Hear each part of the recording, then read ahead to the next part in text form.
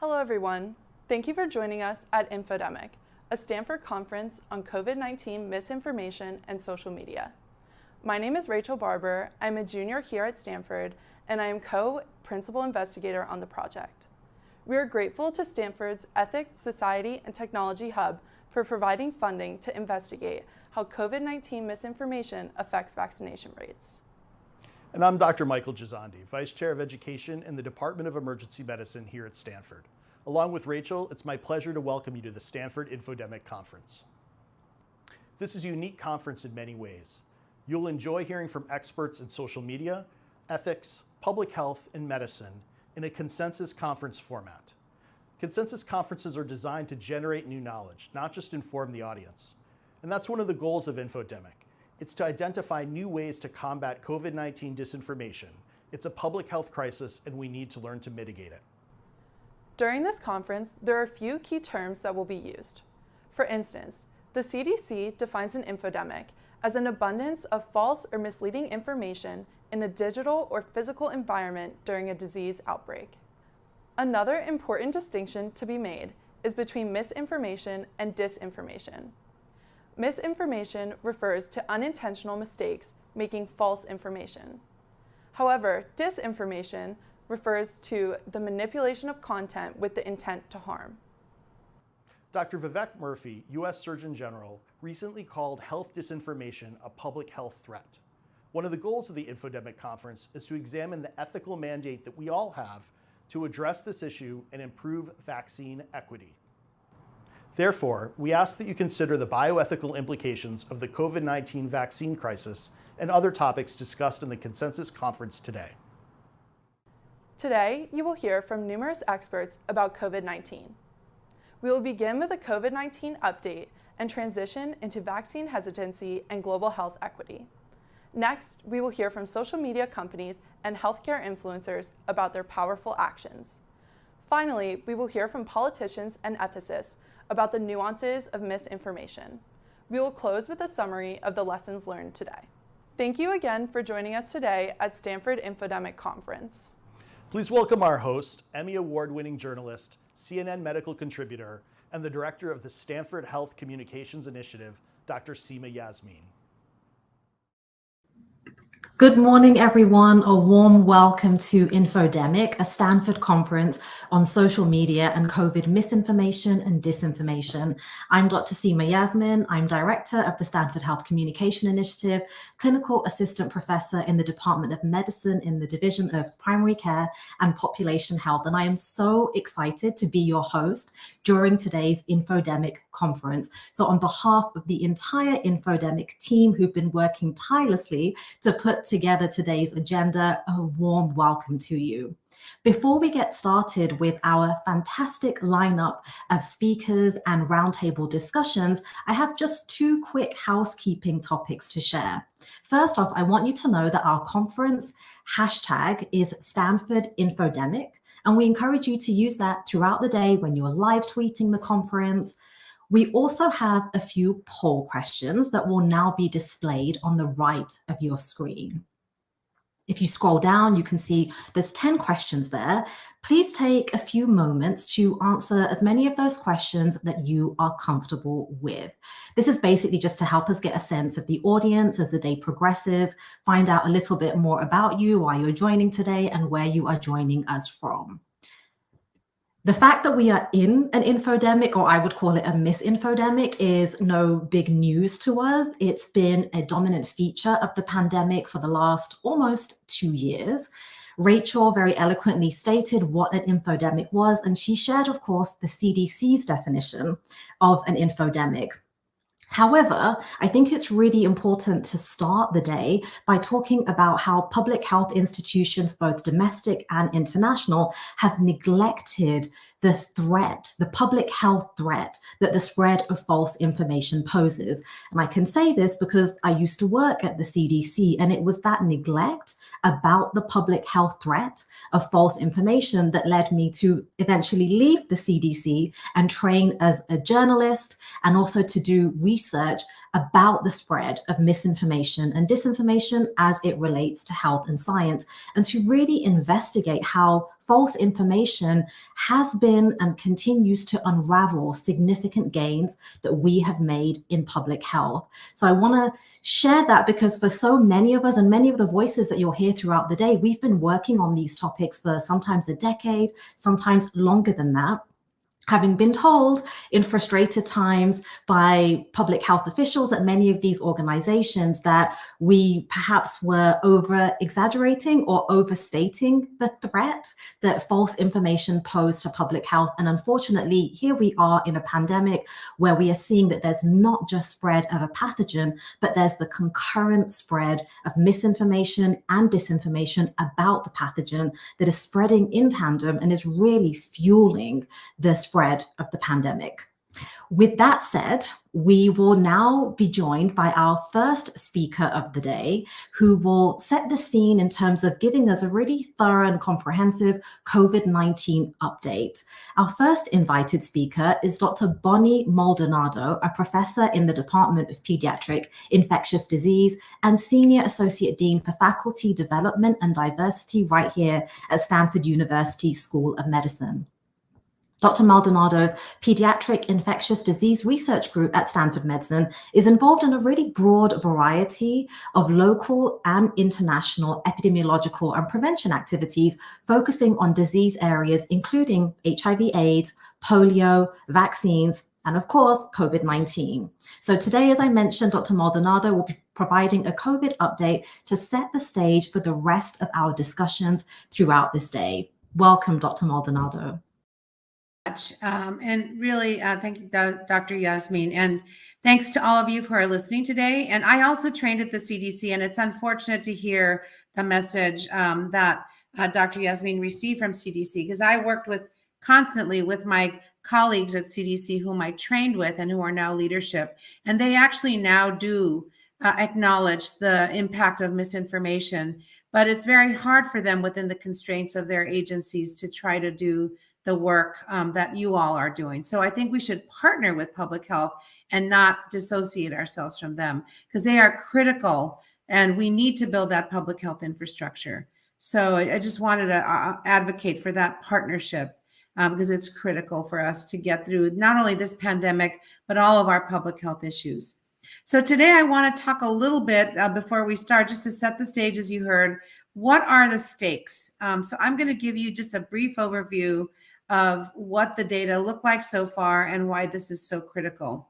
So this is something that may be familiar to you. This is the Johns Hopkins graphic that you can pull up on the internet. And the Johns Hopkins team at the Center for Systems Science and Engineering has been looking at the pandemic for since the very beginning. And you can see that they can track by country, by region, or globally, and that we've seen over 213 million cases now documented, with almost 4.5 million deaths.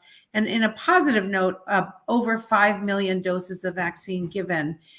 In the US, you can see that we are at 38 million plus cases and counting, with almost 3.5 million deaths. So clearly, this is a ravaging pandemic all around the world. Now, if you look at what's going on in the US, you can see here over the course of the pandemic, we are in basically our fourth wave and hoping to avoid a fifth. But the biggest wave we saw was in our winter time, that is between November and January, November 2020 and January of 2021. But with the rise of the Delta variant and the reduction in masking and distancing mandates, in fact, discouragement of those, even though we are seeing vaccinations, we have seen just since the 1st of July, at least a 700% increase in the 7-day average for cases. So you can see the case rate is going up in the US. And if you look at hospitalizations and deaths, fortunately, while they are going up, we are not seeing them rise to the level that we had seen during our terrible winter surge, although we are surging more than we did last summer, even with the fact that vaccinations are available. I'll talk about that in a bit. Now, if you look overall at the global COVID-19 death rates, this is from our World Mapper website, you can see that the world is displayed proportionally based on the number of deaths. And this is deaths in the numerator and the number of cases in that region as a denominator. So you can see that virtually all parts of the world have been affected, but you can see that our colleagues in Sub-Saharan Africa and Southeast Asia have been affected most significantly, but the US has not gone without its impact as well. On the positive note, we have some things that we can work for and advocate for. And that is when we look at global COVID-19 vaccinations, over a third of the world population, which has received at least one dose, and about a quarter is fully vaccinated. So that is some progress with, as I mentioned earlier, about 5 billion doses. I'm sorry, I said million earlier. I meant billion doses have been administered globally, with 33 million now being administered each day. However, only 1.4% of people in low-income countries have received at least one dose. Now, here in the United States, we have been very fortunate, and I feel like in some ways we're squandering this resources that we have. We have administered over 350 million doses of vaccine in the United States, which have been found to be highly safe and effective. And you can see on the left there the number of vaccine doses of Pfizer, Moderna, Johnson & Johnson. And we see that the population over 65 years old has been highly vaccinated around the U.S.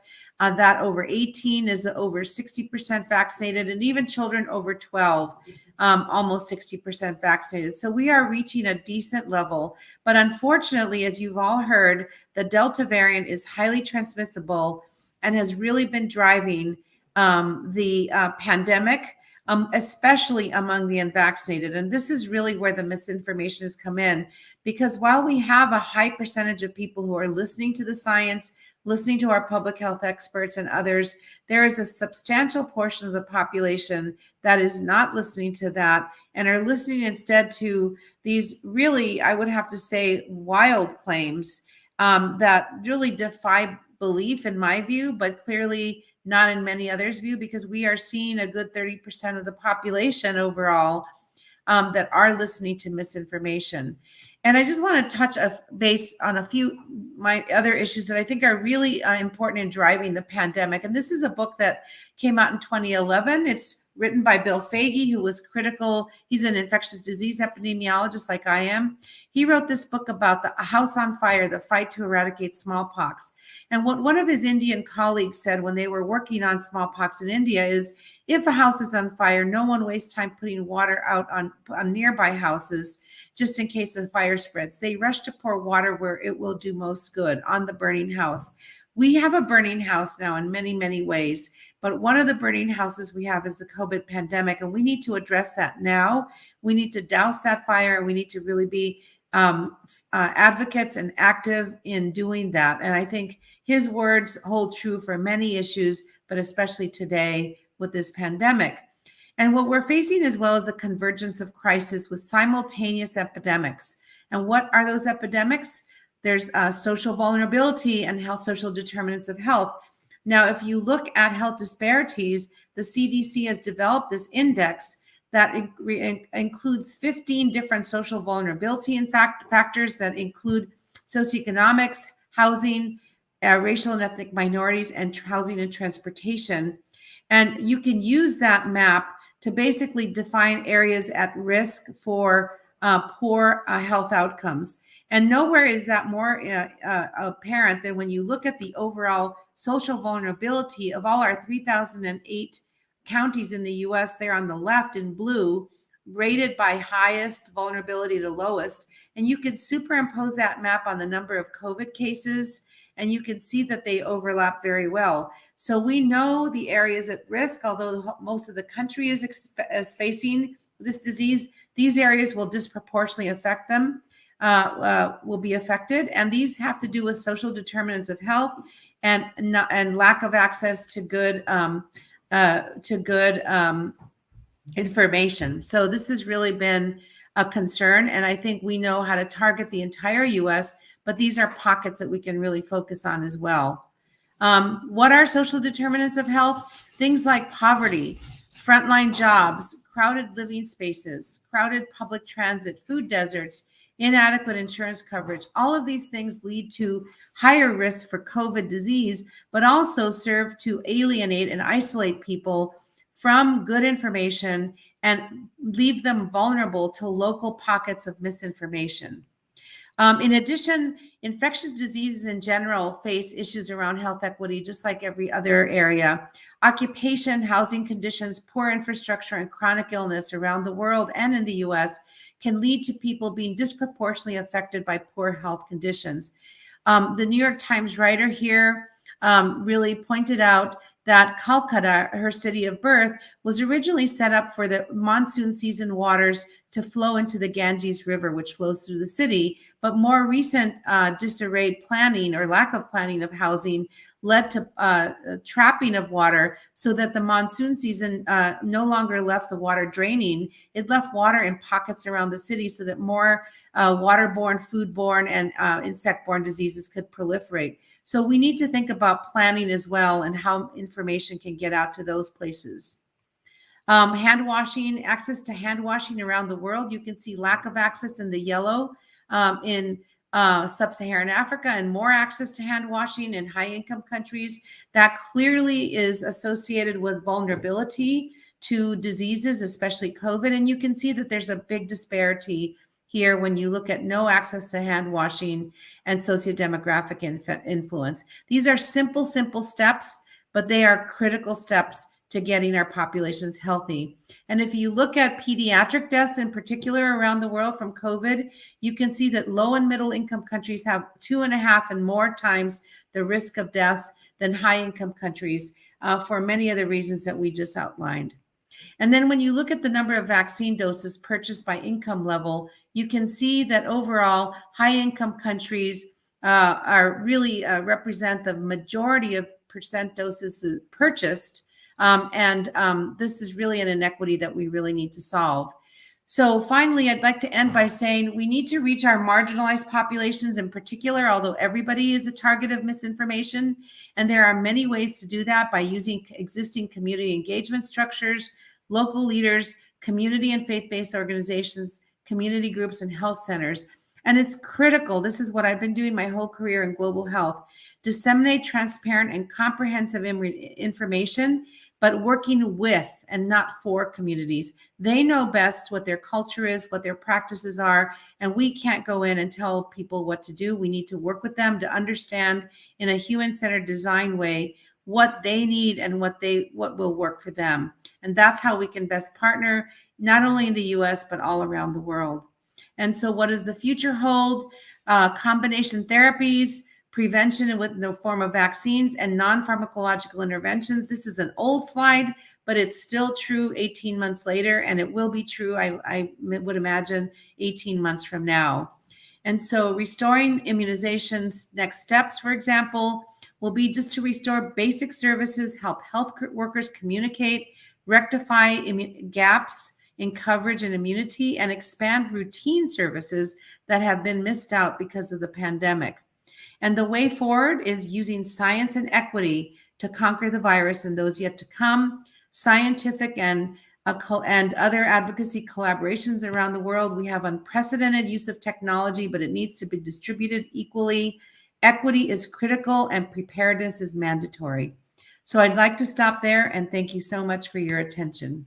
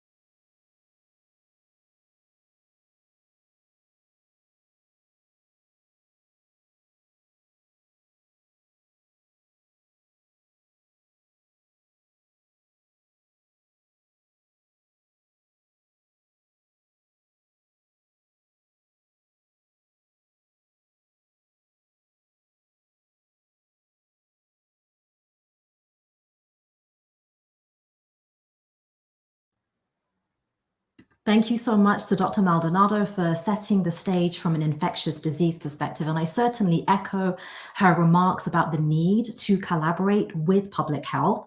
And I certainly think that's more possible now than it was a decade ago when I was at CDC, given we have this acknowledgement that we never or rarely have isolated spread of a pathogen. There's always concurrent spread of misinformation and disinformation about that pathogen whenever we have an epidemic that we're trying to control. So now that we've had the scene set from an ID perspective, we're going to have the scene set from a more anthropological perspective. Dr. Heidi Larson, who is founding director of the Vaccine Confidence Project in the UK, has recorded some remarks to kick us off. Dr. Larson previously headed the Global Immunization Communication at UNICEF. She's now Professor of Anthropology at the London School of Hygiene and Tropical Medicine and author of Stuck: How Vaccine Rumors Start and Why They Don't Go Away. So let's hear her welcoming remarks for INFODEMIC now. Good morning. It's an honor to share a few thoughts with you at the beginning of this important meeting. There are many things I could say about vaccine confidence, particularly in the context of the current COVID pandemic and all its uncertainties and vulnerabilities, and the amount of information and misinformation that the public and we all are confronted with. But given today's context and the theme of infodemics, I'll keep my comments about vaccine confidence to the relevance to information and infodemics. Infodemics are often defined as too much information, an abundance, an overabundance, good and bad, although there's been more recent attention largely to the risks and negative consequences of too much mis and disinformation. But what is even more important than the sheer quantity of information is its dynamic, fast-moving, and fast-changing nature. Like epidemics, which spread quickly through populations, spread viruses and disease as we're experiencing now.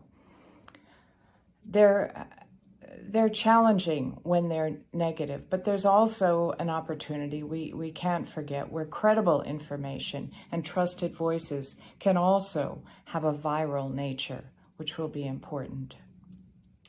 In the context of the rampant mis and disinformation alongside credible but ever-changing scientific information around COVID, a crucial factor which determines the spread of this information is trust. At the Vaccine Confidence Project and in my recent book, Stuck: How Rumors Start and Why They Don't Go Away, I talk about triggers, fertile ground, and the impact of rumors. And it's one of the things that we frame and investigate at the Confidence Project. Where do things start? What sparks them like wildfires? What gives them traction to keep going? And what are the consequences and impacts? We've seen the same rumor, the same piece of information in 3 different settings, vastly different countries, and they play out totally differently. In one country, they can fizzle and die. In another country, it disrupts a program, and in another, it can totally shut down a vaccination initiative. It all depends on that receptivity and fertile ground that either amplifies or mitigates the spread. In populations which have high confidence, it can drown out misinformation. In populations that are more hesitant, skeptical, even doubting, they're much more receptive. And for those who are the lowest to no confidence, they can be amplifiers. They are often the creators of alternative narratives that can undermine credible information. I'm sorry not to join you in person today, but you have a fantastic lineup of speakers coming. And as you listen to the different perspectives and angles, because each panel takes a different institutional or individual angle on this issue, think about the triggers, think about the sparks which lead to these wildfires of infodemics. What is the fertile ground and what is it in different countries that keep it more under wraps than in others, which things go viral much more quickly? And what are those impacts? And what are the best places to intervene? And what can we learn from each other? Thanks so much.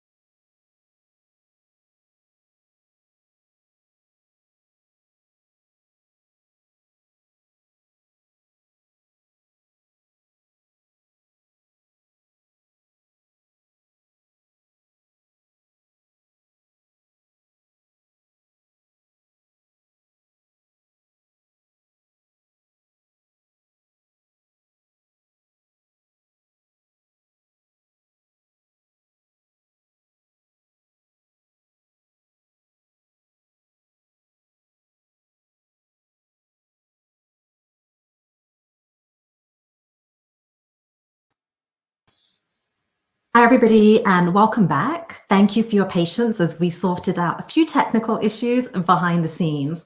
I'm really excited about our next panel. It segues really nicely from Dr. Larson's comments about vaccine confidence and vaccine hesitancy, because we have a truly global panel of 3 phenomenal women joining us to talk about this very topic.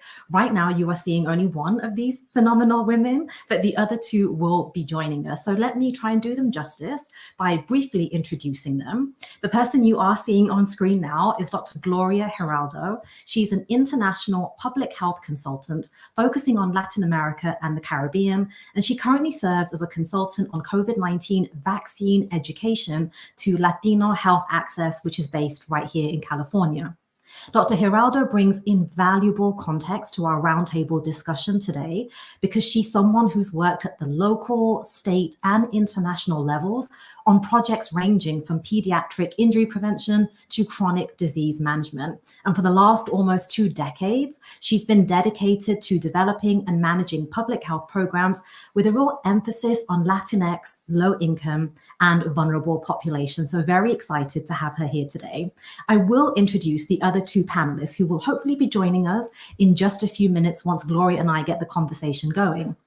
We will be joined in a few moments by Professor Agnes Binawaho, who's a physician and also holds a PhD. She's the Vice Chancellor and co-founder of the University of Global Health Equity in Kigali in Rwanda, which is an initiative of Partners in Health.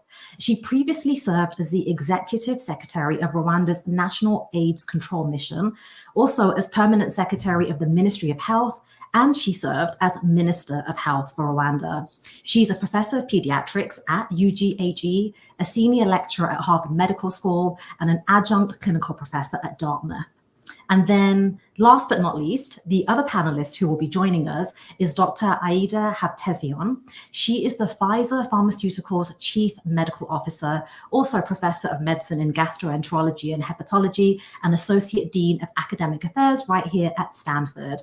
She's on the Board of Governors of the New York Academy of Sciences and is President-elect of the American Pancreatic Association. So we hopefully, there we have Dr. Habtezian. Hopefully we will also have Agnes join us shortly. But let's get the conversation going now with the 3 of us. First, thank you so much for joining us today. Welcome. I'm really excited that we have you on the panel because we really do have a global, the scope for global discussion because of the expertise that you bring. So I actually wanted to start off by just asking you about the semantics of this discussion, because we had Dr. Heidi Larson, an anthropologist, talk about vaccine confidence and not so much vaccine hesitancy. And I've seen some physicians in the US, especially Black physicians, lean into a conversation more about vaccine confidence as an opportunity versus vaccine hesitancy as a challenge. So I just wanted to start off by kind of having this discussion about the language. And Gloria, if I can start with you, if you can perhaps talk to how you're framing these discussions within your community and what are the opportunities and challenges that you're seeing? Thank you so much, Seaman. Thank you so much for the very generous introduction, and very honored to be part of this panel.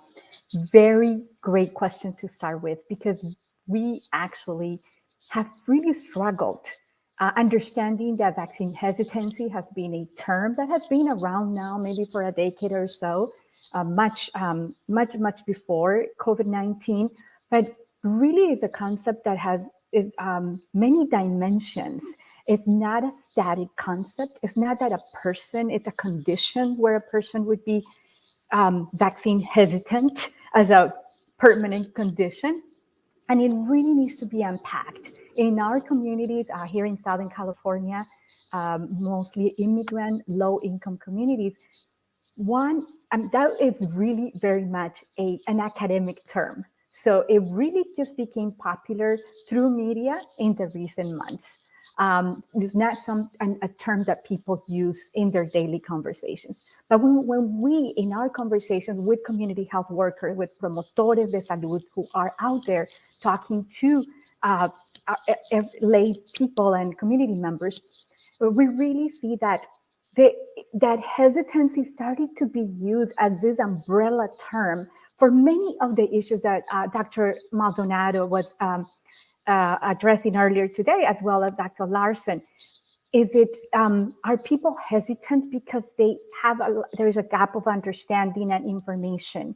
Are there fears about adverse effects? And more importantly, in the community that I work with, are we talking about an issue of access? And is that not because the person is hesitant to obtain it, but is it because that the conditions around them are facilitating or not their ability to get the vaccine? So I hope that we discuss a little bit more about those today, but it's really unpacking this term, and it has very nuanced meanings. And I actually appreciate the confidence take on it, but also addressing access, and also at some point early on, when there were great difficulties in accessing vaccine for communities of color, lower income communities, was there some hesitancy on the part of providers to get the mechanisms ready for people to access it? So we can discuss a little further, and I'll leave it as that, but we can come back. Thank you so much, Gloria. And I appreciate you bringing up access, because it's not an issue that's gone away. And access isn't just about physical access to a vaccine. It's about the very many barriers that might exist between a person and all of the steps in their decision making. Dr. Habtesian, if I can come to you, for example, I think it was a few days ago, maybe it was last week, that the Lieutenant Governor of Texas, Dan Patrick, blamed low vaccination uptake on Black Americans, kind of completely ignorant of the issues around access, neglecting to understand what factors might be in play when somebody from a particular community, a Black person, a person of color, is grappling with that decision about how much they might trust the medical establishment, how much they might trust what's inside the vial and what's being told to them of government. Can you talk more about these issues, and also just tell us more about the work that you're doing in this area? Thank you. I hope you can hear me, because I have difficulty. So I'm using my iPhone. We can hear you really well. Thank you. I'm glad you can. Thank you so much again. I want to thank you and the organizers for giving me this opportunity to participate in this important conference and panel.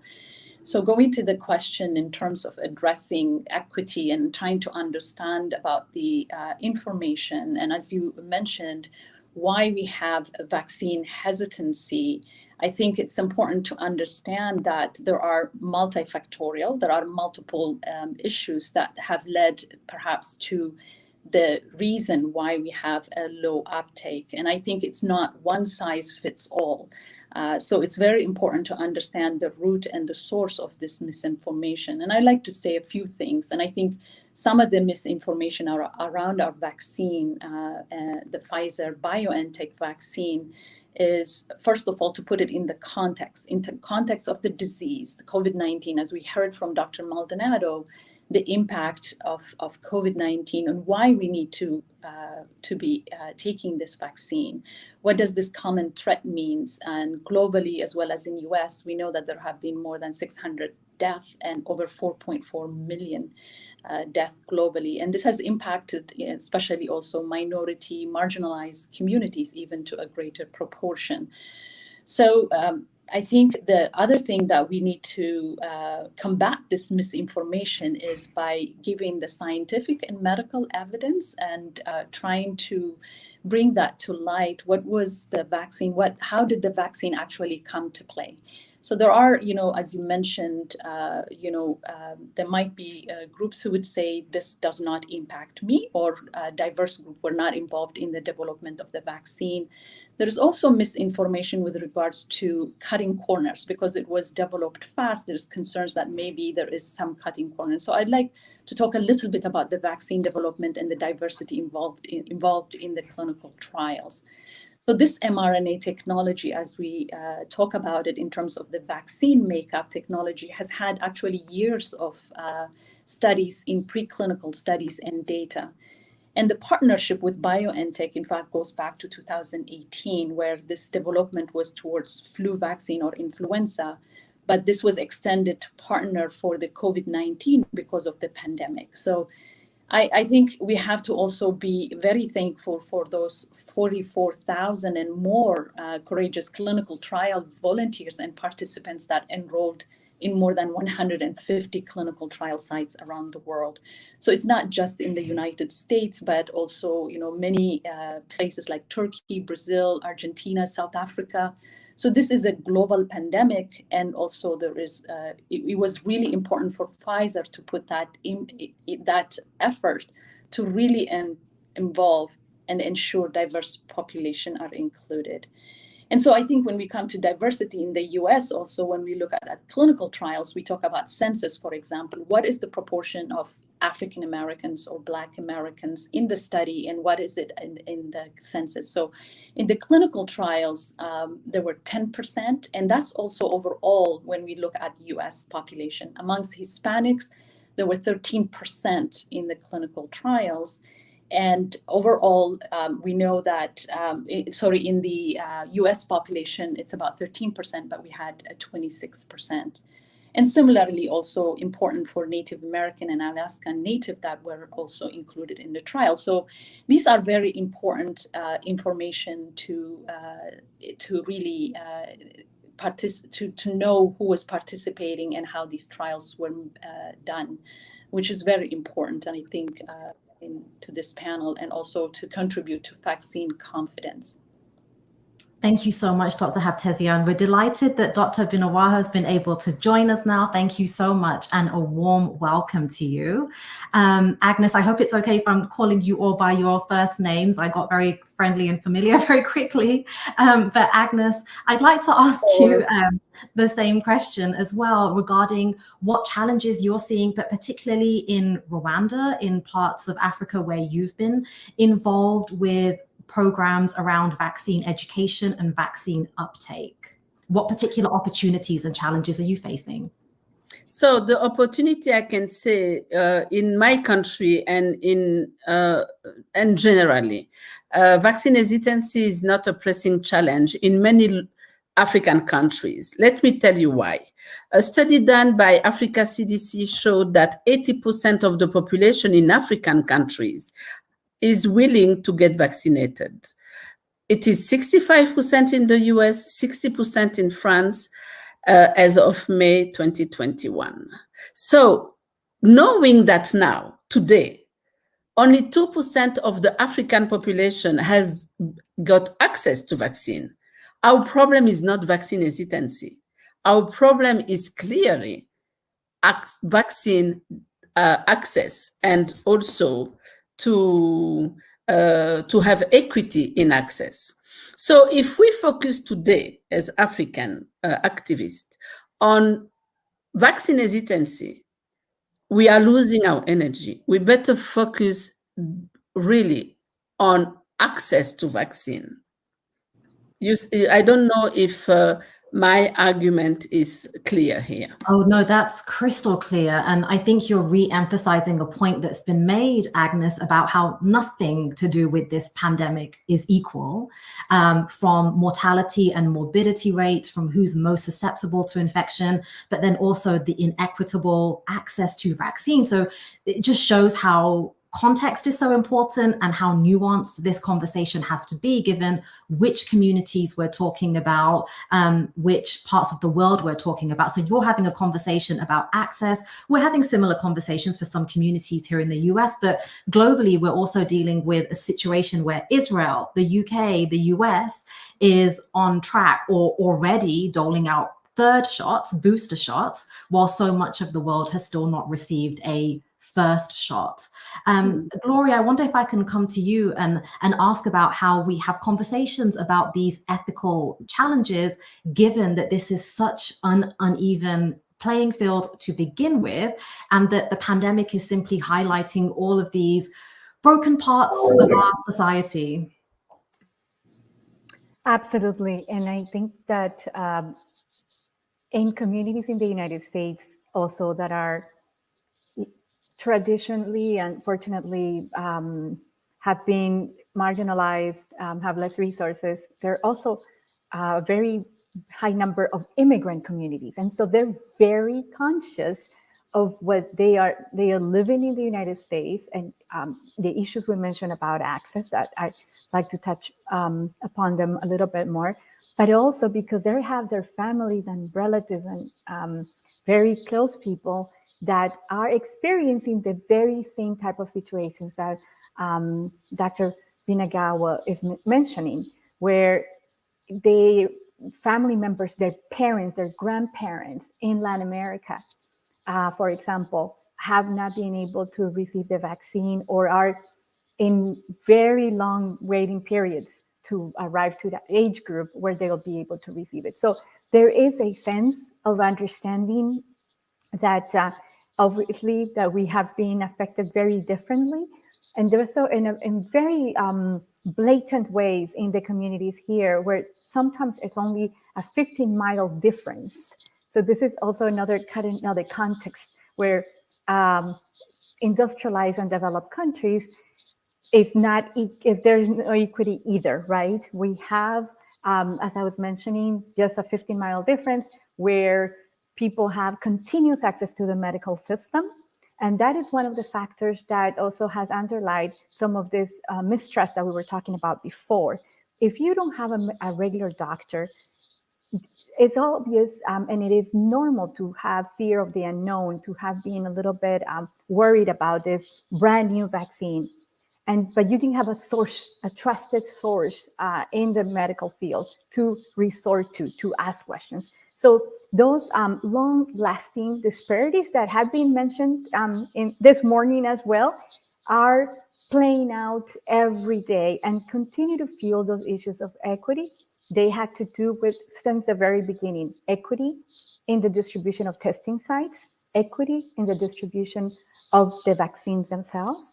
And now we have to see what the mechanisms will be in the equity. We're moving towards, as it seems, the third shot, how to continue setting effective mechanisms in the communities that haven't received it. I mean, it took a lot of organizing, grassroots organizing, to be able to level the field a little bit, and it's not completely leveled, as we know.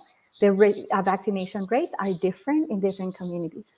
Yeah, no, thank you so much for clarifying that. And I think it's important to raise that issue. Yes, we're having a roundtable about vaccine hesitancy, but as Agnes has said, and as you're saying as well, Gloria, it's not just about hesitancy, it's about very basic access to the vaccine. One of the things that I study is inequitable access to accurate information about health and science. And what we've discovered in a mapping project we're doing at Stanford is that in the same way that some communities are more vulnerable to disease itself, there are some communities who are more vulnerable to being targeted by disinformation campaigns and are more susceptible to believing misinformation. So a question for you, Ida, because you really nicely pointed out some of the misinformation and disinformation that spread about mRNA vaccines in particular, and you countered that with some of the information that helps us contextualize why this misinformation arises in the first place.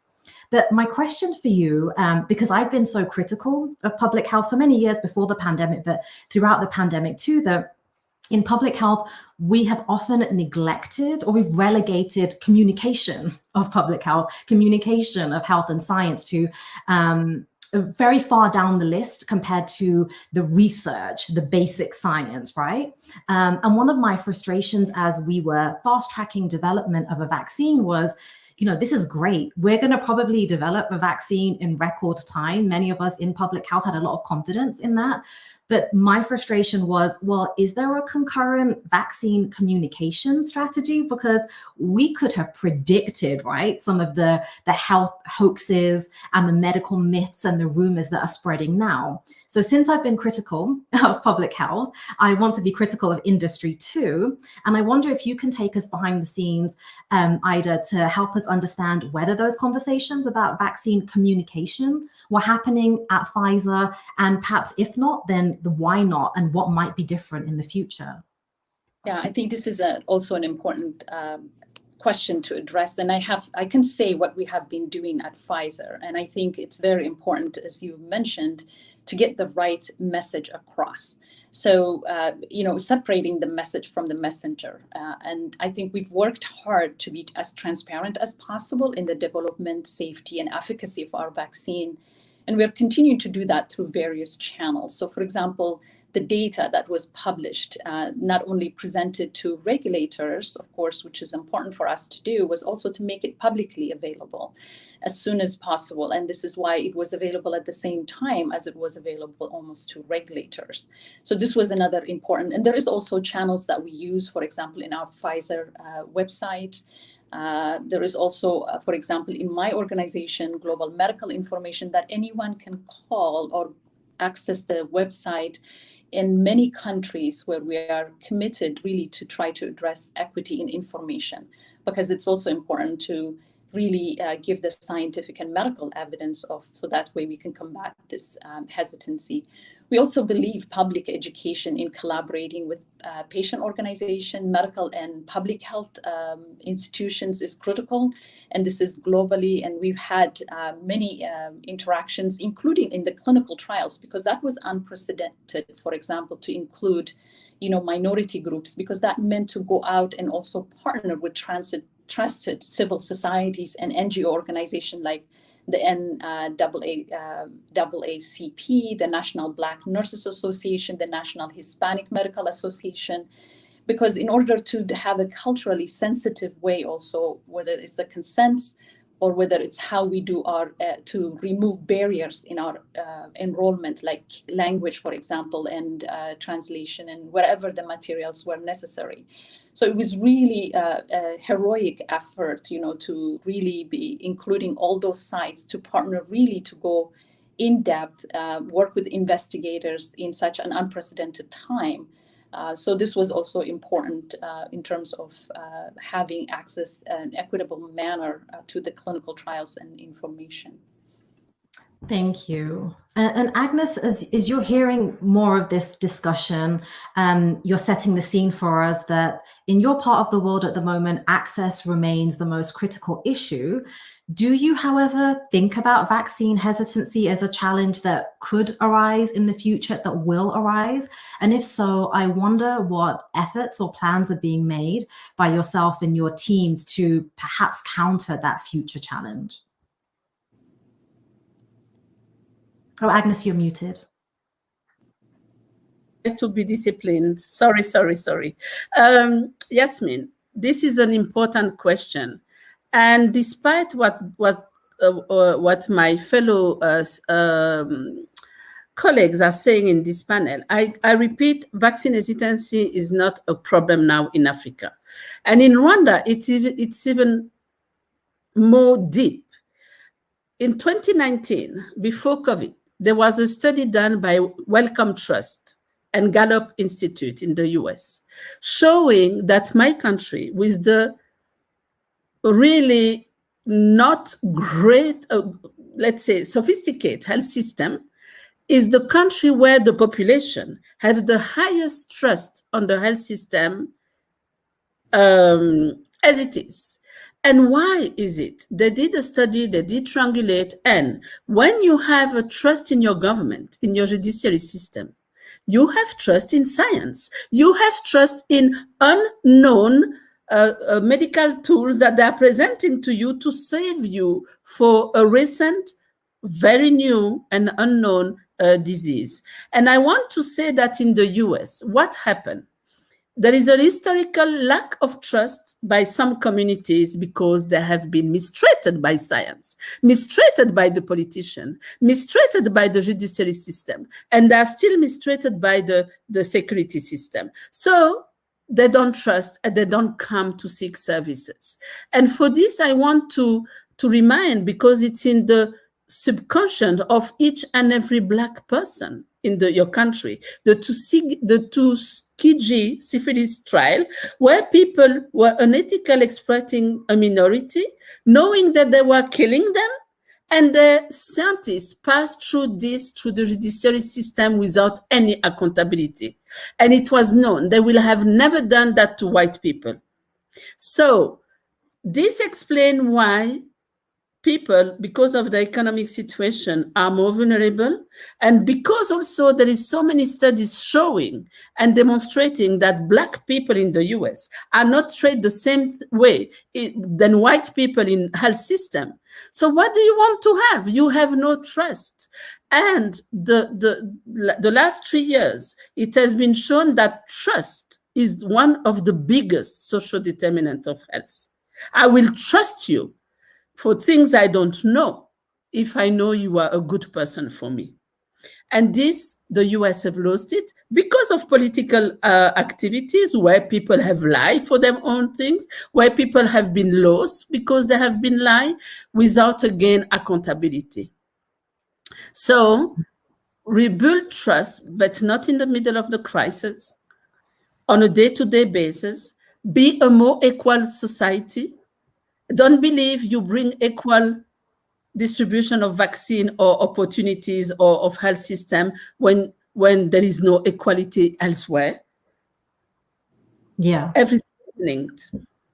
Yeah, and I appreciate you talking about the historical context, but also stating very clearly that that medical mistreatment of Black Americans especially, but also Indigenous and other minoritized groups continues. We have so many studies showing how Black patients' pain is under-believed, under-treated, and that medical mismanagement and abuse continues.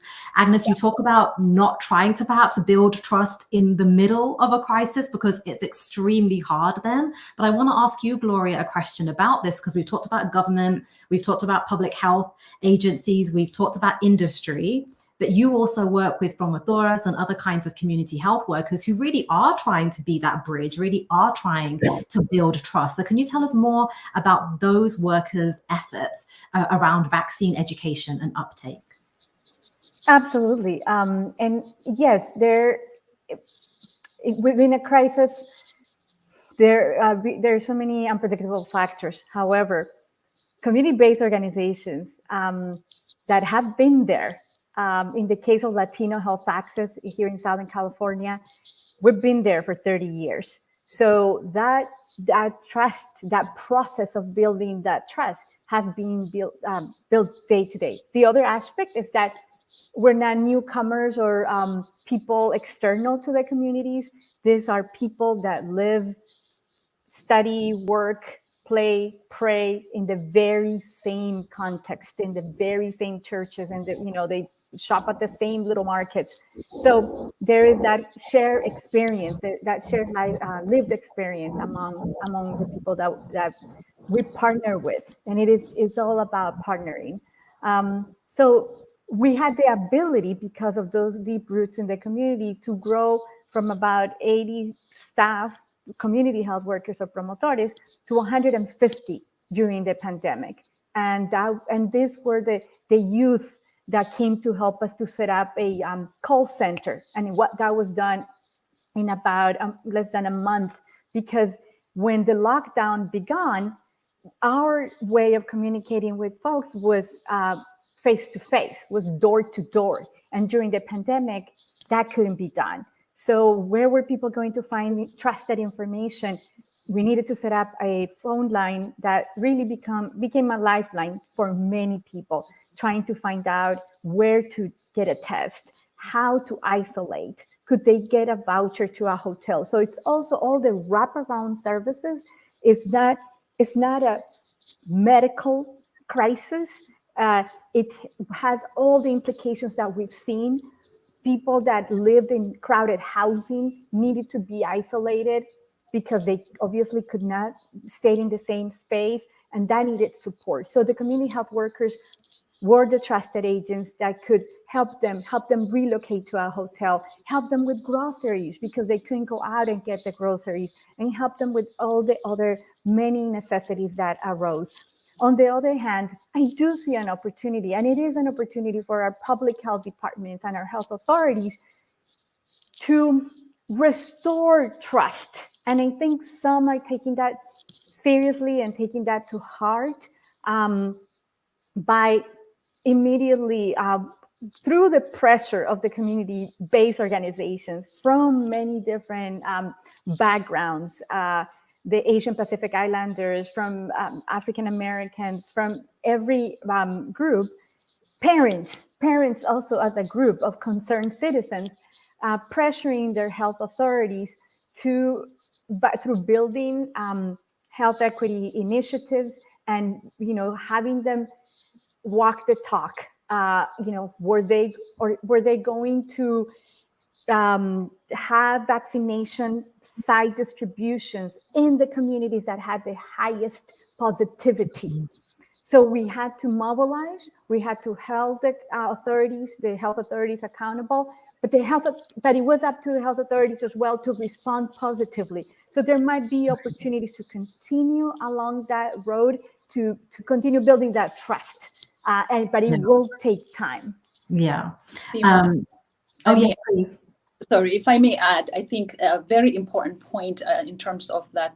What are we doing? I would like to focus in terms of, because all of us need to partner, need to go to the communities. I think what Dr. Maldonado said is very important. One is that we serve the community.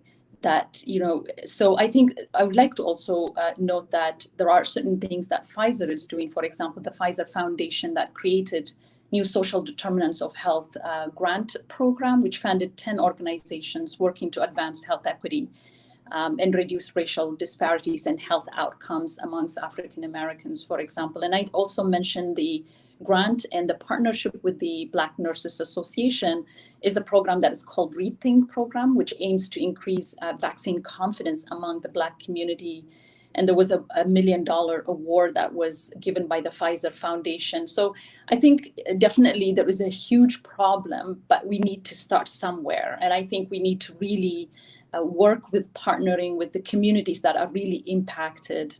So I just would like to highlight that we all need to have a stake, and we all need to be involved, and we have to find innovative way, just like how we came up with this vaccine, is to really come with innovative ways also to solve these barriers. Thank you. And also to do that on day-to-day basis, not during the crisis. Because what Garcia says, is your first name Garcia? No. Gloria. What Gloria is saying, they are there for 30 years, so they have built the trust that I'm talking to. It's not that is important. They are building on what they are doing on day-to-day basis. And what the lesson learned out of it is, starting now, you have to do, but never stop. It's definitely a process, and we've talked about trust so many. We should have played a game where everyone drank a sip of water every time we talked about trust, because it's so pivotal. And Ida, you answered my question before I even got a chance to ask it, because Gloria was talking earlier about restoring trust. And I was thinking in terms of industry, pharmaceutical companies in particular, it may not even be restoring trust with publics. It might be building trust for the first time, given long histories of exploitation, long histories of a perception, or evidence about exploitative practices. And you were saying earlier about improvements, gradual, but some improvements in terms of the diversity and inclusivity of clinical trials. I read a while back some groups of Black health activists and advocates saying those increases in diversity in some of the vaccine clinical trials, they believe only happened because they so strongly advocated to industry for that and actually took clinical trial participants or took stakeholders to industry. You did mention those grants, and I wondered if you could talk more though about in the future, since we're saying, look, we're in a crisis, it's going to take time to get out of this, but thinking about a different future where there perhaps is more collaboration, even between industry, even between the promotores that Gloria is talking about. What do you think, dare I ask, might look different in the next pandemic, Ida?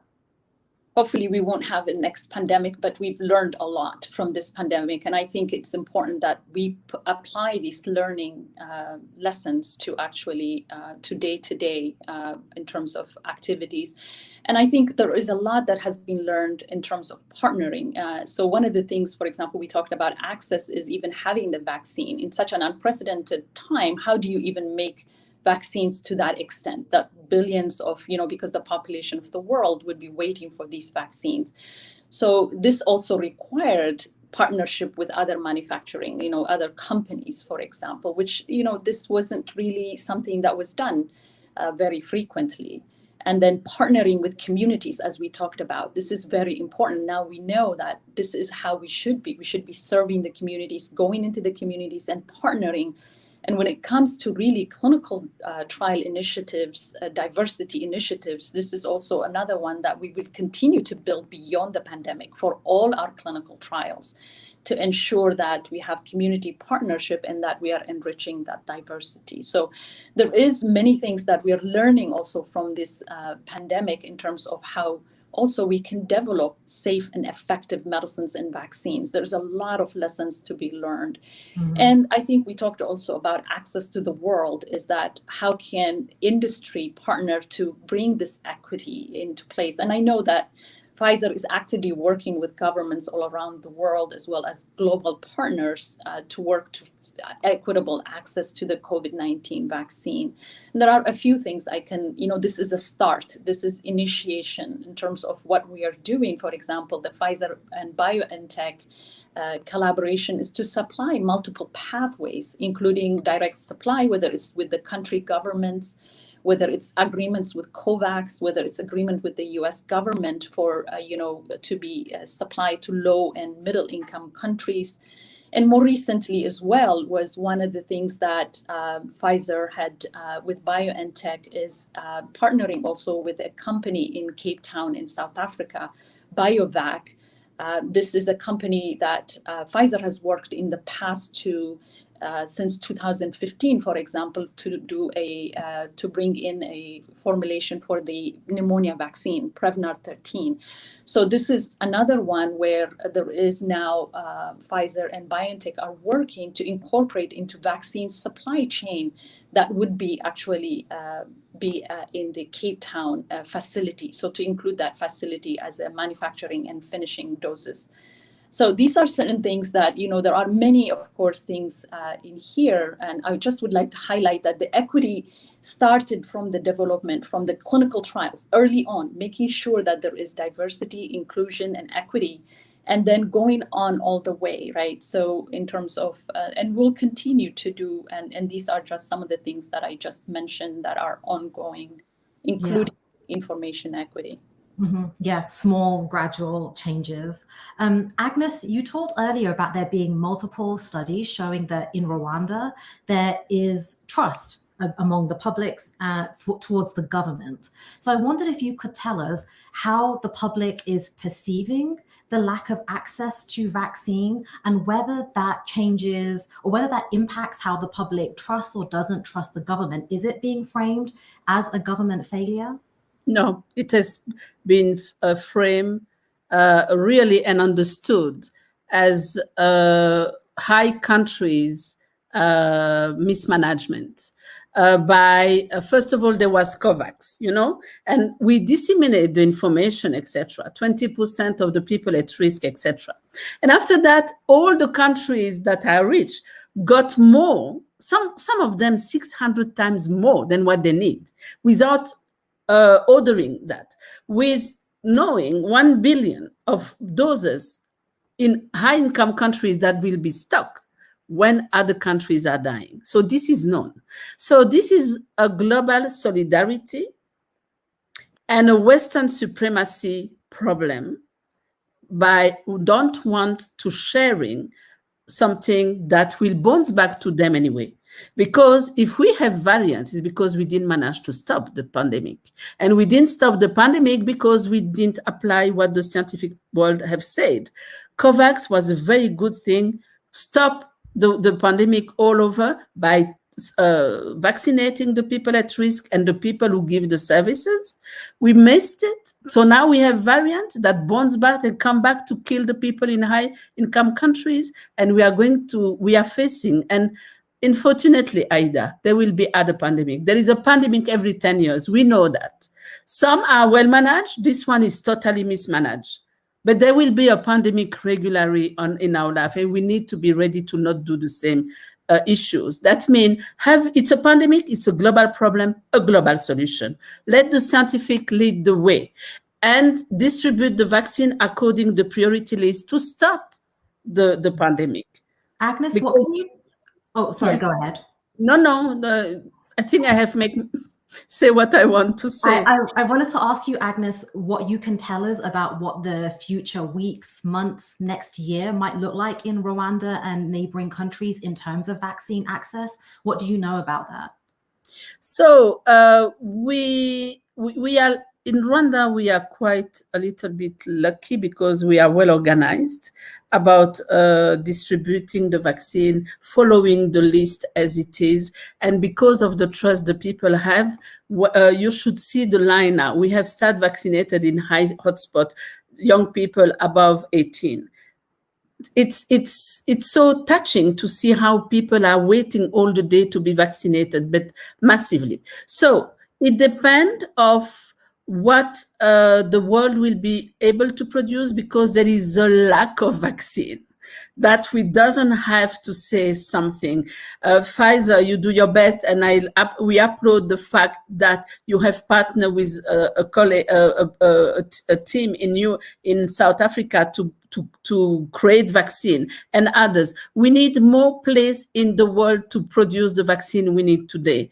And we are hopeful because in Rwanda, people are very disciplined. It's a culture where we will put the mask, even vaccinated, just to protect the people who are not, because we still don't know how we can contaminate somebody even when we are vaccinated. There is a high solidarity also in the community, because by all the poor people make sure that they are not homeless, they have food on the table, etc.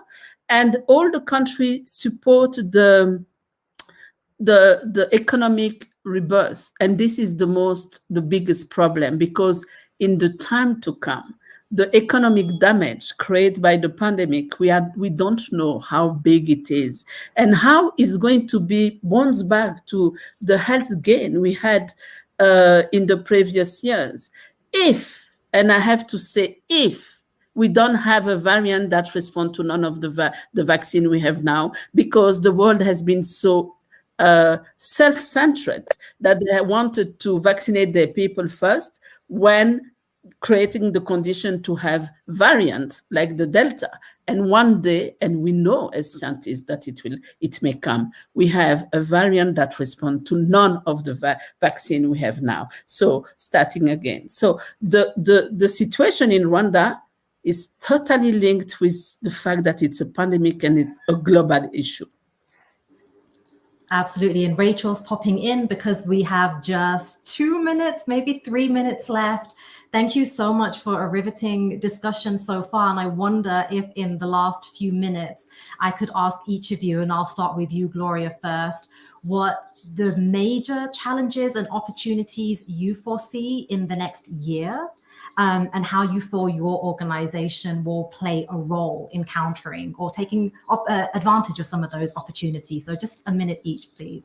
Gloria. Thank you. Absolutely. I think this has shown us, and I agree completely, historically, we know there will be more pandemics, but not only pandemics, there are emergencies, disasters, and communities that are vulnerable are always most vulnerable in those situations.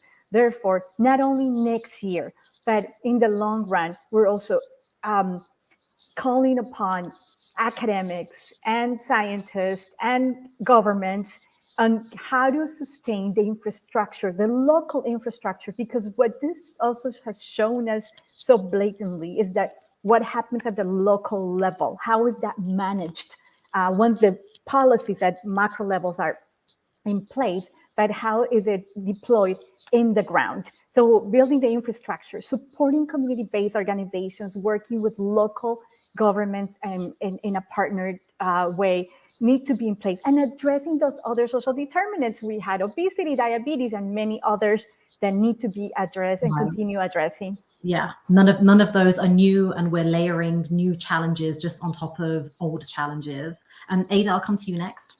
Yes, absolutely, Seema. And I meant to say that we haven't seen a pandemic, over 100 years. I wasn't talking about the pandemics in terms of emergencies and et cetera, but I do agree there will be more pandemics.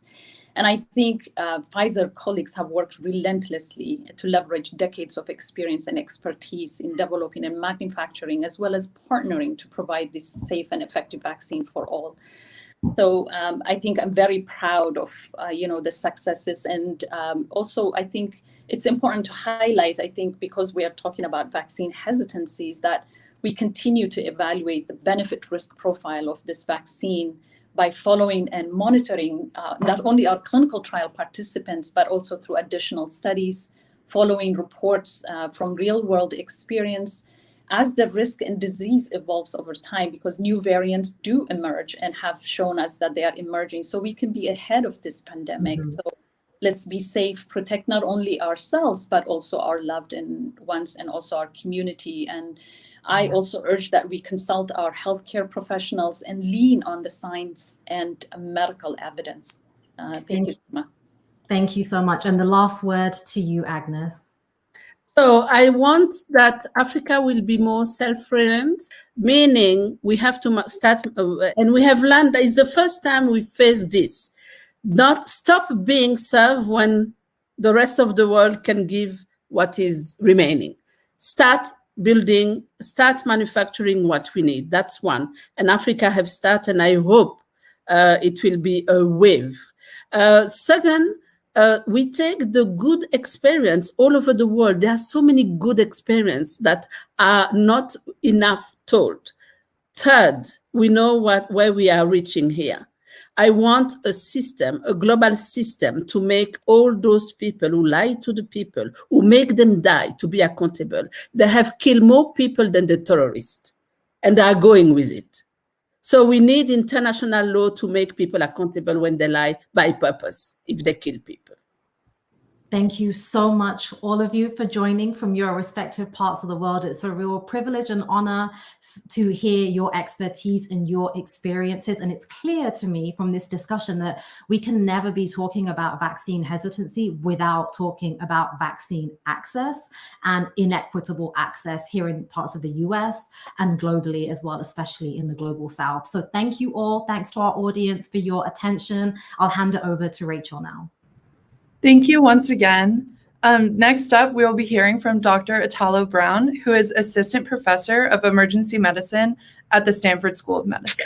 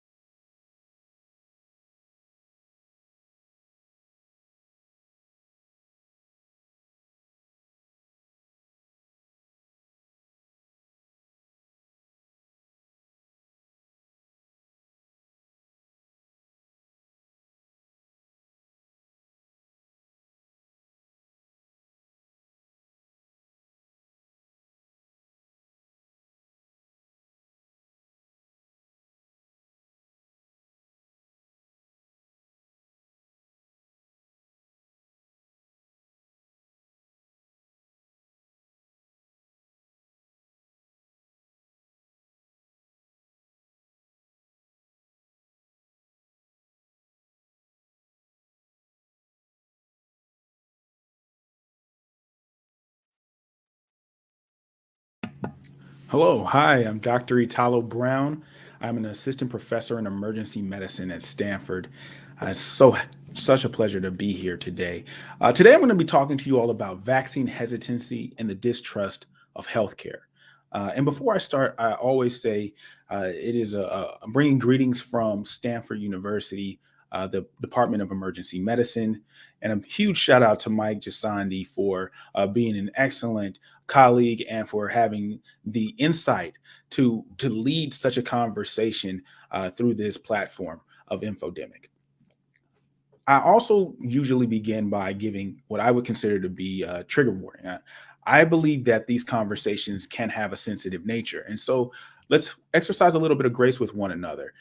I acknowledge that I have biases as a male, as also a person who is of Black origin. So my conversation today may come from a place of bias. And I just ask that as we all navigate our own biases, give me a little bit of grace in that conversation as well.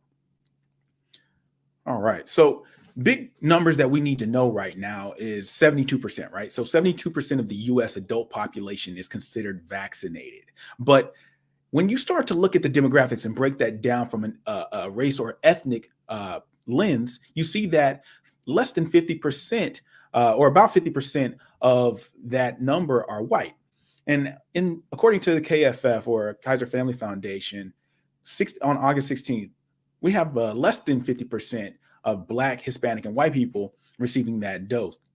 But 1.4 times is the biggest magnitude. When you look at Black people specifically, we are 1.4 times less likely to be vaccinated, or whites have a 1.4 times greater likelihood of being vaccinated. And you start to wonder, like, what really is at the core of this issue? And what we talk about is this lingering theory or thought of vaccine hesitancy, and maybe even that is due to embedded distrust of the healthcare system. That question has come up over and over, and I'm going to shed some insight with you all today about why that distrust exists and why vaccine hesitancy is a real thing. You know, we can't continue to gaslight communities of color around this topic. So for the next 12 minutes or so, we're going to explore that topic together. So when we think about the roots of distrust, I want you to factor in all of the lived experiences, like generational lived experiences of people of color. All right. So you can't start in the last 100 years. You have to really go back from a historical context point to take inventory of all of the different events where Black lives and Black bodies were devalued. So if we did that, you know, we could start with the slave trade, where in general, Black bodies were considered subhuman, and it created a baseline for behavior for America. And then you see several instances over the next 300 to 400 years where Black bodies were mutilated, experimented on, and eventually told that they were less than the average human in order to justify practices, right? So 1845 to 1849, this is just a brief history. 1845, 1849, James Marion Sims, father of OBGYN. You've heard of him before. Those procedures were often practiced on Black women without anesthesia, using the underlying premise that Black women or Black people in general didn't feel pain. 1850s to 1890s, the robbing of Negro grave sites, of cadavers from Negro grave sites in the Medical College of Georgia. This happened. And then the more common one that most people are familiar with is the Tuskegee syphilis study. We hear that, and the misconception is that we were giving, or that the federal government was giving syphilis to these subjects, when in actuality they were withholding treatment. And so everything we know about syphilis, specifically the full extent of it, comes from watching older Black men or Black men in the South deteriorate while withholding the treatment. I can go on and on about the legacy of distrust and abuse of Black bodies, but that creates the bedrock for this distrust. And it doesn't stop there. Like, currently, we still see elements of mistreatment in the medical system.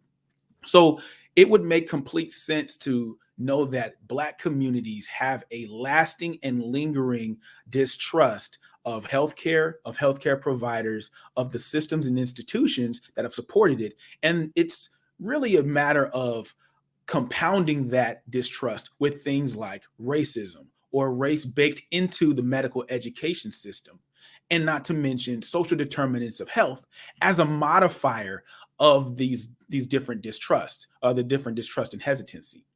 So it deepens it, right? That's what we went into a pandemic with. And so where we're left now is fighting what I consider to be the misinformation Olympics, right? There are communities that have access to adequate information, and then there are communities that are at a disadvantage to having good information and trusted messengers, as well as having real-time fact checking. So I'm going to explore a couple of things with that in a second. We have to acknowledge that source matters here, right? When messages were immediately coming out around COVID-19, think back to, I would say, like February, March. Within the Black community, there was a general belief that we were immune to this illness, right? And I think that was partially because there were no reported cases or things that we could see where people of color were being found to have this disease, right? We were thinking about it in a very modular, myopic way. But that is also partially due to the way that media portrays people of color. And not having the full access to it gives us a little bit of that, the roots of that misinformation as well. Now, as we explore it a little deeper, understand that having trusted messengers, people who can interpret messaging, who can deliver adequate, truthful information, is a commodity. It is a rarity, and it's scarce in Black communities. We often have fewer people of color in medicine. 4% is the going number, between 4 and 5%. We often have fewer people who are participating in scientific research, fewer grant-funded people. So the communicators, the people who can actually break down this information, are not at an abundance. The other thing is, in communities of color, we have a weird relationship or tug of war between faith and fact. We're often put in a position where we have to rely on our faith without having sufficient information and fact. And I was on Clubhouse one time, and this conversation essentially erupted, where people were feeling as though their faith was going to get them through this pandemic. And when you communicate with people of color, when you communicate specifically with the Black community, you have to honor that both can exist. And so, born out of that relationship, there was often a little bit of struggle. And then finally, our culture tends to be very viral. And I mean that in the sense of how we have traditionally passed messages. We know that oral tradition is a feature of a lot of longstanding civilizations. And in Black communities, oral tradition is as common to us as knowing, that what the sound that a hot comb makes when you put it on a stove, or as inherent to us as realizing how to do double Dutch, or any of those things that come with our culture. So when we learn stories, when we learn about information, it's often passed down a chain. And just like the childhood game of telephone, that information can change and transmogrify. So we struggle because that chain of information very seldom has fact checkers, people who we trust, who can give us adequate information in the languages with a sense of cultural competency and linguistic appropriateness tailored to the Black community. So the messages end up being distorted. And then there's finally the viral nature of memes and social media, where it can travel faster. They say the saying is that a lie will travel faster than the truth, or the truth will stand still in tying its shoes while a lie travels. That is so prevalent, and we have a difficult time catching up with truth. And the last part is the illusion of equity. So this idea that equity is truly actualized. I don't want to dismiss the efforts of all of our healthcare workers, of all of the public health community in trying to create an equitable environment for fighting COVID-19, which includes expanding access to the vaccine and for screening. But I would be remiss not to acknowledge that initial rollouts of vaccines, initial rollouts did not have equitable measures in place. And I'm talking about broadly, because the furrows of communities, the vulnerable communities, often were displaced from the vaccine. I mean, we can look at examples such as in Philadelphia, where the vaccine rollout was basically handed to a 22-year-old young white man who had a startup and eventually was displaced from Black communities. We can also see examples in places like here in the Bay Area. The Oakland Coliseum has about 40% of their doses that were given out at the Coliseum did not go to people who were indigenous to Oakland. So these issues, when you hear about them from the lens of a Black community member, it separates you from the idea that the system is working for you and that it is equitable. I think that it's important to acknowledge as well that we don't have enough people who are able to fight this fight. Fatigue has set in to some degree, and this allows us to miss the opportunities, or this creates missed opportunities to educate appropriately. So not having the resources, not having the capacity in an equitable fashion also leads to further distrust of healthcare and also increases vaccine hesitancy. So with the last 3 minutes that I have here, I just want to highlight 3 very important things that I think that anyone who accesses social media, calls themselves an influencer, or chooses to be a medical professional that is skilled in delivering messages to communities that are vulnerable can actually employ. The number one thing that I would say is facilitate conversation around restorative justice. You've heard this word restoring trust. This happens through facilitated conversation. We acknowledge the wrongdoing. We make sure that it is on record, or on wax, as we like to say in the community. Make sure that people know that there is significant distrust and a troubled relationship between specifically the Black community and the healthcare system, and that it is warranted. And we understand that we're a part of the problem and can be a part of the solution.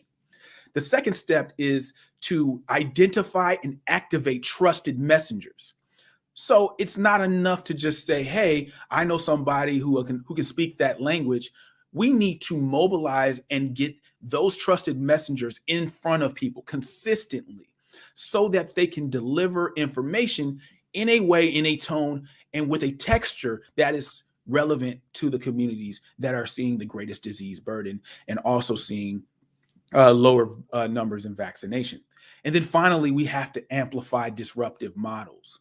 As I said, to really get through misinformation, you have to think creatively. To get through the resource issues, you have to think creatively. And these disruptive models can be anything from taking traditional settings of these conversations and putting them into community hubs, putting them in trusted spaces, or creating virtual touch points where communication can be open and people who are there can be vulnerable and not judged.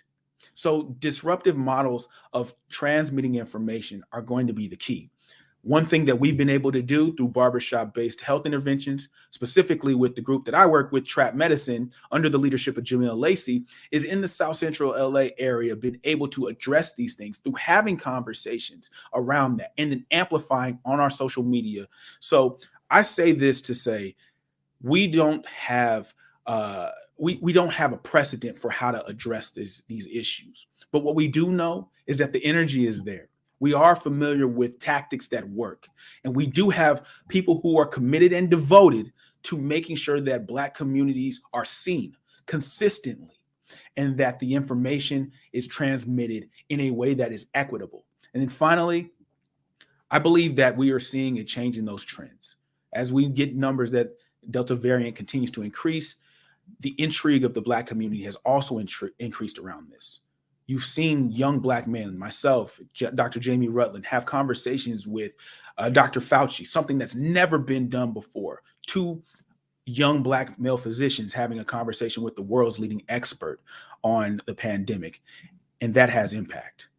We've got to replicate those messages. We've got to be able to extend that, and everybody's capable of taking part in it. I'm Italo Brown, emergency physician, but most specifically, I'm a member of the community. I represent Trap Medicine, and I thank you all for coming to my talk today. All right? Take care.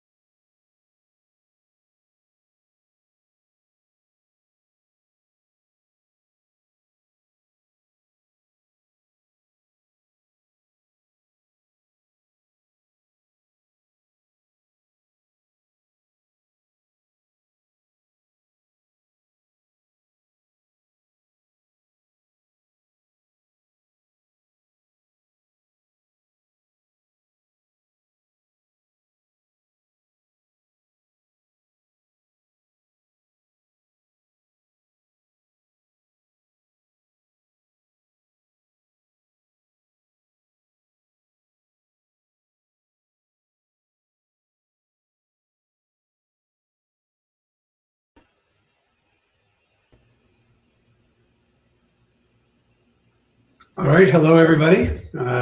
Please open your microphones, Thomas and Daniela. Thank you, Thomas. Thank you. I'm very pleased to have you here on this very interesting occasion. And I don't know if you've had an opportunity to listen to the INFODEMIC talks earlier, but they've been absolutely fascinating. And I expect we can continue that here.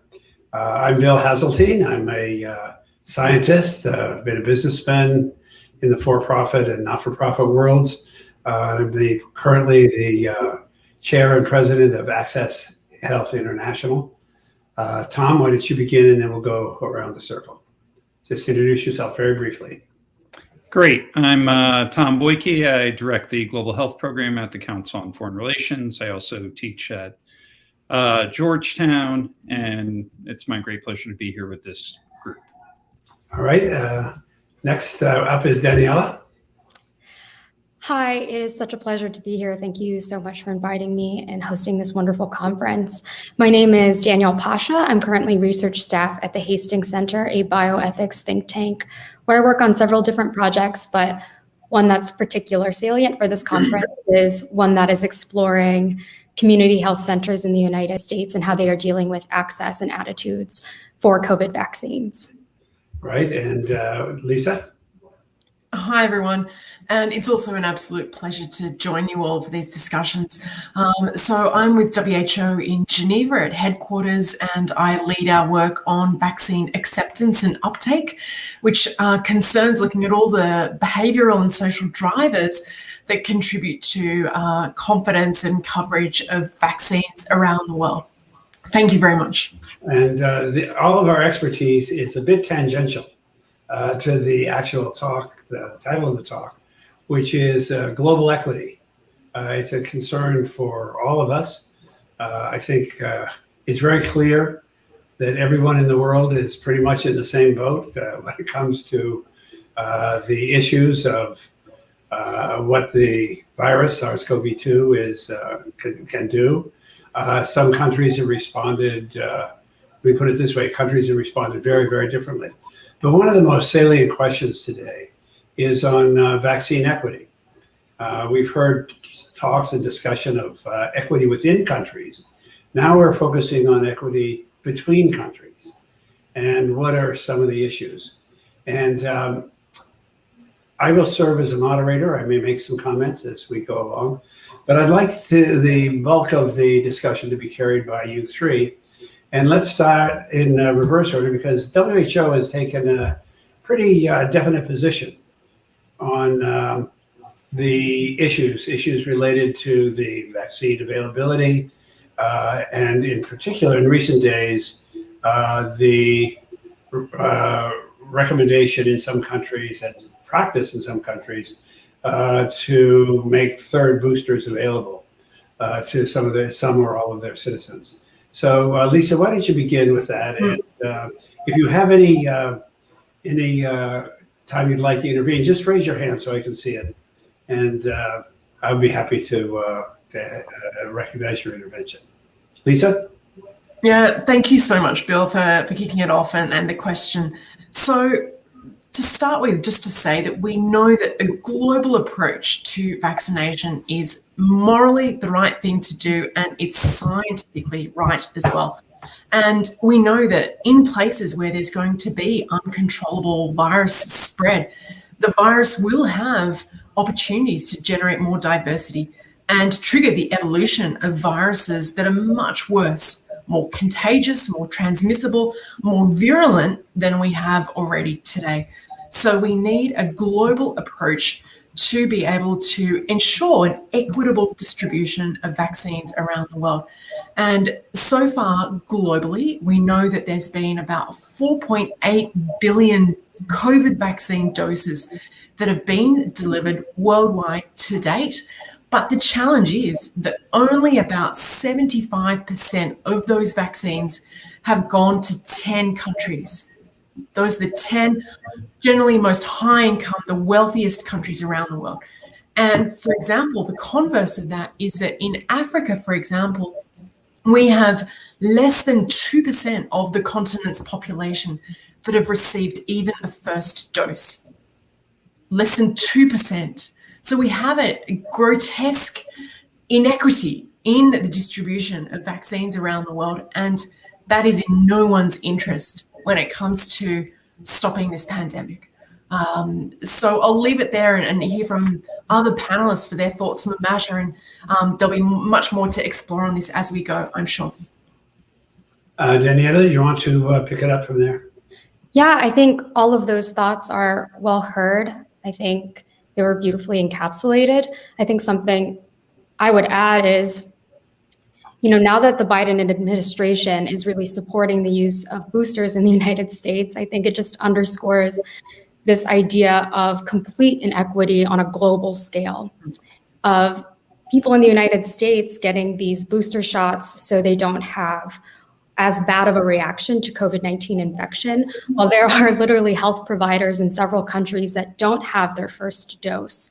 And secondly, I want to mention the TRIPS waiver discussions and just how the United States and other countries can help build capacity to make sure that other countries can start making their own vaccines, distributing their own vaccines, and really building that infrastructure up so it's sustainable change, God forbid, if another pandemic happens. So this global inequity is happening, I think, on two levels. One, just the rote distribution of vaccines has been completely inequitable, but also knowledge sharing, infrastructure sharing has also been quite inequitable, as we've seen. Tom? Great. Thank you for the good question, and thank you for the good discussion so far. So Isaac Asimov has a great quote that science gathers knowledge faster than society gathers wisdom. And I'm afraid that's very much what we've seen with regard to the global vaccination campaign. It's been remarkable how quickly they were developed in under a year, which, the previous record had been 4 years to develop a novel vaccine from sequence. It's remarkable how many doses we've produced and administered. So by today's numbers, it's actually, we just surpassed 5 billion globally. And a lot of people considered 5 billion in a year a stretch goal heading into once we had the approvals or authorization rather of these vaccines. It's remarkable that we've been able to do that, but the speakers have been right. We 3 out of every 4 of those doses have gone to just 10 countries, and that's problematic. It's problematic for a couple of reasons. Certainly, well, the first is that ultimately the purpose of these vaccines should be preventing unnecessary harm, and most notably death. And where these vaccines have gone have not been the countries at the greatest risk.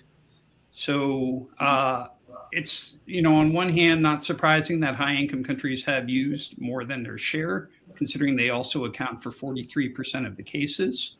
But you've had vaccines not going to places that have had high burdens of cases and are considered high risk of surges moving forward, and notably Southern Africa, non-EU, Eastern European and Central European states, Middle East and North Africa, and parts of Latin and Central America, not only have suffered high numbers of cases and been under-vaccinated, they are forecast to continue to do so. So that's been a real challenge. But in terms of moving forward with what we want to see, the previous speaker mentioned, the next pandemic. The second problem that we see from this is this lack of equity in how this has proceeded undermines the amount of the international cooperation we need to see to make progress in the later stages of this pandemic and future ones.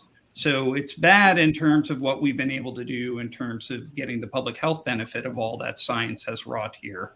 Also bad in terms of making us safer in the later stages of this pandemic and in the future. Well, thank you all for that. I think you've done a great job of outlining the current situation. Let's dig a little deeper And I'll go in the same order to discuss why this has happened. What are the underlying causes for this? We'll then go on to discuss some things we may do to change some of those underlying causes. But first, what we can do in the meantime. But I'd like your thoughts on why you think this has happened. Well, yeah, thank you. And it's great to really take a closer look at some of these underlying factors. And I think that at a global level, we've seen the problem that high-income countries have ordered high volumes of doses and volumes that go far beyond the needs of their population. They've essentially over-ordered doses of multiple vaccine options. They've also essentially hoarded them, restricted exports, and not adequately shared them with other countries. And Danielle referred to TRIPS. And we've seen also some high-income countries, not all, but some high-income countries oppose certain calls for these IP rights to be temporarily waived. So there's, at many levels, been inadequate sharing of the vaccines and the IP that goes behind them. And the mix of these different factors has led to this situation. I have to recognize that there have been some wealthier countries that have contributed to sharing or donating the doses that they have purchased and contributed to allocating those doses to lower income countries. But proportionally, that has been inadequate up until this point in time. So there have been some areas of progress here, but still not enough to really make a difference in this overall picture. Danielle? Yeah, and just to zoom in, I guess, on more a national scale, I think Dr. Brown, the previous speaker, spoke to this really well, and it's the fact that while the United States has all of these doses, they're still not being distributed in an equitable manner. You have some states like California that have very specific targeted campaigns at low-income counties where they said, we're going to give 40% of our shares to low-income counties. However, in other states, there's no such plan. And so you'll find that a lot of higher income people are able to navigate the vaccine search engines and are able to find those vaccines much easier than lower income people. But Danielle, I'd like you to focus on the international aspect. Oh, good yeah. Okay, that's on the inequities within country, but this is really a different topic. What is at the root of what you've all described is unequal distribution of the current vaccines? What are the causes that you see for that? Yeah, I mean, I think in short, it's a bit of nationalism. I think it's hard for us to have compassion. I think, there's a lot of psychological blocks, I think, for having compassion for people in outside countries that aren't our own, especially in wealthier countries, where I think a lot of people in the United States and other wealthier countries have been conditioned to put their country first. I mean, this was a huge slogan in the past presidency in the United States for people to constantly say, America first. And so for people to, have that immediate switch during a pandemic, I think is kind of a really intense psychological barrier into to ensuring equitable vaccine access globally. Let me probe that a little bit more. The 4 countries or the 4 areas that can produce vaccines in very large number are the United States, the UK, and some parts of Europe, India, and China. Those could all contribute equally to the distribution. So it's not just a problem in the United States. There's some other dynamic going on there. Do you have thoughts about that? Yeah, and I guess I just mentioned the United States as a case study, as I am a citizen of the United States, but I do think it is a problem throughout all of those countries you mentioned. This idea of nationalism, when, as has been mentioned throughout this conference, this virus doesn't, carry a passport or anything like that. It serves in our best interest to make sure these vaccines are donated equitably on an international scale, but truly, I use the United States as a case study because I do think that it's a recurring problem across nation states. Tom, I know you've thought about this issue, but there's another side to the issue. One of it is, of course, the distribution, and that it's a problem of many countries. But on the other hand, at least at the beginning, it seemed like there's almost going to be a diplomatic war on the topic of who could give more vaccines. Could the Chinese be advancing their geopolitical purposes by providing countries with vaccines? Shouldn't the U.S. catch up? Shouldn't Europe catch up? It was actually an unusual situation. So I'd like you to address both issues. First, what you think the cause might be for this, and second of all, what's happened to the diplomatic war for giving away the most vaccines? Great. Good questions and good discussion. So on the cause side, I think people need to acknowledge that in nearly every other global health crisis in which there's been scarce supplies of a medical intervention that would make a difference, wealthy nations have hoarded it. It is not a surprise that we've had hoarding in this case. In fact, the opposite. If we had managed to overcome those impulses, would have been more of a surprise. And I don't think we had the systems set up that were capable of doing it in two regards. I think it's remarkable what occurred with COVAX. To build it on the fly at the same time that you are trying to get it to reverse what is a historical trend. At this point, I think, I'll have to look at the exact number, but I think it's roughly 230 million doses COVAX has delivered so far. My colleague or co-speaker from the WHO will correct me if I've gotten that wrong, but I think that's about right. We're still a year since authorization. That is faster, certainly than what we saw with antiretroviral drugs around HIV, faster than what we've seen in other instances with novel drugs.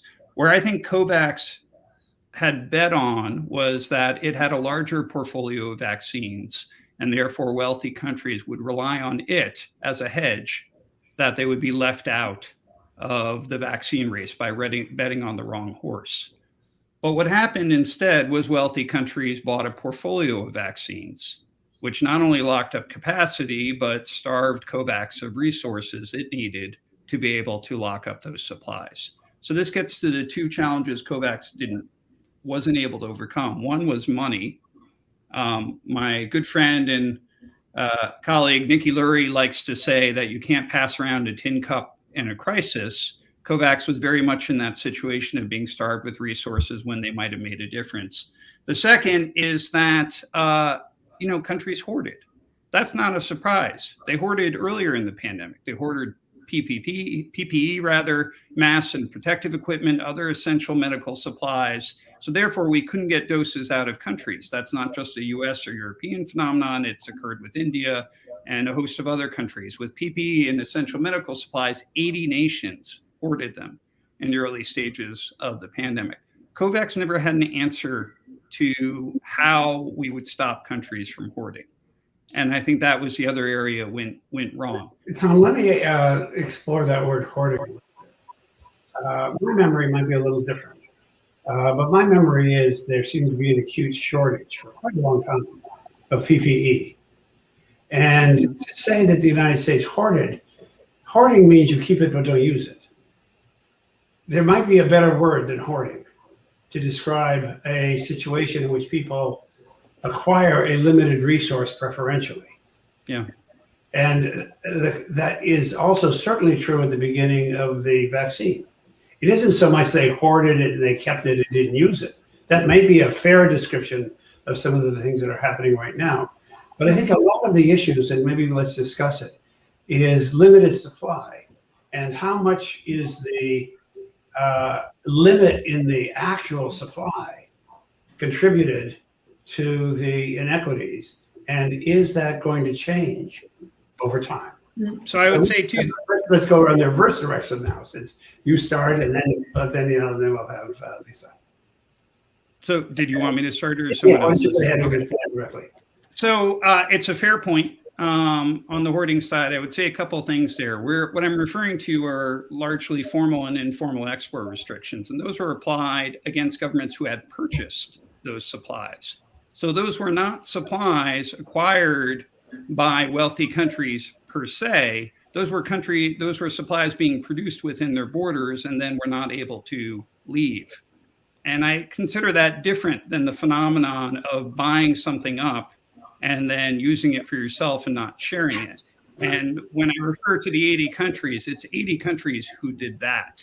Yeah. Earlier in this even I might point out that if you look at India, there were some states, for example, that where there limited manufacturers of amphotericin to treat black fungal disease, and they forbid that drug to leave their state, right, even within the country. So people in other parts of India couldn't get the drug that was in short supply. So yeah. So fundamentally, this is a problem because if every country is, I'm sorry. Go ahead. If you have every country, assuming every other country is going to behave like a nationalist, they're going to behave like a nationalist too. The only way to overcome that is reciprocity and dependence. And unfortunately, we have countries wanting to move in the other direction, which is to be able to produce everything themselves instead of cooperating. And that is going to leave countries out that are a long way away from being in the position to be able to make vaccines for vaccine-related inputs. Okay, Danielle, your comment on this? Yeah, thank you so much. Could you just clarify your question really fast, just to make sure I answer it? I might be able to do that. The question is really has to do with to what extent is limitation of supplies, and we're going to be talking about vaccines now, not PPE. To what extent is limitation in total supply responsible for the perceived inequities or the actual inequities? Yeah, I think it's a great question. Bioethicists often joke that we would be out of our jobs if there was no resource scarcity, because it just completely confounds the process of just and fair distribution, right? Suddenly it gets really kind of difficult to divvy up things. And in what ways is it correct to divvy up these materials that everybody desperately needs? And I think that's hard enough on a domestic scale, but then when you size it up to an international scale, just as the past panelists pointed out, I mean, nationalism is a huge, huge, huge issue. People want to feel like they have a responsibility for the citizens that elected them, the citizens that are part of the same nation state as them. And that's always going to be very difficult in a resource scarce situation, especially when only a few countries hold the materials, the knowledge, and the tools to actually make these vaccines. And then they play a huge hand in ensuring that these materials are distributed equitably on a national scale. That's always just going to be so difficult with resource scarcity. All right, and so Lisa, your take on this? So absolutely, there are not enough vaccines, and the thing is, there's been some evolution of the variants that have played a contributing factor here, as well as the available vaccines. So rewind back to a time when AstraZeneca was starting to be used. And then we had this emergence of these very rare but severe side effects of this blood clotting disorder associated with the AstraZeneca vaccine. So there were countries globally, and COVAX was relying heavily on AstraZeneca vaccines manufactured in India. And we then hit a situation where the science on those vaccines evolved, and many of the regulatory groups around the world essentially recommended that those vaccines would only be used in adults over the age of 60, as they were weighing up the risks and benefits of those vaccines. Also considering that COVID is much more severe for those older population groups, they're much greater at risk. So there was a situation where there was a great dependency on AstraZeneca vaccines for low and middle income countries.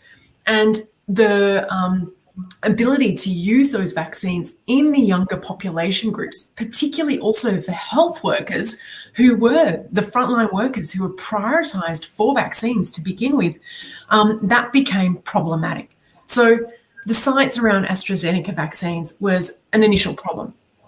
Next, we had the Delta variant, and also the Delta variant taking off in Asia and India in particular.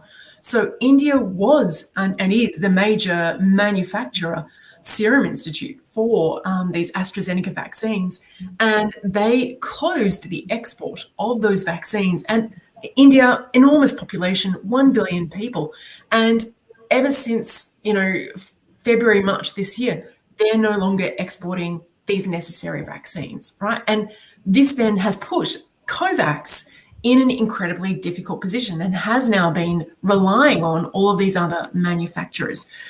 And the last factor to consider here really is Delta. And what this is doing now is that there is data showing that the available vaccines are slightly less efficacious against the Delta variant.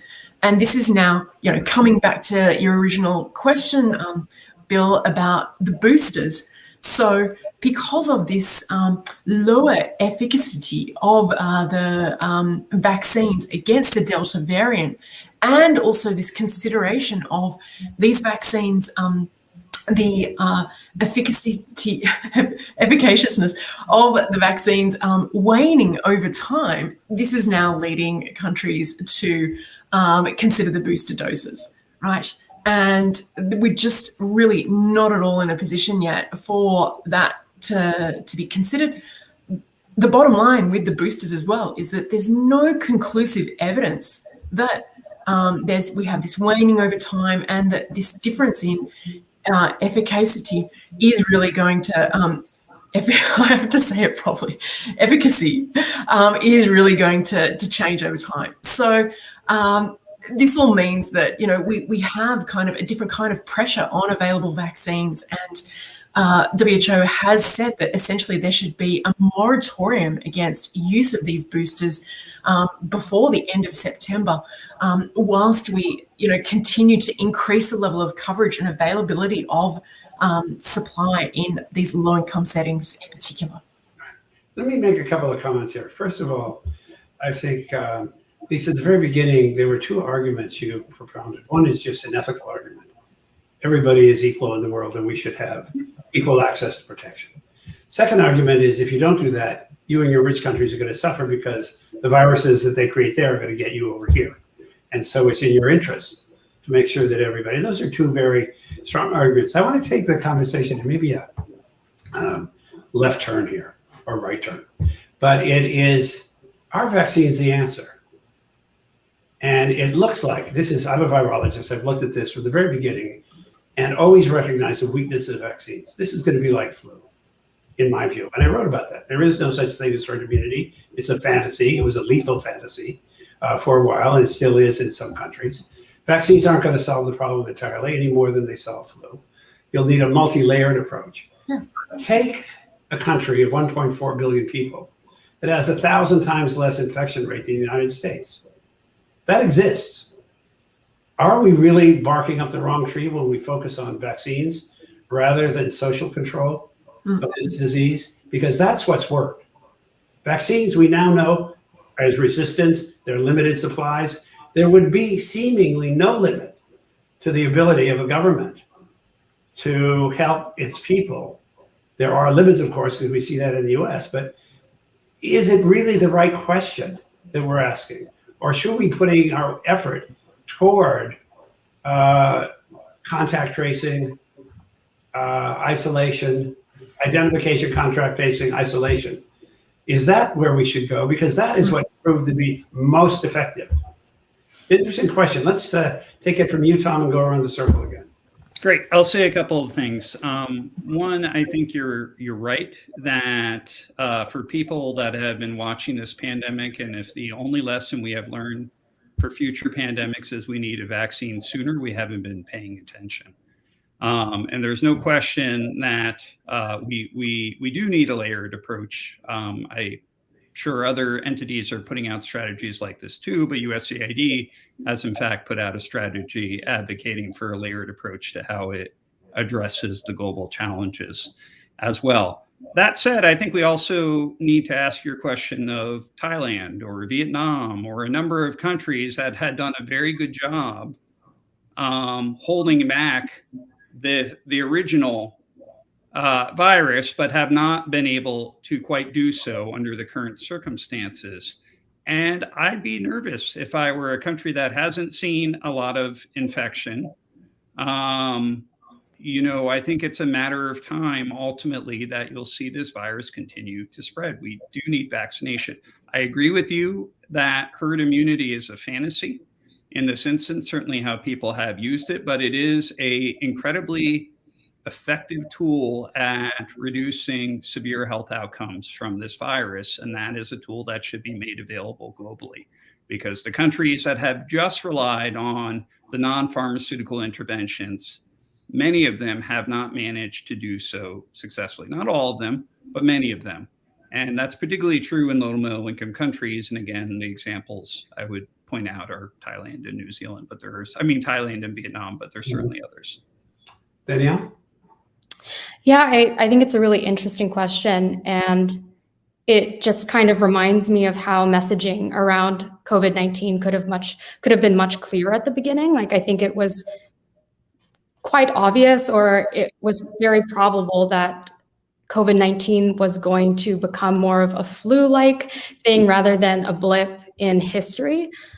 So I appreciate you bringing that up, but I do think that vaccines are important, especially for particularly vulnerable groups of people. It's a really great way to lessen the amount of illness, and God forbid, rates are going up in the United States and in other countries with the Delta variant, and health systems just really they can't actually take on these many patients. ICUs are overloaded. I find the question a little bit more for you, Lisa, which is, it's clear we need a multi-layered approach. Everybody who thinks I've published papers on something called multimodal control, COVID control, which is a 4-layered process, which includes globalization, by the way. But in the WHO messaging, it has not so much taken the Chinese example as the shining example of what humans can do to control a pandemic, even before you have a vaccine. And the question is there some more emphasis that might happen for the long run? Because the next epidemic is coming along. We may not have a vaccine so quickly. We may not have drugs so quickly, but we do have, I created Access International with a fundamental understanding that we had solutions which nobody was using. And that people around the world don't have access because of the institutional structures. And what we've seen through this is a fundamental failing in most countries' public health services. Deep and fundamental. The way it's organized, the way it's executed. And that has been a greater failure, in my view, than the failure to distribute the vaccines equitably. Yeah.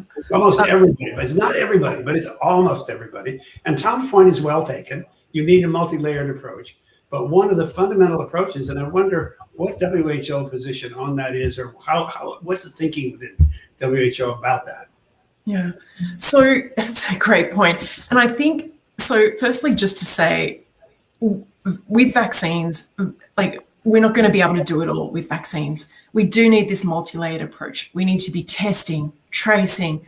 We need people to be wearing masks, distancing, hand washing, all of these public health and social measures at multiple levels. This is how we will start to end this pandemic. So all of these things need to take place together. Now, the next question is, what does it take to put all of this in place and to do it in a way where we're thinking about a scenario where there could be another virus, there could be the next variant of COVID, and how do we do this in a way where we really are set up for the future in a sustainable way? And WHO for a long time has been encouraging this. We've been putting various kinds of warnings out there about disease X, for example, and working to prepare countries to say, here are the pandemic preparedness systems you need to have in place, because this is inevitable. We know from history this will happen sooner or later. It will continue to happen.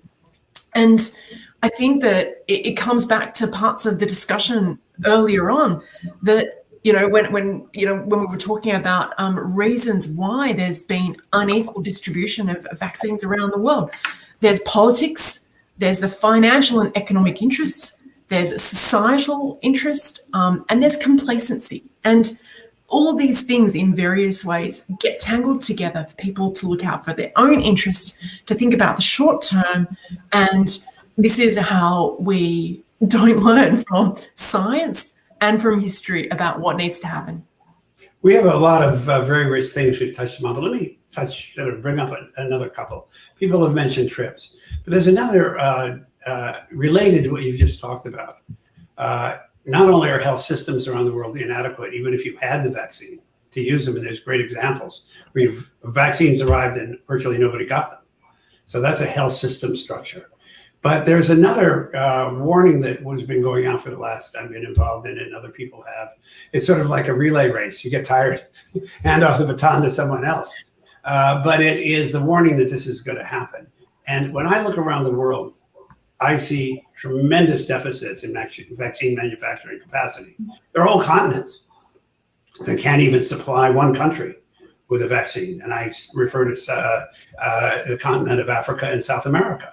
They're completely deficient. It isn't that they don't have the money. It isn't they don't have the resources. They've never had the will to create that infrastructure. It isn't so hard to build a vaccine manufacturing facility. It's not that expensive, actually. If you can build a super highway, if you can build a high-rise building, you can surely build a manufacturing facility for vaccines. So the question is, can we take this problem we've got now, which is not just a question of rich countries giving away their vaccines. It's a question of who can make their own vaccines. What I'm seeing now is a lot of other countries beginning to build manufacturing capacity. I've been working with international banks to try to get them to lend the money so you can build the capacity. But one of the fundamental problems is not only are health systems intrinsically inequitable in many parts of the world, but they're not organized and we don't have the manufacturing capacity. Is there a way that we can see from getting where we are now to where for this and the next epidemic, and this is going to be going on, where we can see manufacturing facilities being built all over the world? And that's not exactly the TRIPS question, but it's pretty close to it. And Tom, you want to take that? Sure. The short answer is I don't know. I think we will certainly try, and I think there's a lot of reason to have regional vaccine manufacturing hubs. I don't know if we're going to move to every country in the world, or if that's necessary, but I can certainly see the case for regional hubs. I think the challenges you're going to have there are a couple-fold. So there's the question, of course, of the business model and what they're going to do in non-pandemic times. There's the question of the supporting supply chain. They need to have them, because one of the things that has become quite clear in this pandemic, given the delays have often not been vaccine manufacturing, they've been the supply of the inputs you need to make vaccine manufacturing, including the people. So how are you going to sustain those regionally? So all of that is a very worthwhile agenda, because Danielle is right. Anyone who's been paying attention to this pandemic, the countries that have gotten vaccines are the same ones making them, by and large. Absolutely. And it doesn't take a rocket scientist to draw those two lines to one another. I don't think for this particular pandemic that technology transfer, whether it happens through a TRIP waiver or other means, is going to be the solution, because I don't think there's enough time. If we are, the G7 talked about vaccinating 70% of the world by the end of 2022. That's far too late. We really need to be thinking March 2022, June 2022, in order to really make the headway we can. And to do that, we actually need to ramp up production in the places that have that production currently, and we need to invest in that to happen. It's frustrating that we're having that conversation, because frankly, we could have done that a long time ago, but we didn't. Right. We also need to invest in all the infrastructure needed to actually allocate, distribute, and administer doses once they have them. Absolutely. It's also frustrating that we are having that conversation now, because that is a non-competitive investment to wealthy countries' domestic vaccination. You could do it at the same time. It wouldn't hinder at all what is happening within wealthy countries domestically, and yet is largely not happened to the degree that it needs to. You know, Tom, one thing that I've noticed on that last question, the distribution, is I'm sure you have done the same as I have gone to very, very rural places. It may take you hours to get them by unusual forms of transportation. Once you get there, you find a small facility with a freezer full of vaccines and a very good registry for children's vaccines, all right? Not for adult vaccines, but for children's vaccines. That network is almost as ubiquitous as Coca-Cola and Pepsi-Cola distribution. It's really remarkable what's happened in the world for those vaccines. The question is also, it isn't that the capacity isn't actually there. It is there, it's just not used that way. And I think that's kind of a question maybe for WHO to take, for why aren't the distribution channels being used, basically the same ones, which I find to be very effective in almost all countries. And I've been way out of the way places. Well, yeah, and I've been to some of those places too, Bill, in Asia and Africa, and it's incredible what they managed to do. Yeah, and the passion and energy and commitment of these vaccinators in incredibly difficult circumstances is really humbling. And I'm really privileged to have had those opportunities. And so what to say, though, is that within countries, and particularly for COVID vaccines, we've had to reach new target populations. We've had to reach older adults, frontline workers, and that's been the challenge, that they're not connected to immunization systems, to health systems even. The reach is just not there, and they don't have recent experiences of getting vaccinated. And so there's been a number of access and delivery related considerations that have been in various ways problematic. And I think that, you know, countries where vaccines have been available have done a remarkable job in ensuring that those vaccines have been used. And it's true, as you know, in the earlier session, we heard some discussion about hesitancy. Yes, there have been instances where people have had questions or concerns or decided to delay a little bit, but where the information, the conversations, the engagement, all of that interaction with the communities has evolved and responded, all of those barriers have been overcome. And, you know, at the end of the day, hesitancy is no longer the problem here where vaccines are available. And it's getting those delivery strategies right.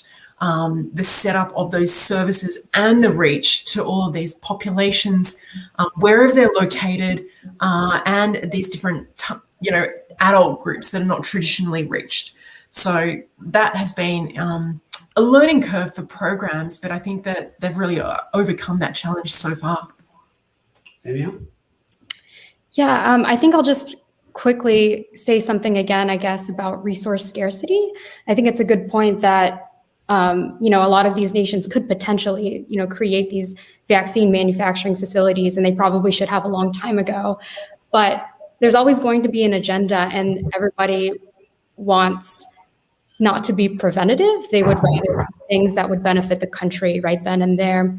So I just say all of this to say, like, hopefully after the COVID-19 pandemic, that's a lesson that can be moved forward in a lot of these nations that don't have proper vaccine manufacturing facilities. And hopefully, again, there can be knowledge sharing to help them do that as well. Right. And I would say, I was talking to the people in the Philippines, and they dismantled their vaccine capacity in the late 90s, which they regret right at the moment. Let's use our last few minutes to get some ideas about what we could do that's positive. What can we do to overcome this? What would you like to see, Tom? Or what do you think is possible? So I think what we need to do is set a more ambitious target and establish who's responsible and accountable for meeting it amongst the countries and institutions that have the ability to do so, and work backwards. Right now, there's not a lot of that responsibility and accountability going on. I mean, look, there are many challenges. Who holds people accountable? What do you mean by it? I can understand by saying who's responsible, but where does accountability come from? Well, once people declare they're responsible for doing it, that in itself is source of accountability for actually achieving it, in terms of a public announcement. But right now, we're getting slow promises of donations that only a couple of countries have actually delivered on, and most recently, and that's really hurting us. But ultimately, this needs to be mapped out in the same way that it was mapped out domestically. We have an idea of how to build capacity and supply in a crisis. We've done it.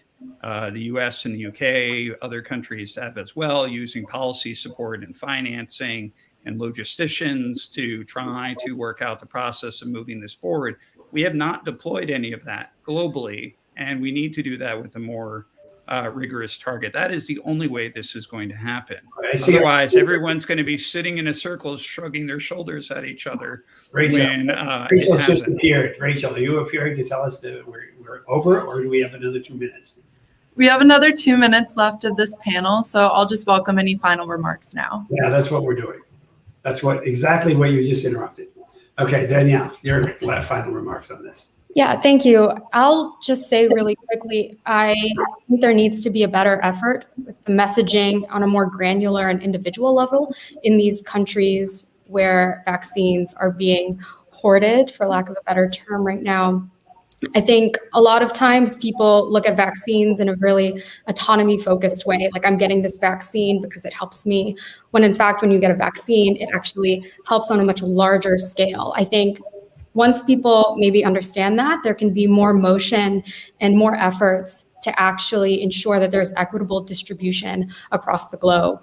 I truly think that's something that the average person doesn't quite understand yet. And it's largely because of sort of like the seatbelt metaphor that was used frequently during the beginning of the pandemic. It's not a seatbelt, it helps communities. It's more like drunk driving regulations. Precisely. Okay, Lisa. I would say 2 things. The first is no boosters, no use of boosters until there's better evidence, and at least for the next couple of months until we have greater coverage in low middle income settings.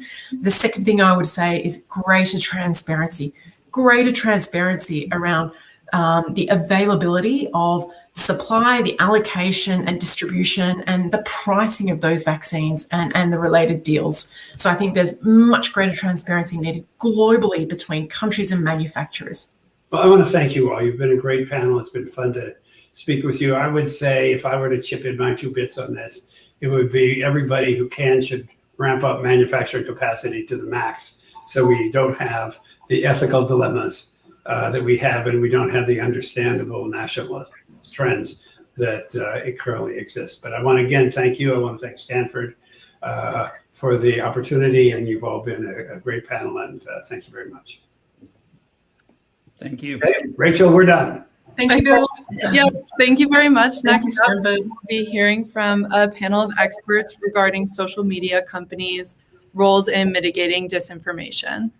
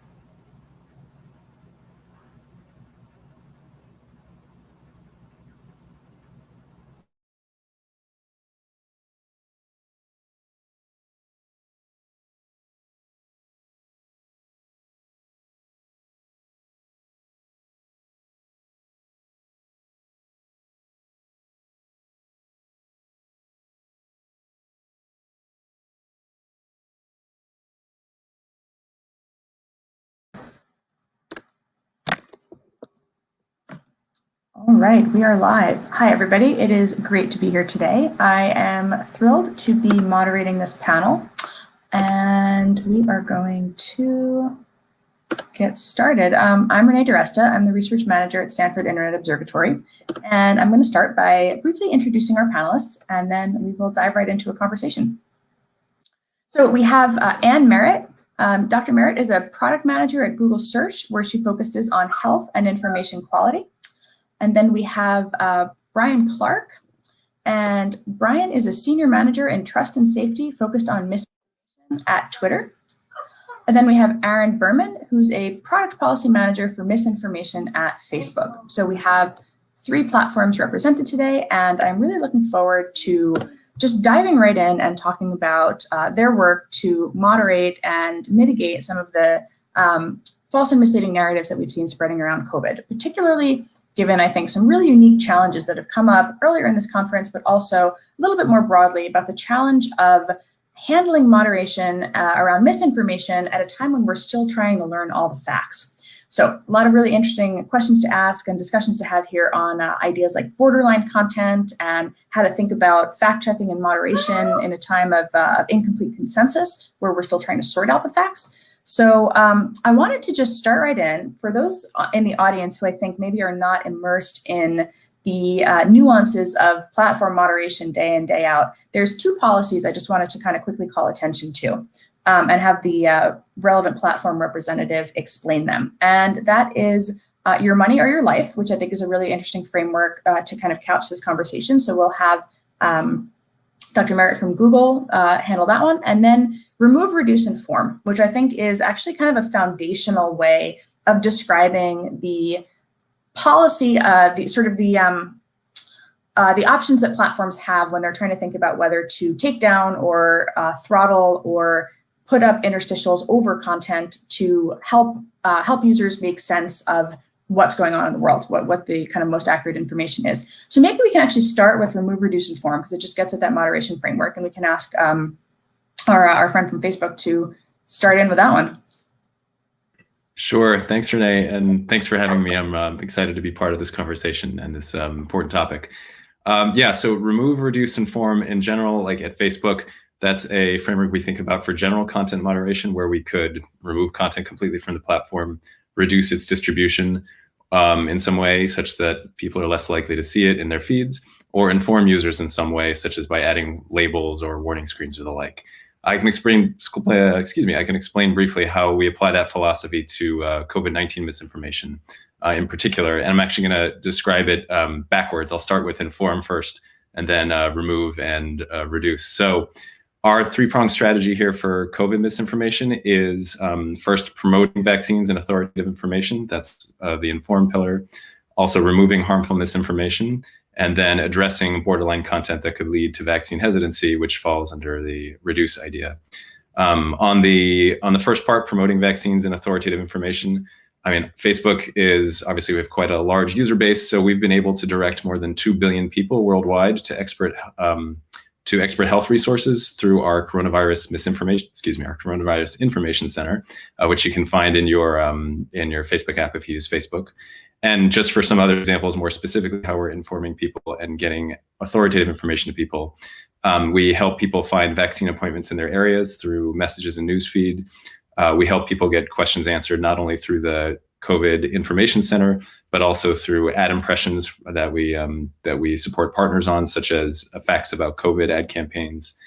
We enable social norming through profile frames. So in the United States, and I'm sure many people here have used this, more than 50% of Facebook users have seen someone that they follow use a profile frame and feed.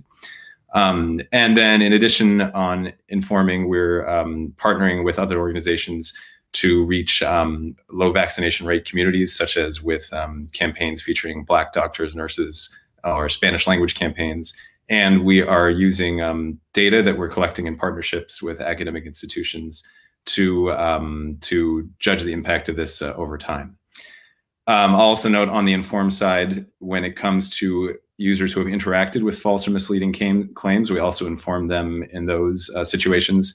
So just for some examples, we add labels on posts about COVID-19 and vaccines to show additional information from the WHO. When we do remove misinformation from the platform, which I'll talk about in a second, we built a tool so that we notify users who saw that misinformation before we removed it, so that they have access to the authoritative information that corrects it. So that's in a large bucket our part of our Inform work here. On remove for COVID-19, we do have a policy to remove harmful misinformation related to this topic.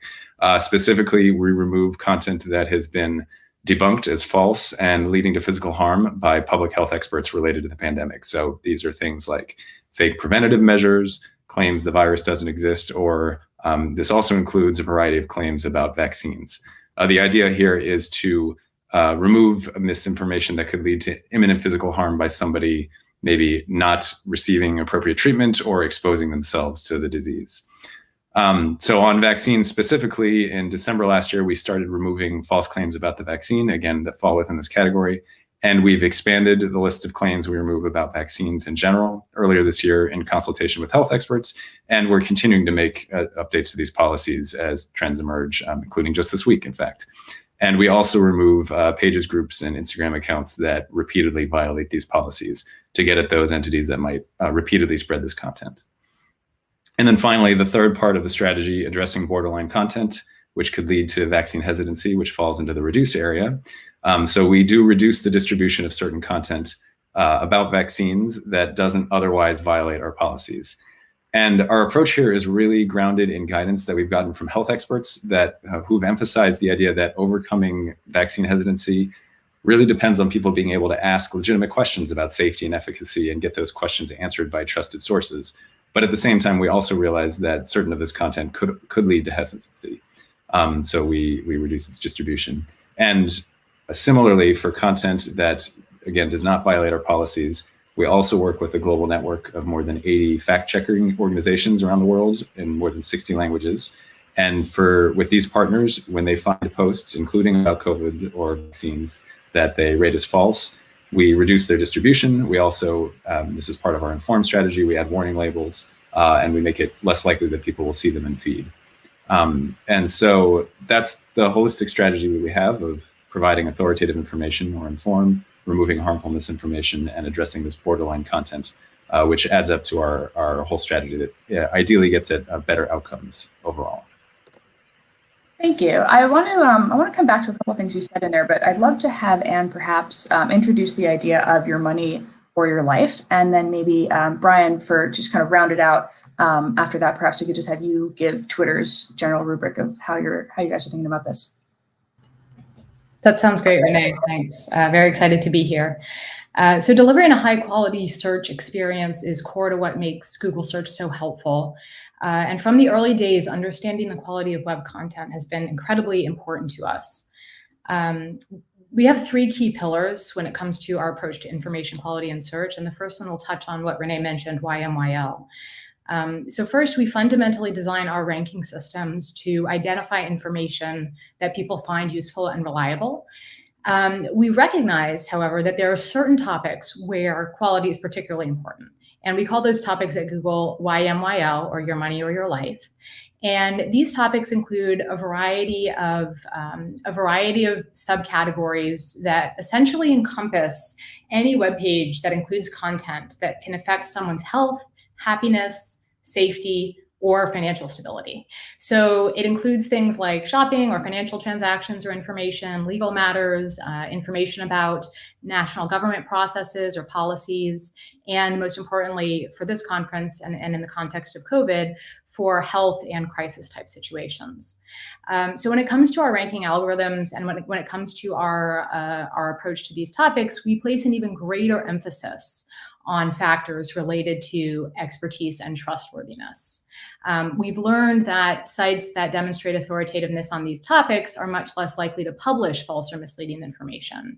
So we try to build our systems to identify signals of those characteristics so that we can continue to provide the most reliable information.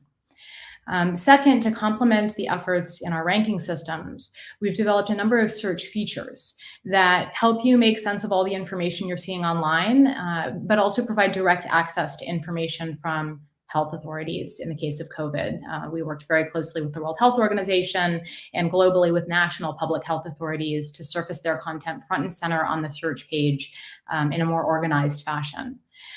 And then lastly, we do have specific medical policies for what can appear in some search features to make sure that what we're showing is high quality, medically accurate, and helpful. So for these features, we first and foremost design our automated ranking systems to show helpful content, but our systems aren't always perfect. And if they do fail, our enforcement team does take actions in accordance with those policies. And so for these specific Google features like knowledge panels and featured snippets, which often show up in a more prominent position on the search page, we don't allow content that contradicts or runs contrary to scientific or medical consensus and evidence-based practices. So with these three approaches, we're able to continue to improve search and really try to raise the bar on quality to deliver a trusted experience for people around the world. Since the COVID-19 outbreak, teams across Google have worked to provide quality information to help keep people safe and to provide public health scientists and medical professionals with the tools to combat the pandemic. So we've launched more than 200 new products, features, and initiatives, and we've pledged over $1 billion to assist our users, customers, and our partners around the world. In search, in particular, going back to that features aspect, we've introduced a comprehensive experience for COVID-19 that provides easy access to information from health authorities alongside new data and visualizations. And we're continuing to iterate and build on that experience over time so that people can easily navigate to the resources that they need. For vaccines, we've also updated a feature which surfaces a list of authorized vaccines statistics, and more in users' locations in response to searches for specific information about COVID-19 vaccines. And then lastly, when it comes to misinformation on search, we continue to elevate the work of fact checkers in Google search, as well as Google News and Images. We signal fact check articles in our results via dedicated tags and rich snippets that make it easy for users to understand. So that's just a bit of an overview. Thanks again, Renee. All right, I'll talk a little bit about our approach to COVID-19 misinfo at Twitter. So like first and foremost, we want to protect the integrity of the public conversation and ensure that Twitter is a place where folks can be exposed to different perspectives and engage in healthy discourse. I think our policy remediation options give us the flexibility to address a wide range of misinformation and the associated harms. And with a critical mass of expert organizations, government officials and accounts, health professionals, like our goal at Twitter is to amplify those authoritative health information. Amplify authoritative health information as much as possible. So we have a wide range of enforcement options that give us that flexibility to be proportionate in our approach to combating COVID-19 misinfo. So the first thing is we remove content with the highest propensity of harm and content that may invoke deliberate conspiracy theories related to COVID-19 and COVID-19 vaccines. We also will label misleading content and provide a credible and authoritative information through curated moments. And some of the topics we cover with our curated moments would be vaccine safety, vaccine science, preventative measures, and unauthorized and unapproved treatments. With the labels, we also may prevent the tweet from being recommended and prevent users from engaging with the tweet by disabling replies, tweets, and likes. And I think that allows us to mitigate the spread while also providing those who are exposed to it with authoritative information through our labels. And in addition, we also provide warning interstitials for content that may contain misleading information off platform. And lastly, we implemented a strike policy to address users who are repeat offenders of the COVID-19 misinformation policy. Each strike accompanies escalated enforcement action with the final strike leading to permanent suspension. So another way of really just giving us the flexibility to address potential harms on the platform. I'd love to focus in on this idea of harm. And this is a question that any or all of you can answer. How do you determine what is a harm? How are you defining that in the context of COVID? And particularly over what timeline are you thinking about that?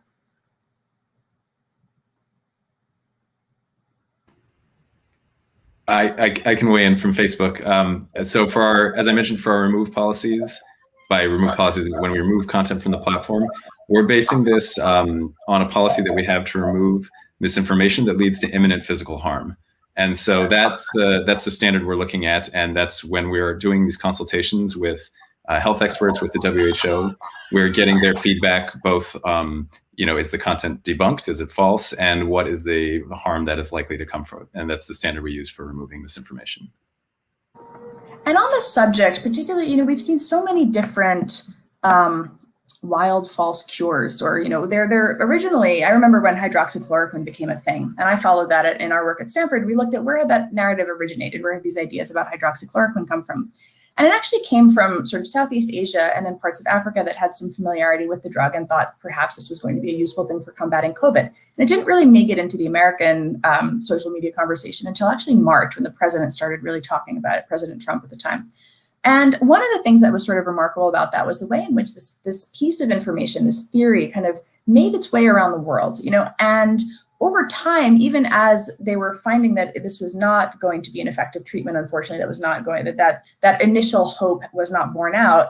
It was becoming a focus of hope in one country, even as it was as the sort of places where it had originated were beginning to move away from it for various reasons, as the scientific consensus began to show that it was ineffective. And then we saw that happen again with most recently ivermectin, but I feel like there have been 3 or 4 different ones of these. And I'm curious how you all think about moderation in that environment, particularly as you have this incomplete consensus and these narratives are global. And what is kind of seen as prevailing opinion from one group of scientists in one place maybe is not necessarily quite yet solidified at a global level. Yeah, I'll jump in here. I think one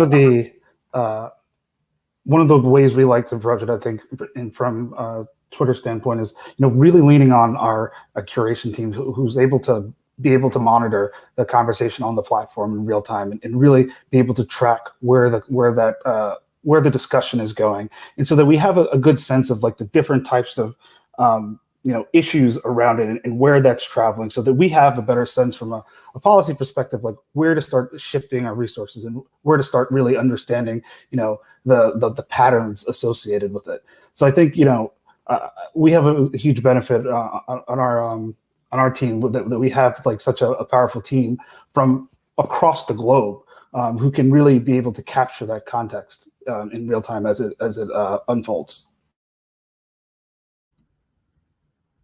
I can jump in as well on this one, Renee. I think it's been really interesting, and especially looking at this both from Google Search's perspective, but also as a clinician. We've seen the evidence and the guidance change so much over the last 18 months. And not only that, but what we've realized is that when you look at this globally, not only do national public health authorities differ in their guidance from one another, from the World Health Organization over time, but also even at the more local levels, often the guidance is different. And so I think, from the search side, we do have this medical topics policy that says when something goes against consensus, well, then we take action. But what about all of this other area where, COVID kind of threw us for a loop because information is changing. We don't have all the information.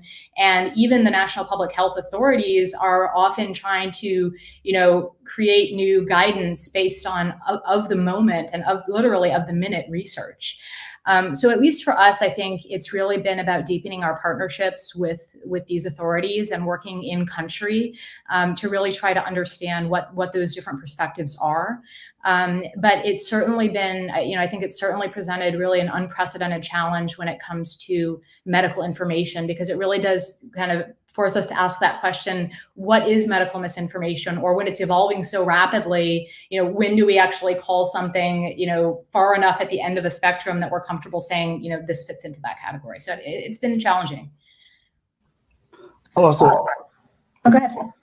I was going to also jump in and say that I think, to the point about partnerships, I think, we've established a partnership with AP and Reuters exactly for this type of reason, because we'll be able to scale, that monitoring of the conversation. And I think it will provide like the context on different surfaces, whether it's trends, explore page, and prompts in our misinformation label. So I think that's been a core part of our ability to scale this as well.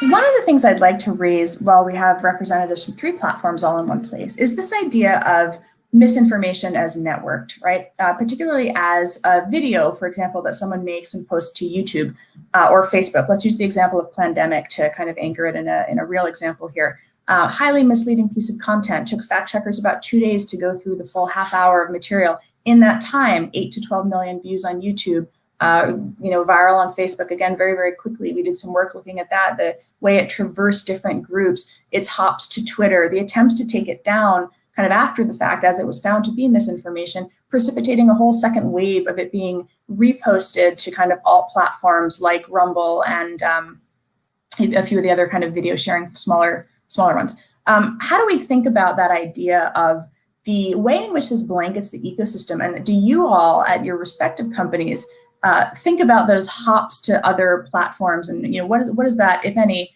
impact does that have on how you choose to moderate?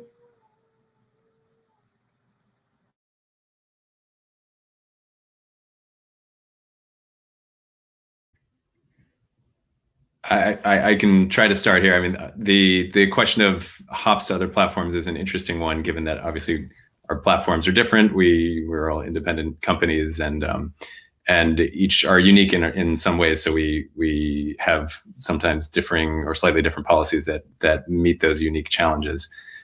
I will say on the question of content that can be spread virally.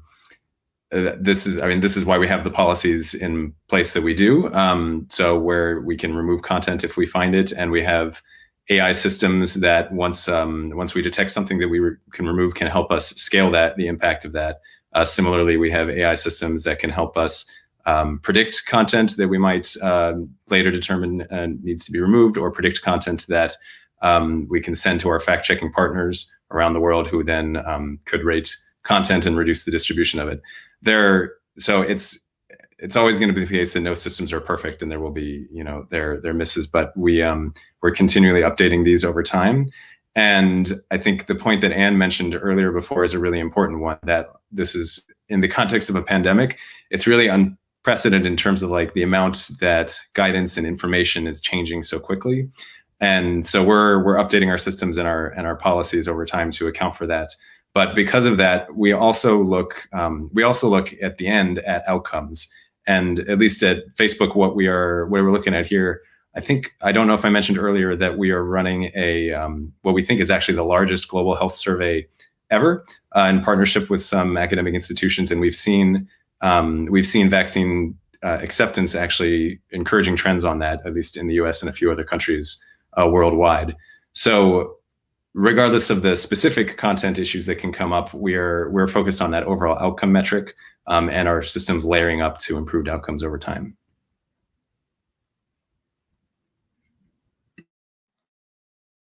Sorry, I'm muted. I think it's a really significant challenge that you all are facing. The pandemic has really shown the kind of front lines of the moderation question, particularly for the reasons we've discussed, with new emerging consensus, the global nature of it, the amount of attention that people are paying to it. I know that we're going to go to Q&A in just a minute, but I unfortunately have to drop off for a scheduling conflict, so Anne is going to moderate that. But I'd love to hear just, do you think, what learnings from the COVID specific environment do you feel are more broadly applicable as you move forward? But what kind of key learnings have you found, if any? I think when you're dealing with sort of an issue that is a crisis that is global in nature, it's really important to make sure that you're understanding the different contexts in which these things play out. So it's not just about if you were talking about hydroxychloroquine or ivermectin, like the way in which that manifests in each place is very different, and being able to capture that and be able to really pinpoint those differences, I think, is the key to being able to do this at scale. And I think one of the things that I've learned and I take from this particular crisis is the importance of having those diverse teams and thinking about it in a diverse way, so that you are creating solutions that are tailor-made to each of the challenges that you may face across different contexts. From the search side, and I would imagine that that Brian and Aaron, you've seen this as well. I do feel like COVID was actually a great stress test for our existing systems in many ways, and it's pushed us and challenged us to grow and really emphasize the importance of flexibility and adaptability, as we continue to navigate the pandemic and this space, and continue to try to understand vaccine access and vaccine misinformation and how this is playing out across the globe. And I do think from the search standpoint, I can say, I do think that every day we have 15% of our searches are brand new searches that have never been done before. And so when you think about that and put that in the context of the pandemic, we really want to make sure that our automated systems are robust so that we can get people to the most relevant and reliable information, and when it comes to some of these topics that, like pandemic as an example, that kind of quickly gain attention and often will take a day or two for fact checkers to kind of chime in and get content on. I think, that's where developing the most robust systems kind of out of the gate is really the best and most scalable approach. And obviously it's not perfect, but the better we can do there, I think that the greater scale and impact we'll be able to drive. Thank you so much for chatting with me. I know we're going to open it up to Q&A now, and I think people can just type questions in the chat, and then Anne is going to moderate this portion of the event. Thanks so much. Great. Thank you, Renee. Thank you, Renee.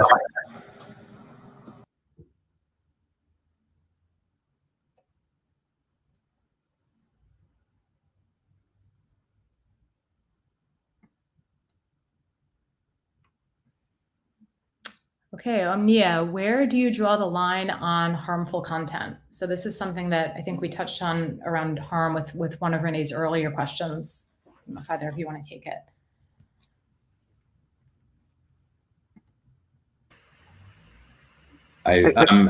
Oh, go ahead, Brian. I was going to say that it's kind of it's not a simple answer. I think it's quite complicated because I think there are different types of harms. I think earlier Aaron mentioned the idea of imminent harm, and I think when we think about imminent harm, we also take the approach of removal. But there are also, informational harms. There are things that are misleading that could eventually lead to a bad outcome. So I think our approach with labeling is to mitigate that harm through information, through authoritative, incredible sourcing. So that we could address some of the potential for taking action on misinformation or bad content. At Google, I would say, so I'm in search, but I have some visibility across the rest of the company in terms of how we think about and define harmful. There are different ways, and harmful is not misinformation versus harm. I think there's overlap there, but those are not always entirely happening together.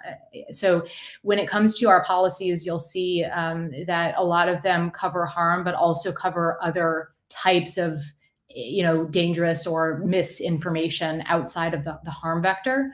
And so YouTube has published their COVID-19 medical misinformation policy about a year back. And there you can actually see a list of claims very specifically related to COVID that they take action on.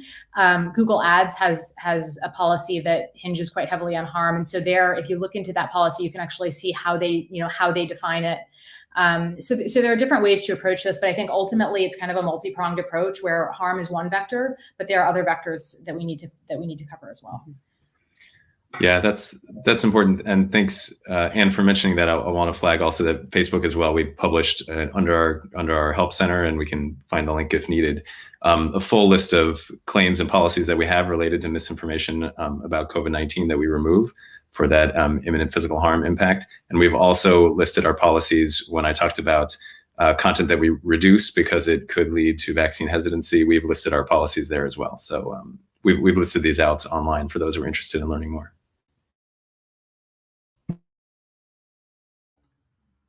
Great, Smelana, thank you.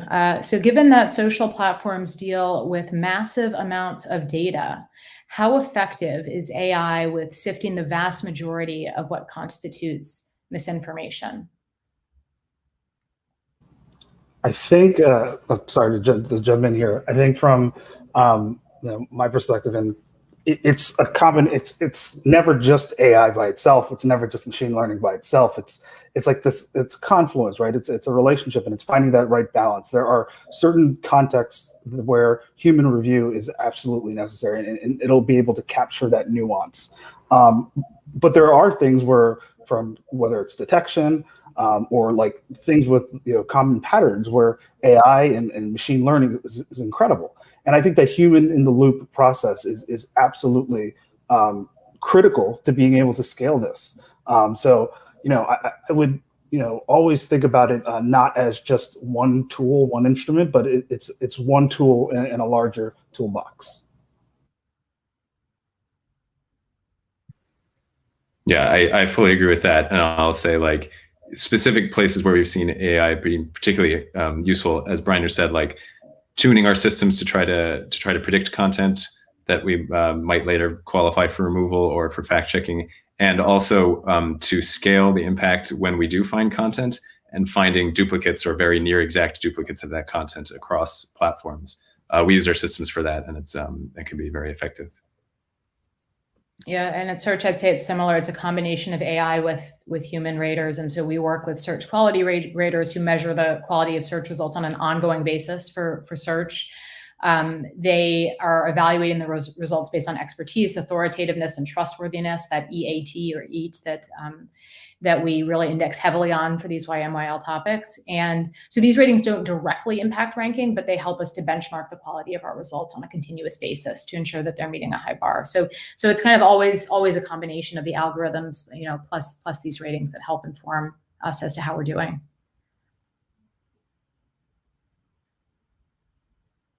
Lola, how do you respond to the censorship narrative?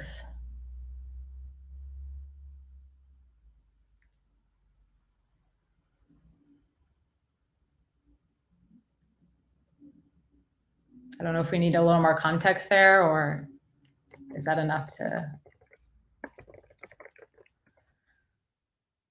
I can jump in. I mean, so at least at Facebook, our approach, and I would say our general approach in content moderation, we're always trying to balance the core value that Facebook is to enable people to express themselves freely with protecting the safety of our community and our user community. And our approach to COVID-19, is part and parcel of that balance. So, when we remove misinformation, as I've said before, it's that standard of health experts have told us that it is false and leading to imminent physical harm and it's a safety risk. And that's also why we have these other approaches to balance the risks when we don't have that clear assessment from these outside experts, right? Where we can reduce the distribution of content that experts have told us could lead to vaccine hesitancy, but is important for people to engage with, where we can work with our fact-checking partners to find content to reduce its distribution and add labels, but not remove it. I think it's a broader question for social media and online communications platforms in general, that question about the right balance of all of these policies, but we're aiming to really balance that free expression and safety and those safety issues with the policies that we have. Yeah, I think, just to piggyback off Aaron, I think it's important for us to allow discourse and debate, but we also want to create a safe environment for that to take place. So, we have different levers to pull. We have different approaches that will allow content to be left up with context or authoritative information. But ultimately, I think it's upon social media companies to be transparent as much as possible on their help center pages. We do that at Twitter to make sure that folks know exactly what we're looking to mitigate, the harms that we're looking to mitigate, and what we're looking to address, especially in the COVID-19 space. Thanks, Brian. Yeah, and on search, I think things are perhaps a little bit different as a search engine, given that we're indexing the web and we're surfacing the content that's available. Our general approach is especially for health and other important topics like this, we need to really lean in on and show the high quality and authoritative results, both in features and also, more prominently on the search page. That's really, I think, how we best address that. Diversity is also important to us, and we want to make sure that, we're showing users not only high quality results, but also a diverse set of results so that they can, get the information that they need from different types of sources. So that's a bit from the search side. Travis, okay. Can any of you discuss the Disinformation Dozen as a case study of how your platform has or should respond to individuals responsible for significant disinformation?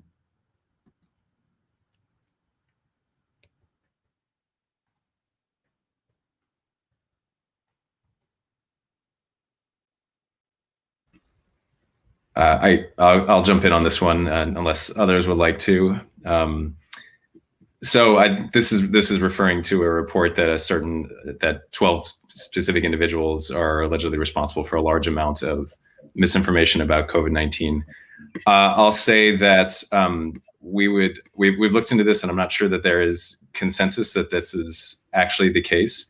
Our look at this found that of these 12 people, their content, they were actually responsible for just 0.05% of all views of vaccine-related content on Facebook. So this includes vaccine-related posts they've shared, what's true or false, links associated with those people as well. So just to put that in context, all that said, we have taken action against these people, and we've removed over 3 dozen pages, groups, and Facebook or Instagram accounts linked to these people. We've placed restrictions on other accounts related to them as well. And this is part of our strategy of ensuring that if we find, if people are posting misinformation that violates our policies, we remove it, and we remove those pages or accounts or groups that repeatedly post that content. Yeah, so I think, as far as the Disinformation Dozen, I think we've taken account level, enforcement action on a number of the accounts identified. And, we reviewed them, in accordance with our Twitter rules. So, if they violated our removals statute or our label statute, we enforced based on that. Several of the tweets referenced were predate our updated COVID-19 enforcement policy. And because we don't apply rules, the violations retroactively, we did not take enforcement action on the content posted prior to the expansion. But this is something that we're still keeping an eye on, and it's still important to us. So in any, if we do come across content that does violate our policy, we will enforce, in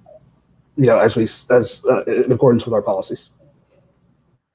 Great, thanks. Yeah, and on the search side, I think I'm not sure specifically how search performed for this we have a case study or example. I would say that again, first we lean heavily on our ranking algorithms, but knowing that there are gaps there, our policies across Google Search, Google News, YouTube, as well as our advertising products clearly outline types of behaviors that are prohibited. So, misrepresentation of ownership, or, a primary purpose on Google News of impersonation or other things like that. We do have explicit policies that we act on in those instances.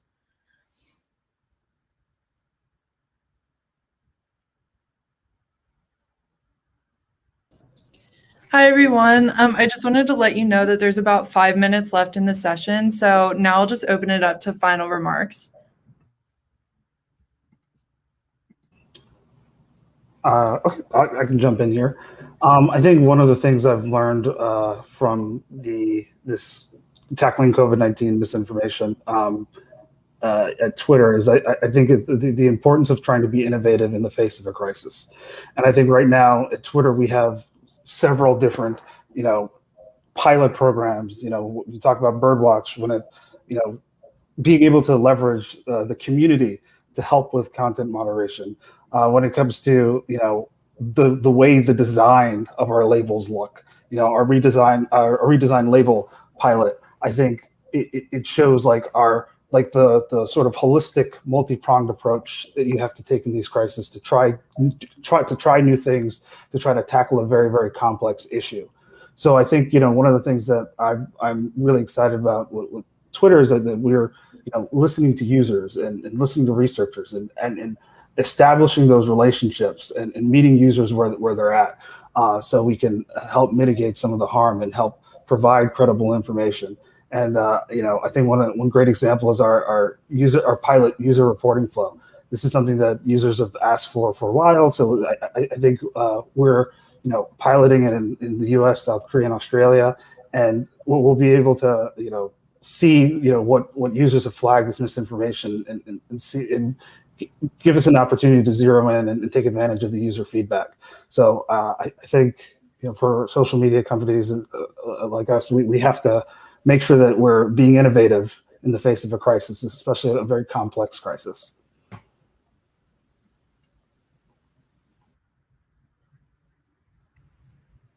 Yeah, I can just end by saying, first, I'm happy to be here, so I really appreciate the opportunity to participate on this panel. And I think one point that several of us raised throughout is, and that Brian just raised again, is like flexibility and the changing situation on the ground and needing to stay up with that. I think that's a really important issue, and one where we have seen the need and I think responded to be flexible over time to change our policies as the facts change and update our systems. Like one example is just the word Delta as related to coronavirus. It was not something that people probably would have thought about 8 months ago, and now is obviously a big topic of discussion. So that is one of my takeaways, and we're going to continue to apply our policies as we've in the three-pronged approach that I've laid out, but make adjustments over time as we need to. So. I think on the Google side, I think one of the things that this pandemic really showed us was just how important all of these platforms are in a crisis like this and trying to get information out. We know that lots of our users search for health information all the time, but watching, and you can see on Google Trends, the escalation of COVID and vaccine queries over the last year, you can see that in these, in this environment, people are really trying to get the most accurate, the most up-to-date information that they can to make decisions. And so we really have an important role, as we look at this clinically, as we look at this from a public health perspective, we really have an important role in this pandemic and in this crisis. And I think it's actually been a really good thing and a great thing to see a lot of teams across our organization come together and work together on this. One thing I'll just highlight, I had seen some of the comments in the conference chat that you may want to look at is there was recently a paper that was published by the National Academy of Medicine. It was an expert panel that convened and basically published some guiding principles on identifying credible online health sources. And the paper is called Identifying Credible Sources of Health Information in Social Media, Principles and Attributes. It was recently published about a month ago. It's on the website at Google and YouTube, and you may want to check it out just to kind of see where we're at in terms of thinking about, what all of this means as we look ahead for, the next crisis. Thank you once again. This is a great panel discussion. Next up, we will be hearing from Dr. Vin Gupta, who is a pulmonary critical care physician at the University of Washington, about the power of physician influencers on social media. Thank you once again.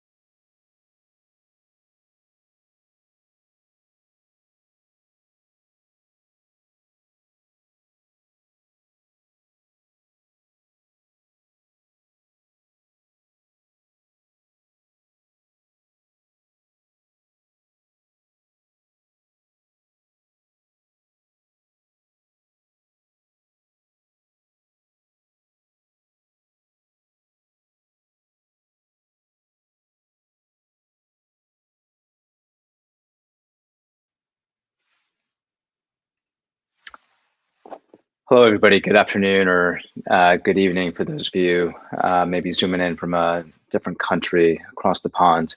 It's great to be here, and I just really appreciate the privilege of being able to spend the next 15 or so minutes. I'll keep an eye on the clock so I don't exceed my time here.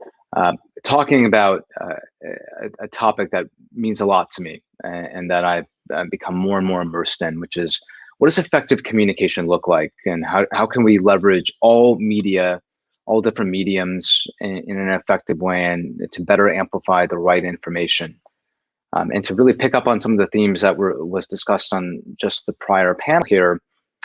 I'm going to try to just talk about what best practices I've seen in my 20 or so months in various public platforms since the beginning of this pandemic, trying to dive into what's worked, what's not, when we really think about cutting through the noise and trying to have as much impact as possible.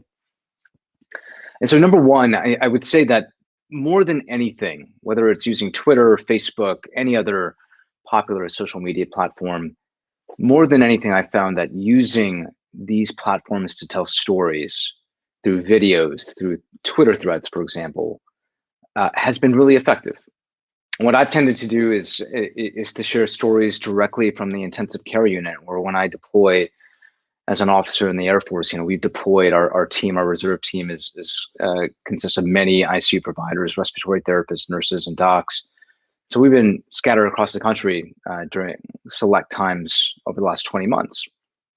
And what we'll do is we'll try to take moments from those experiences that are, of course, not violating HIPAA, but to prove a point or to help get a point across that's transmitted through visuals, through graphics, and not necessarily through words or opinions. In that way, what you're doing is, in my view, you're making it less about you and your specific opinion or the clickbaity nature of any tweet, which often some of the tweets that get a lot of attention are those where you're actually communicating an opinion.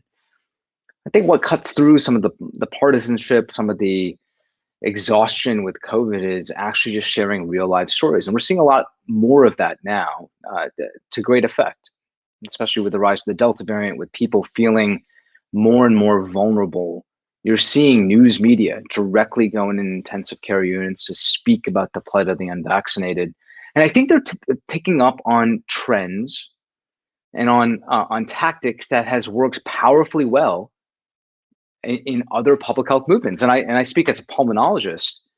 I've always been sort of surprised that we haven't leaned in more heavily on tactics that we used really effectively during the anti-smoking campaign to help convince more people to get vaccinated. And so again, to emphasize what worked previously, it was graphic images, lungs with ravaged by smoking, lungs that are otherwise healthy, that side-by-side comparison. Obviously, we did something similar when you think about the egg frying on a fryer on any stove as a surrogate for what happens when your brain is on drugs.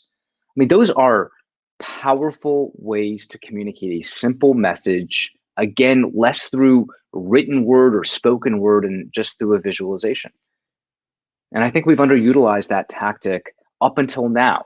Now it's gaining more steam, but that has been an effective way to utilize social media, in my view, and something that I lean into as a physician, as a policymaker, and some of my other non-clinical roles, to help get the point across that if you're unvaccinated, regardless of whether you're 80 or 18, that you're at 25 times increased risk of ending up in the hospital and having lungs like those of my patients that I've cared for. And I've pinned a tweet to that effect. I wish I could share my screen because I show you something that really convinced me that the ways in which people consume information has fundamentally changed over the course of many years, but especially over the last 20 months. Is this tweet I like to show people where it's a comparison of the most viewed article in the New England Journal of Medicine about COVID-19 and a tweet I shared a few months ago. It was lungs with COVID, lungs without, from a patient of mine that sadly died in August of 2020 with COVID. It's really just a high resolution photo, lungs with COVID, lungs without. It was viewed 5.5 million times when I shared that, when I created this tweet. Comparing that level of engagement with just a simple graphic to the level of engagement and views on the most viewed article on the New England Journal of Medicine to date on COVID-19, which got about 1.5 million views. It's nothing to say about my tweet. There's many people who tweet out there who get a lot of engagement, far more than 5.5 million views. But the point is that people consume information differently now.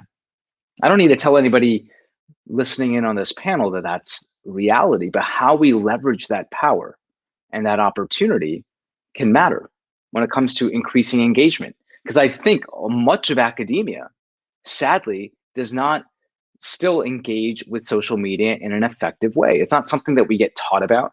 We don't get taught how to communicate to mass audiences in medical school or in public health school, unless you go out and seek out communication classes. I got an MPA, so I sought out this type of training very intentionally many years ago. But what I've noticed is that this is not a part of any curriculum. And there's many trainees I've been approached by over the course of the last several years saying, you know what, Doc, I want a career in health policy or health advocacy or that intersection of data technology and information, public health education. And you can imagine many different career paths that have some of these intersecting themes and focus areas. And it's only going to go more and more interesting and more diverse in the years and decades ahead. And yet we do not have a training pipeline to share best practices because we're developing those best practices in real time. But number one, storytelling. Again, threads on Twitter, videos, graphics.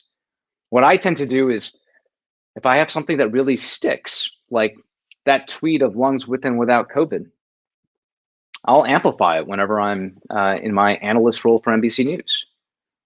So that there's that dual amplification. What works if I do a segment that I feel really has traction or resonance on TV, which can reach many eyeballs, to share that segment then on social media to try to basically exert the impact or to leverage the impact of multiple forms of media to their greatest extent. And I think we can continue to do more of that. I think about just the segment I did with Wes Ely, who's an icon in pulmonary critical care medicine out in Vanderbilt, about visitation policies and how devastating they are for families and for patients when it comes to getting better in the ICU, and how we have restricted visitation policies that don't make sense in this era of very effective vaccines and great PPE, that we need patients families at the bedside of their loved ones that are struggling, because it can help with delirium. It can help with ultimately end outcomes like ventilator liberation and coming out of the ICU. Well, we gave voice to this issue through a segment that I worked on with my colleagues at the NBC medical unit. And I'm not sure how many people actually saw it, but then we shared it multiple times on Twitter and on Facebook, other mediums, and then it was viewed multiple more times. So amplification of just good content, high quality content across multiple mediums, makes it less about you and more about the content, I think has a chance at engaging people. I'll also say, I know I'm already coming up here on 7 minutes left here, that actionable advice, not clickbait, is vital in gaining trust. At least that's what I've realized. That to be able to cross over and talk to people who may not necessarily agree with what they think your political views may be. Not that I ever try to be overtly political whenever I'm in public, but staying away from clickbait stuff, moving more towards these are the things that you can do to keep your family and your loved ones safe. Like, for example, I think about getting the word out on monoclonal antibodies, addressing information asymmetries when on something that could potentially be life-saving. I'm not saying it's a cure-all, but the big issue with monoclonals, especially back in January during the worst peak of this virus for the US, was people didn't know how to access the darn thing. And so I think it falls on all of us that have platforms that people trust. To further build that trust, people will say, wow, they're trying to just give us information in a nonpartisan way that can help us, because there's so many information asymmetries that exist out there. The process by which one can even access monoclonal antibody is actually kind of patently ridiculous, if you think about it. They have to go to a website, they have to type in their address, they have to make many phone calls, they have to know that they've pre-vetted themselves for meeting several criteria. We have to break down those barriers. But I think when people see that we're trying to do that through actionable advice on social media or on other media mediums, that builds trust. That shows that our heart is in the right place. I'll also say that I've used social media platforms, other platforms, just for idea generation.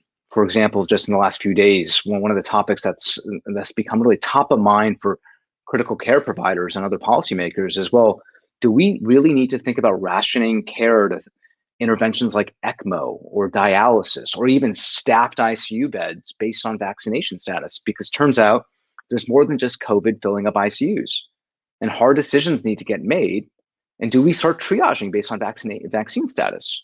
Something that we've been talking, I'm not saying that we were the first ones to talk about this, but this is something that I do believe utilizing social media platforms and other vehicles to idea generate can be really useful.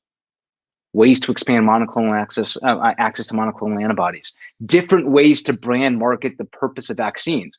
The thing that drives me crazy is that many media outlets, frankly, members of the Biden administration, continue to perseverate on the fact that the vaccines are not 100% effective at preventing infection. Versus even 9 months out, when I got the vaccine 9 months ago, healthcare workers like myself remain durably protected, if you're otherwise healthy, less than 65, from hospitalization. We can't even get the simple message on the purpose of vaccination correct. So setting the record straight on why do you get vaccinated? It's not about preventing a positive test. It's about keeping you out of the hospital. And ways to concisely convey that through graphics, through storytelling.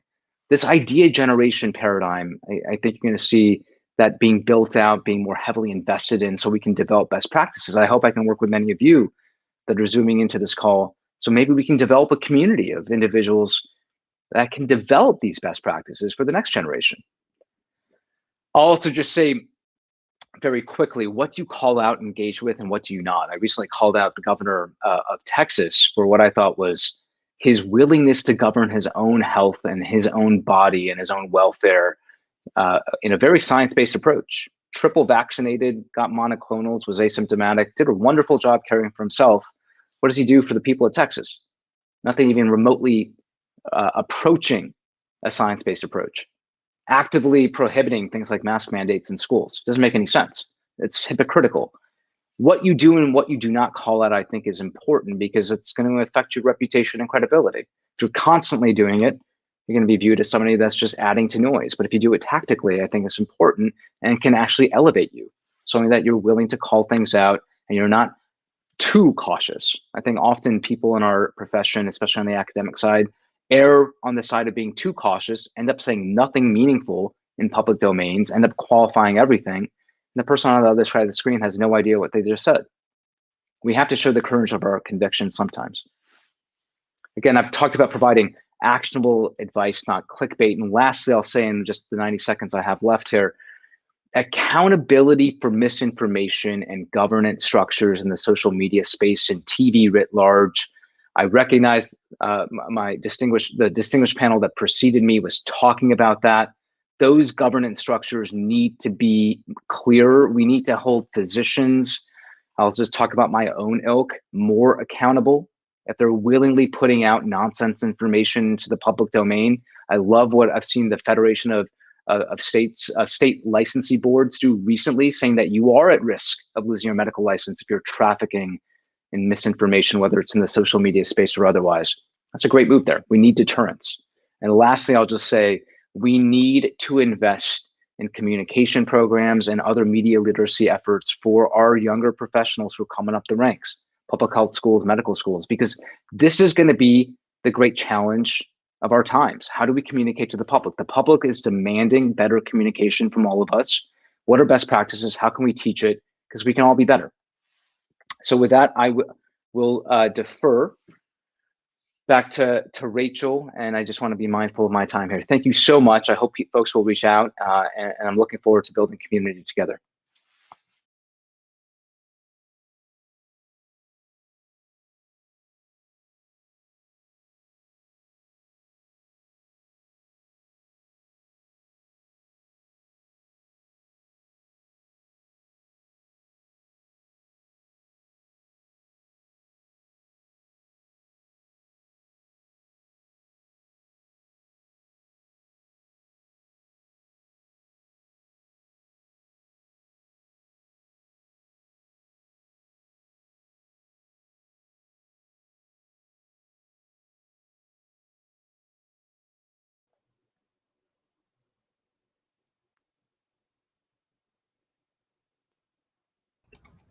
What's up, everybody? Hey, how are y'all? How are you guys? Nice to meet you guys. I mean, at least face to face. Yeah. Yeah, we've been all, I think, connected on social media and just heard some awesome words from Dr. Gupta. A lot of points I wish we had a long time to discuss. I'm really glad he discussed those topics. I'm glad he discussed those topics. I can't say that I was listening to every single one. I'm in the middle of the clinic. Go ahead.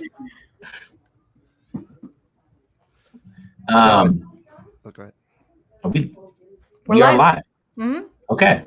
All right, guys. So listen, what we're going to talk about today, obviously, is we're going to talk about whether or not social media has an influence of whether or not people are going to get vaccinated. So again, we got a couple of guests. I'll let you guys introduce yourselves. I'm Cedric Jamie Rutland. I'm a pulmonary critical care physician in Southern California.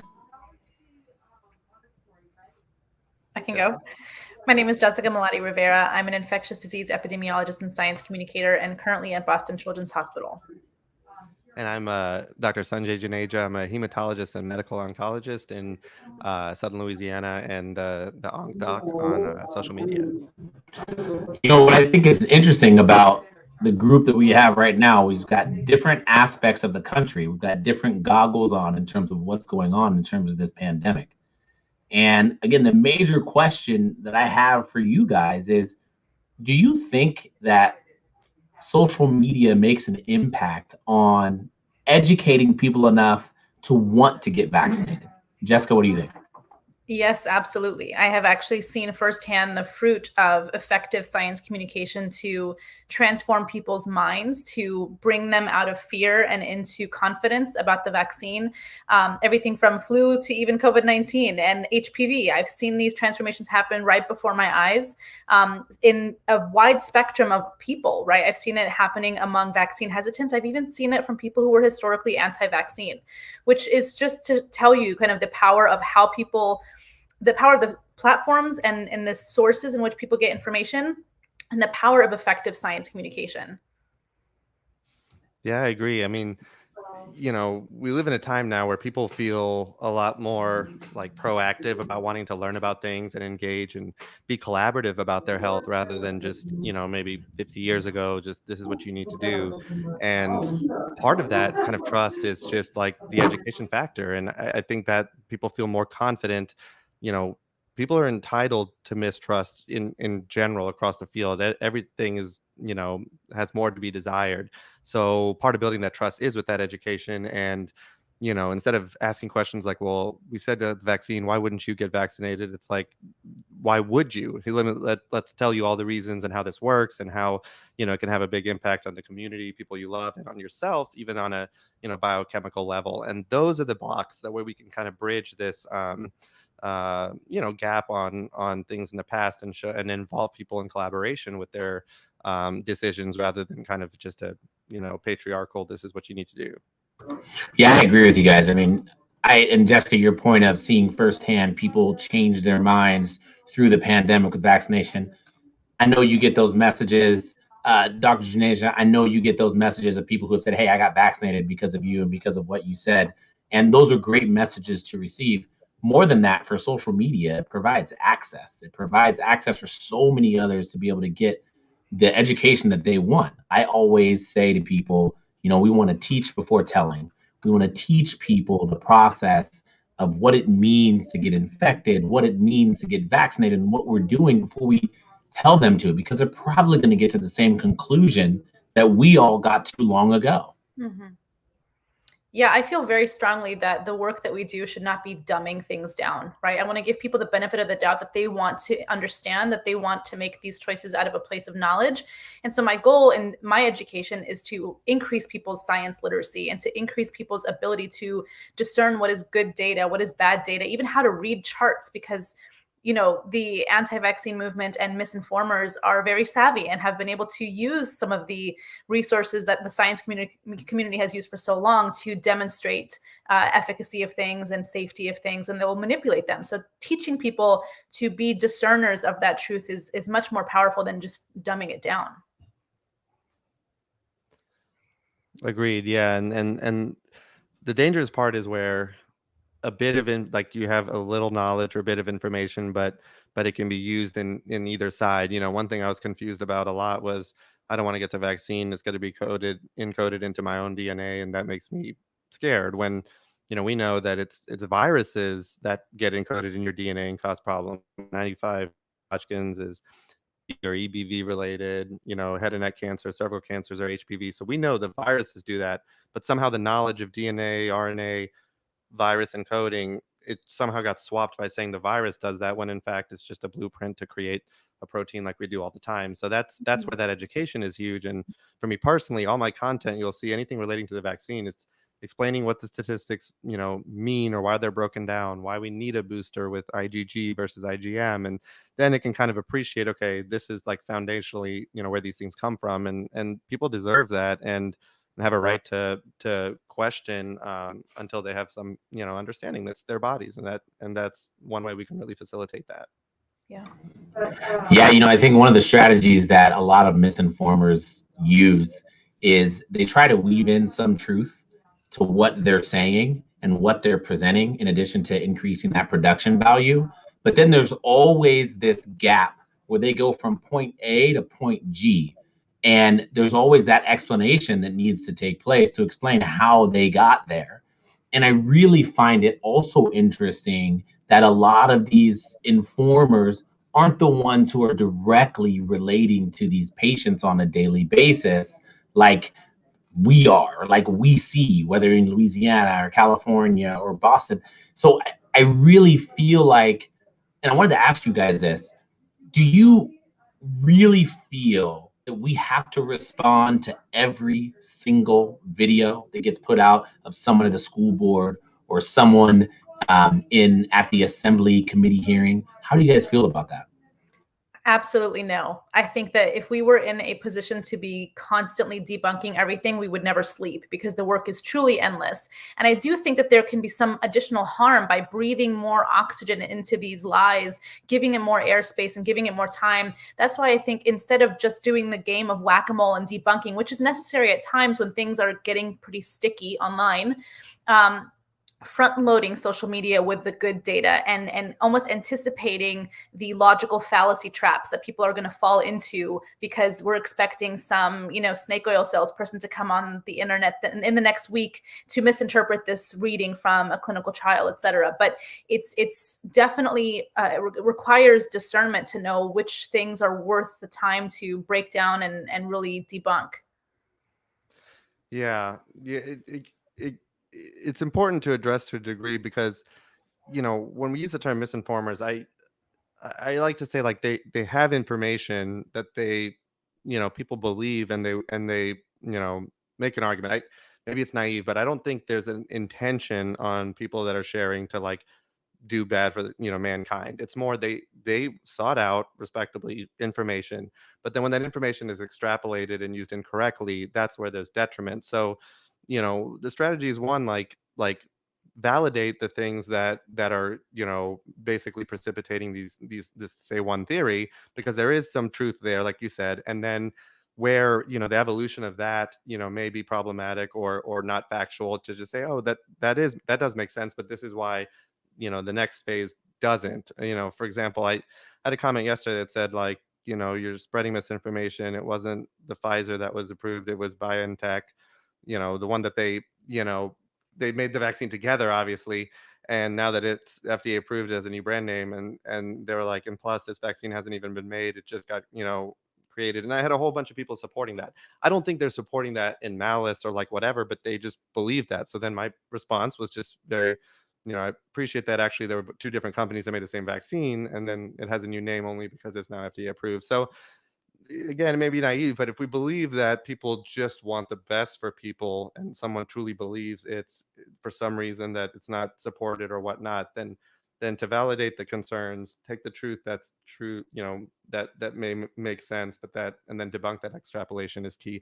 Somebody commented that saying, like, you don't have the time to talk about all the dense stuff that came to what we're talking about. And it is difficult. And that's where, social media is nice because you can break it down and have, mini series. But even something like statistics, it's a difficult field. Like med students, biostats is the thing they dread on their board exams, because you really have to have a sound appreciation for standard deviation and error and things like that. And those are things that are a little more difficult to address. But I think overall, the more factual information and the breakdown is, it has to just kind of seep into your skin. And I think we're seeing that. I'm seeing that in my clinic, where I'm in Louisiana. We're the least vaccinated state in the country for quite some time, and I'm seeing people that felt strongly one way, just learning over multiple visits, and say, hey, I want to tell you, I got my first one because of all the things you broke down in the last 3 visits. Because they're usually on chemo, so it's every week or whatever, and that's really encouraging. So I extrapolate that, maybe incorrectly, to think of the population as a whole and believe that other people are doing the same. When the pandemic first started in the beginning of 2020, and the government and the respective leaders of this country were delivering information, I want to ask you guys something. Do you think, and hindsight's 2020, but do you think that the information that they provided, do you think the way that they provided the information was the best way? Or do you think that an alternate strategy should have been done?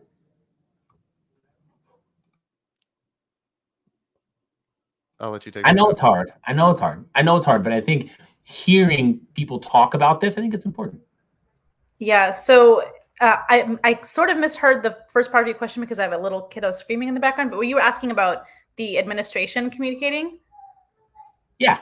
Yeah. So I have gone on the record multiple times criticizing the lack of investment in things like science communication from a federal level, especially because we provided such deep pockets, such amazing resources for Operation Warp Speed to manufacture and produce and distribute the vaccines. What was missing was a complementary vaccine communication package with that to go with each state, so that the states weren't once again kind of fending for themselves to create their own public health trust campaigns and social media campaigns and influencer campaigns. It just felt very much like how we were managing the pandemic, pretty patchwork.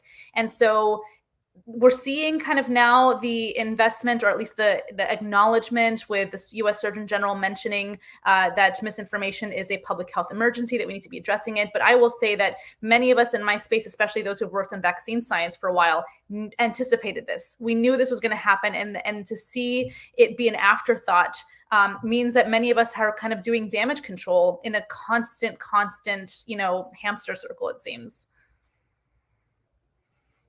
Yeah, it's challenging because, on one hand, and this was a hard thing for me to accept, but we're all somewhat narrow-minded from the healthcare industry, as far as we obviously operate with healthcare and the health of our community first. But then if we're somebody that doesn't have any healthcare, experience or background, you think economically first or financially. So having the humility to realize there are factors that I don't understand. Surely there's a more ideal way in hindsight, how something could be addressed. And then you have the problem with, what is the metric of this is bad? That varies between people. So if somebody says this is, a lot of people say it's not that bad because, the percentage of people that actually die from it are XYZ. But then you have people that had stroke. You had all these people that, we have a waiting list to get into our hospital for people that are young and dying because our ICUs are full. So there's all these metrics that can vary, and that part, I think we're all very humbled by, and hopefully will continue to come out and bleed out over time, not literally, to where at least this generation or anyone involved in this realize that there's just more to it than any single metric, like, oh, it's not that fatal. And then I wonder sometimes, what is that threshold when people say how long it took to get approved, it wasn't studied? What is the threshold for a virus that comes in lethality, or whatever your metric is, where it's bad enough to where somebody says, I need it right now, like give it to me, this is a world crisis? Because to a lot of people, including us, it was a world crisis. It is currently, it's terrible still in Louisiana, and it's it hurts. You see people that you love just overnight turning south. Clearly that's not enough to ring the alarms, even really in Louisiana, to get vaccinated, even though it's happening in our, literally in our home. So that's a curious question, is where does that switch flip to say, this is something that's really bad and I need it? And when we can appreciate people's metrics and maybe like be able to hone in on those more, then we can say like, this is why this is so important, because people vary on those metrics. All excellent points. You know, again, as we all know, the pandemic is ongoing. And Dr. Junasia, in your state right now, I am sure that you are bombarded with a lot of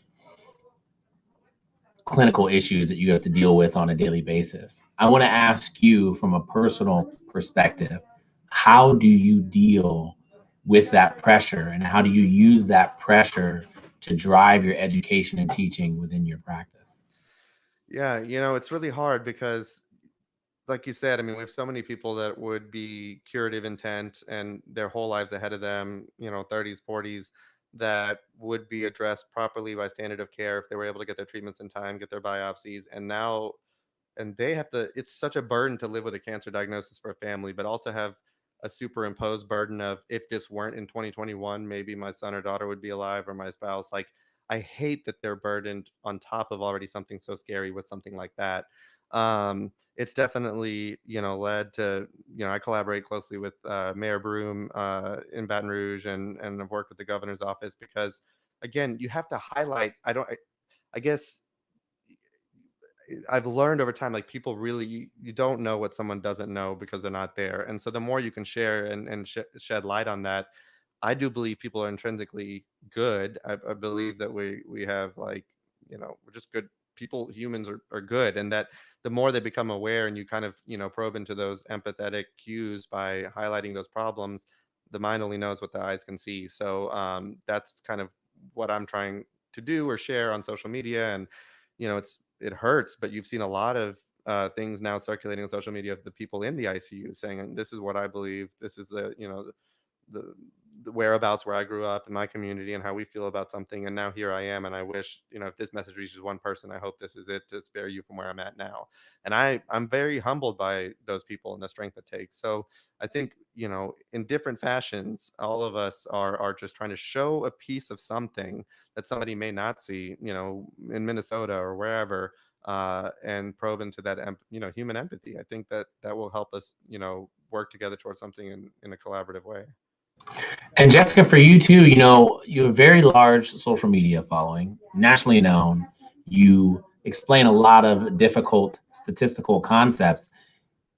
What about that pressure on you to continue to put out content that is consistent with what you previously have done to deliver that same message? I mean, how do you deal with it on a daily basis? I heard you earlier, you know, you've got a kiddo screaming in the background. So I know that can be difficult too. I think kids of my own. So tell me about it. I mean, it's not easy. And I think that there have been times when I've been working too hard and I've had to take breaks. You know, I'm thankful that I'm not doing this work alone. I know that the burden does not fall completely on my shoulders. There are so many like-minded science communicators and scientists who are on social media who are doing this work. And in many ways, we have created this kind of network of support to help each other and to kind of back each other up if it gets overwhelming or if we do need a break. But it's the work that I've been preparing for my entire career, to be completely honest. I studied emerging infectious diseases in graduate school and worked a lot on pandemic prediction. And so it really still feels like an honor of a lifetime to do this work. And I think that also having boundaries is something that I'm working on, because I know that there is this pressure to constantly produce content and constantly respond, but I can't. I have a family, I have 2 young kiddos who need me to be available. I have a spouse. I have work that I need to do throughout the day.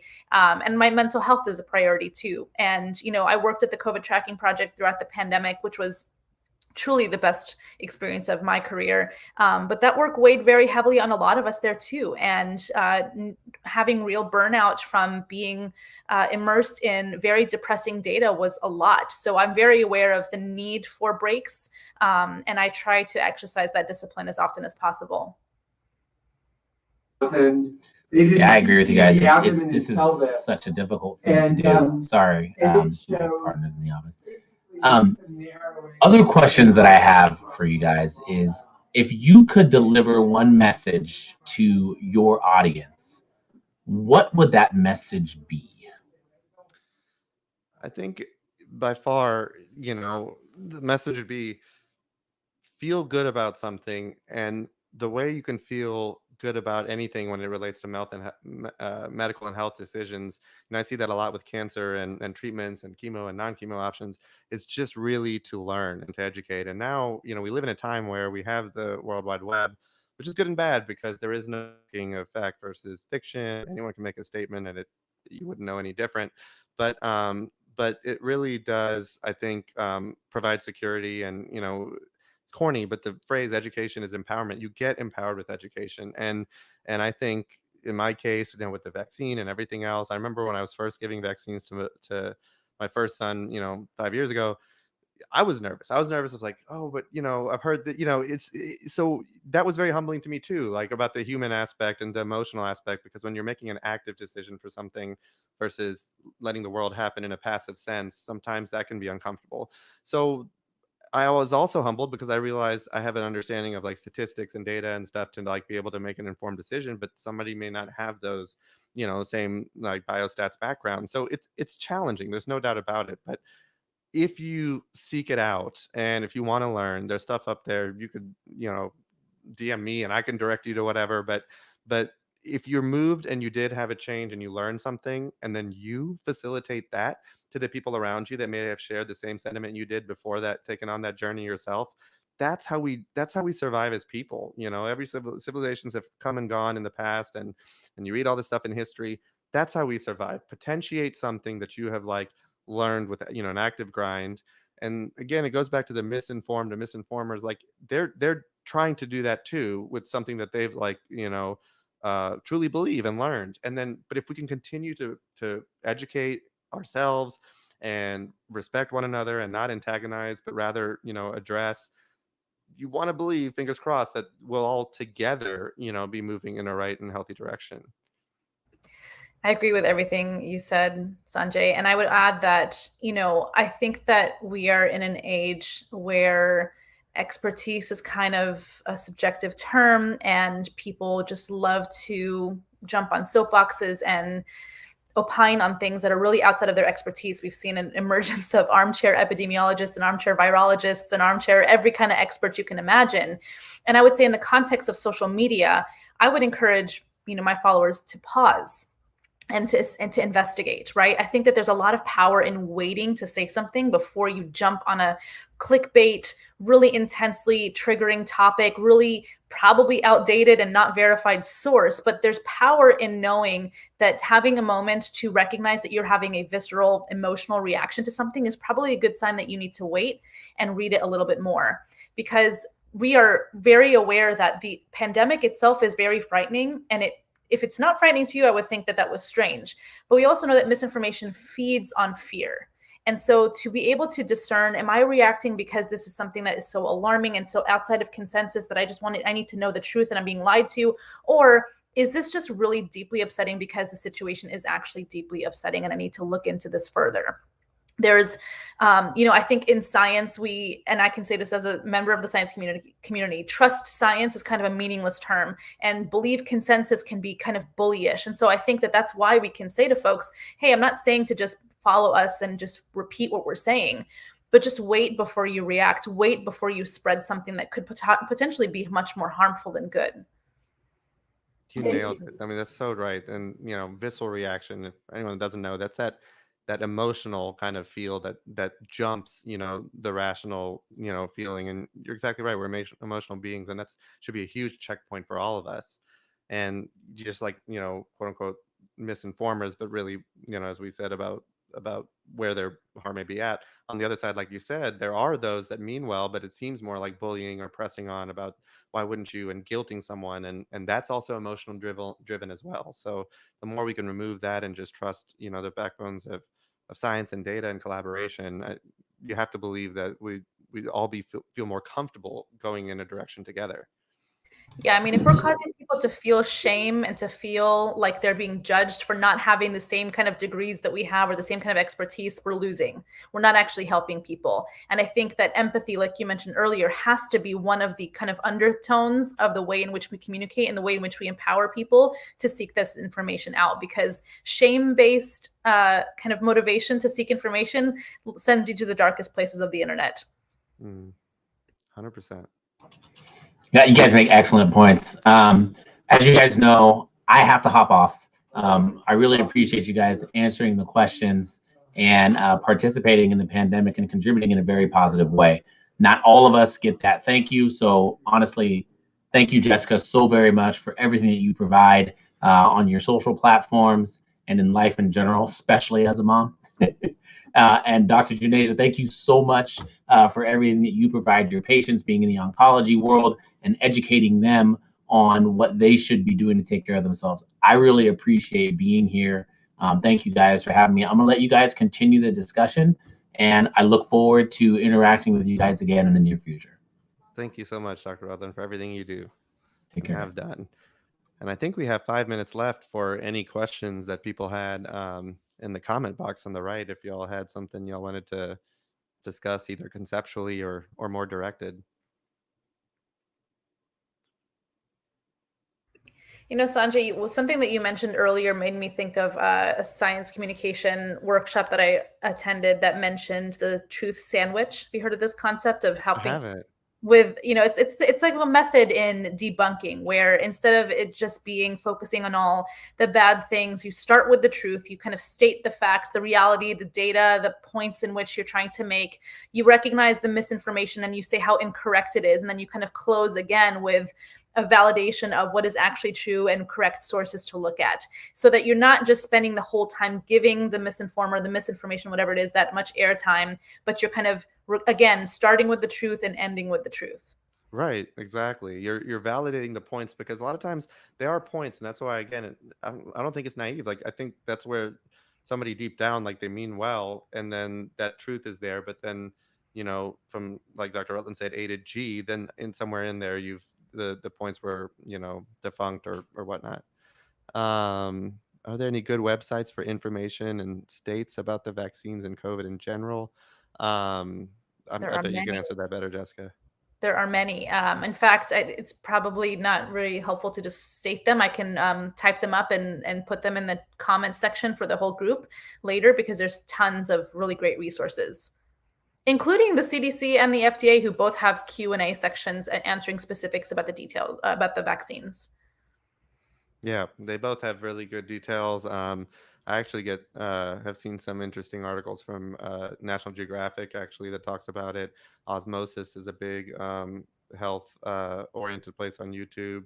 Facebook Health has a place as well where you can talk about learn about COVID more fundamentally. And there's a startup I'm with, Dr. where we've had a lot of COVID and ID experts on YouTube. You can find them. So there's a lot of information. YouTube is really taking a big initiative, as well as Facebook, to put stuff out there, as well as many academic institutions, for sure. Public Health Communications Collaborative just popped up in my email, actually. That's a great resource. They've got a really robust website with lots of details on the vaccines. Yeah. This is a popular question. Oh. Well, I was going to say, there's one question, like how to deal with haters on social media, and do you guys just ignore them or provide the accurate info? I get that a lot too. The question, well, haters probably too, but no, I don't call it hating. I joke, but my friends ask me that, and I think it doesn't just apply to social media, but it applies to life in general. If you're ever unsure about something, decision you're making, whether it's like relationship wise, career, whatever, you really have to take a step back and say, like, are you operating with integrity? Like, what is the deep core aim for what you're doing? And I know, like, I have 3 children, and my wife's also a hemonc, so we're very busy, but I definitely feel moved to give this information that I know, and I appreciate people have kind of reinforced with, like, value, or said it's kind of changed their life in one way, with either iron deficiency and their restless legs is gone because they were on 4 meds and they saw the video. When you can do something where, as long as it's, not, I believe, like, fully in vain. I told myself, if it ever becomes less about other people and then it becomes for me about numbers, this and that, and I think a lot of us, and Jessica, I'm sure you agree, are truly blessed beyond we deserve. So like, that's the checkpoint for really anybody that I tell people in mentorship is like, for the most part, across the world, we're blessed beyond, we deserve, especially if we're on the internet in 2022 during the day, 2021.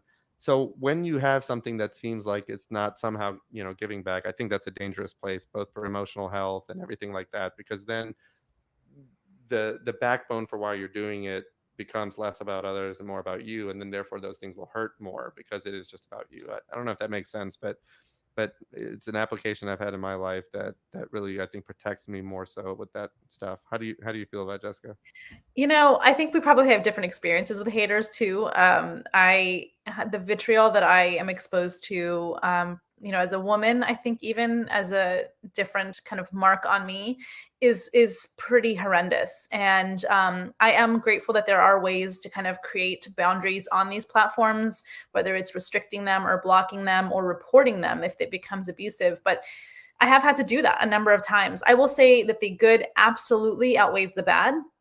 The vast majority of feedback and content and questions that I get sent to me are really, really supportive.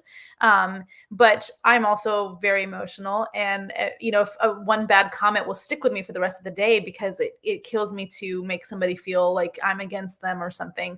But I also have to understand too that a lot of these situations are not based from like a logical playing ground. It's very emotional. And that's why I have said, I'm not going to I will continue to repeat myself and answer these questions over and over again, because I think that sometimes it takes that 14th time for somebody to hear it with grace and patience that these vaccines are safe, that these vaccines are effective. Yeah. So it doesn't stop me from doing my work, but it does kind of factor into like, if it gets too much, then I have to set up some more boundaries. Yeah, it's a challenge, but you know why you're doing it. That's the key when you say, "Oh, big pharma, you're sellout, you're getting money every time someone gets a vaccine shot." It's like, that's not the case, and you know Right. why. There's no kickback, and I hope that's something that I'm grateful for, and everyone else I'm sure is very grateful for that you do that. And the second part is it's really neat how people support you, and like I empathize a lot with some of the things you mentioned, but when people support you and on the comments and come to your defense, it's encouraging. Yeah. And the third thing is you hope that people see something that's ugly, recognize something in themselves, like I don't identify with how somebody said that or how they treat, or this is foul, and they hopefully grow even collaterally. But I respect you a lot, Jessica, for that piece of it. Well, for everything. Likewise.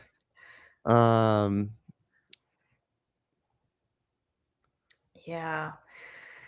So I think leading by example is a great way to show empathy on platforms, because I think that pre-COVID, even just based on elections and political drama and dissension and division that we were seeing there, people speak with a sense of impunity that they probably would never embrace if they were talking to that person in person.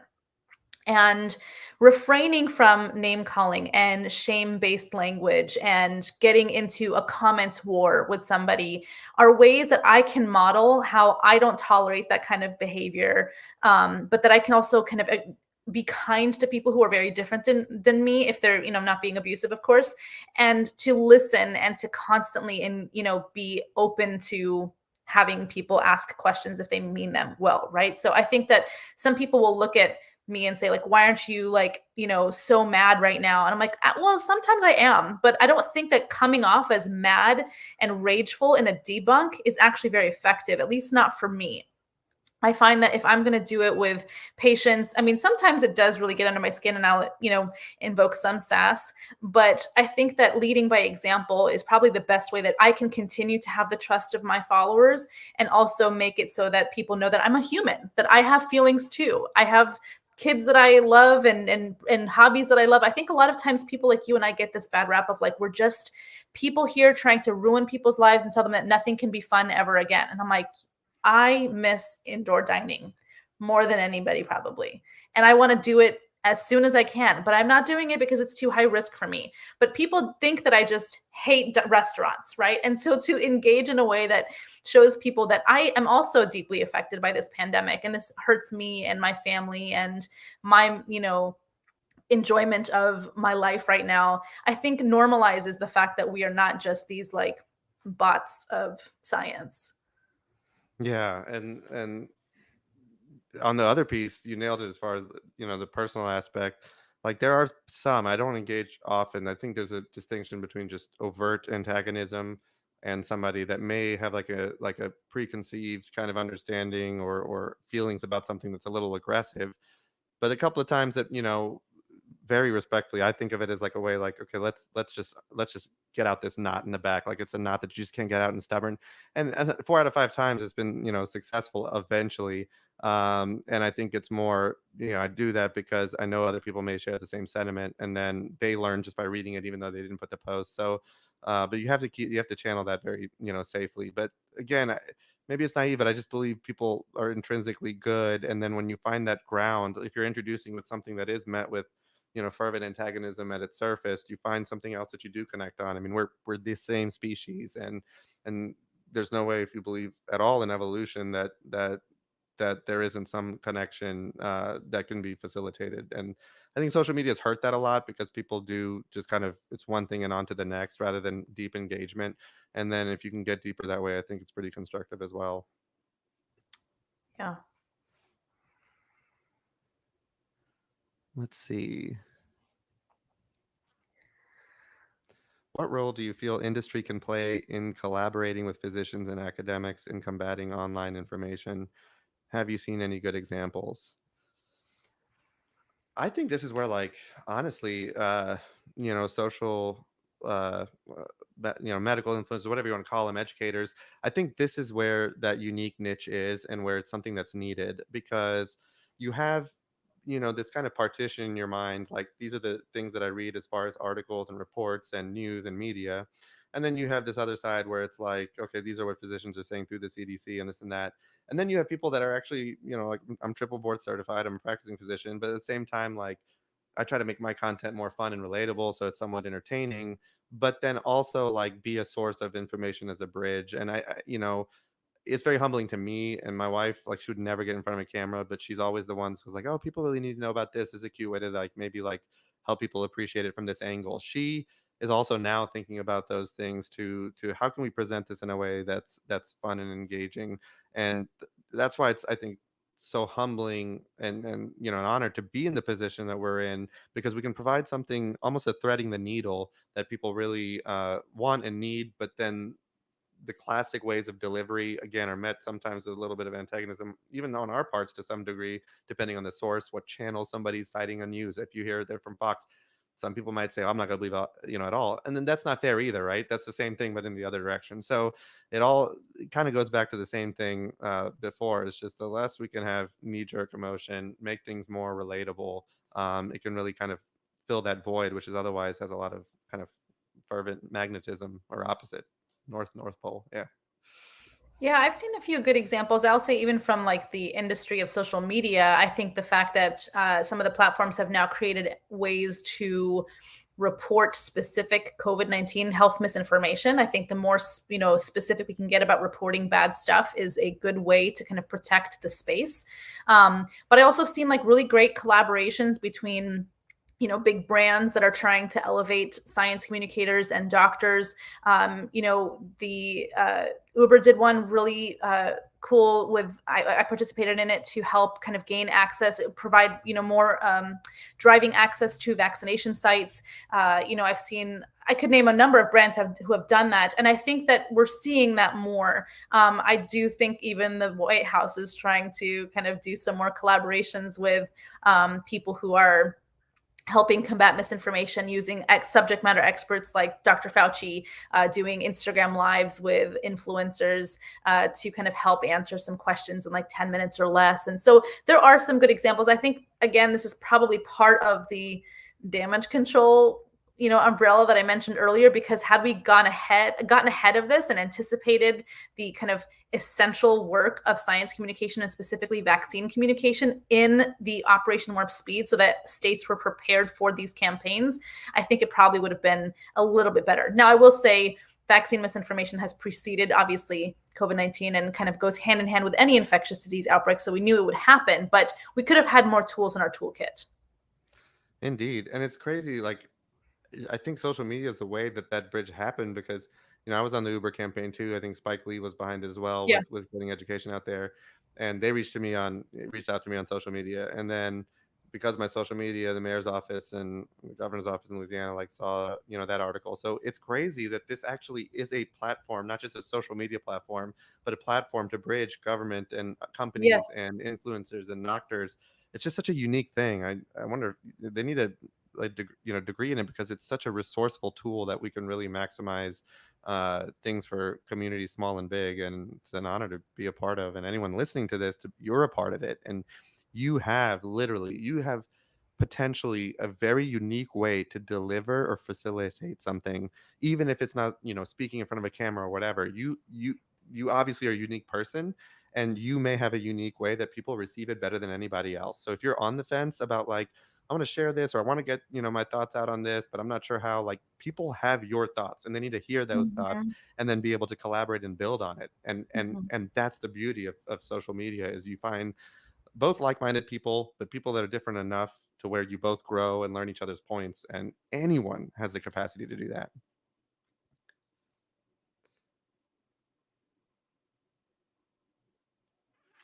Yeah, so I do a lot of I try to do my education more towards like my demographics. So I'll look at the demographics of the ages and, male, female, etc., and talk about disease specific things. So like with, anemia and iron deficiency, a lot of women are told, well, if you're having cycles, that's why you're anemic. There's nothing to do, which is just not true at all. Like, you need to get an iron profile if you're iron deficient, even if you're not anemic. All the data shows you can still have marked fatigue, exhaustion, restless legs, and all these things. I have patients all the time that replete their iron, and they're better. So that kind of goes into, the healthcare system has a lot left to be desired. And I don't know that it's necessarily even going in the right direction because it's so fragmented with insurance companies and pharma and all this. So unfortunately, that just means like patients do have to be proactive. And it goes back to what I said at the beginning. There's some degree of truth to mistrust, because of maybe, while we're still trying to work out the kinks, is an understatement in the US, at least, with the healthcare system. It needs to be collaborative. People want to be proactive with their health. And one way to do that is just to teach, somebody said, you're just going to make hypochondriacs of everyone. But I've had a whole bunch of comments that say I was, iron deficient or B12 deficient, etc. And it kind of changed everything. So just get the education out there. People will trust doctors better, I think, feel more empowered about their health. And it's something that's, beautiful to see kind of unravel. Yeah. I mean, to answer the question briefly, yes. I, plan on continuing. Well, one, I don't think COVID is getting out of the headlines anytime soon. And two, my work will be, ongoing with COVID as well. And I think that there'll still be a space for that work. But, I am a mom, and I think that in this next kind of phase of pediatric vaccines that are in the horizon, there's going to be a whole opportunity for more conversations about that. And then just in vaccines in general, just because that's what I especially love to talk about and to research. So I definitely think it'll be a primary story on my social media. Hi, I just wanted to pop on and let you know that there's just a few minutes left of this panel. So I welcome any last remarks now. Great. So I'm just really grateful that we had this opportunity to have this conversation. I think that, knowing that there are opportunities to have really good things happen on social media should make people feel confident that, it actually can be a great source for information. There was a Trust in Science research report that was actually done by 3M not too long ago that shocked me when their results showed that trust in science had actually increased in this last year.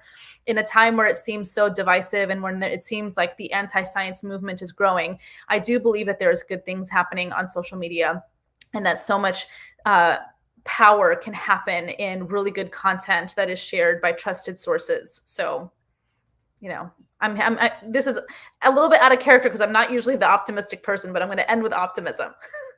Oh, I love that. Thank you for everything you do. And I just appreciate everyone being here and wanting to educate themselves and learn. And if you're, especially in college or younger, like, you're definitely more ahead in life than I was at your age. So you're going to do great things. And now we have a platform to be able to do it and be heard and find people that just like, really constructively build you up. And I hope you use it as part of your, both professional, but even like character development, because it's something very unique that, that you can use in a productive way. Thank you so much once again. Next up, we'll be talking about how government and religious leaders can help to mitigate disinformation. Mitigate disinformation. Thanks, Rachel.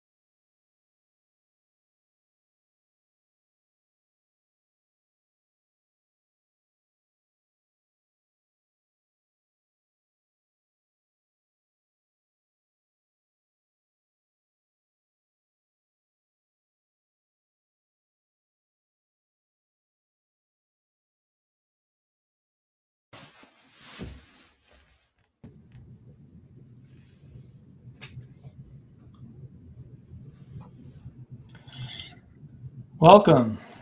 So thanks to everyone for coming to the COVID INFODEMIC conference put on by Stanford Emergency Medicine. I'm Dr. Matt Strelo. I am an associate professor of emergency medicine, vice chair of strategy, and the director of Stanford Emergency Medicine International. And I'm going to introduce our two guests for this panel. We have Reverend Dr. Gabriel Salguero, who is the founder of the National Latino Evangelical Coalition, which offers an important leadership voice to close to 8 million Latino evangelicals in our country. He serves on the board of directors of the National Association of Evangelicals and is a pastor in Orlando, Florida at the Gathering Place. He has been named one of the most influential Latino evangelical leaders by the Huffington Post and CNN. He's a feature writer for On Faith, and he served as an advisor to the White House on issues of immigration, healthcare, and the faith community. We're also joined by Adrian Perkins, who is the mayor of Shreveport, Louisiana. He attended West Point and was elected the first African-American class president in West Point's history. During his service, he was deployed to both Iraq and Afghanistan and was awarded the Bronze Star. Following his military service, he attended Harvard Law School. In 2018, he was elected mayor of Shreveport. Mayor Perkins was quick to act in response to the COVID-19 pandemic, utilizing technology to geolocate cases of COVID-19 in the city. Welcome, Mayor Perkins, and welcome, Reverend Salguero. Thank you. Glad to be here. Same. Thanks for having us. Yeah, thanks for joining me. So let me start by asking you both a question, and maybe you can field it one at a time. But I know you've both been involved in a lot of efforts at how faith organizations and the government can combat misinformation. Can you tell us a little bit about some of the most successful efforts that you've been a part of in combating disinformation during the pandemic? Well, Mayor Perkins, I would yield to you first if you'd like to begin. I don't mind. The way that we're really combating disinformation out there is through relationships, honestly. If you think about it, people are bombarded with misinformation through their phones all day if they're on social media.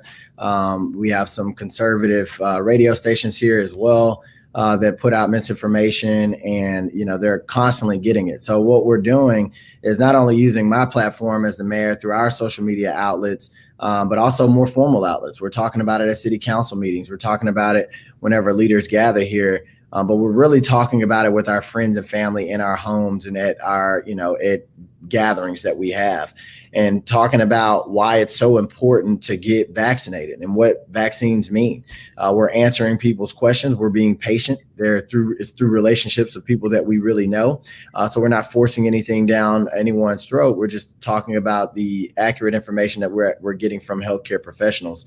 And we're seeing that incremental growth as far as adopting the vaccinations. We saw it as far as getting COVID tested. We saw it as far as making sure people were behaving responsibly all the way back to the beginning of quarantine. So relationships is a way that we're really combating that, a really effective way that we're combating that here.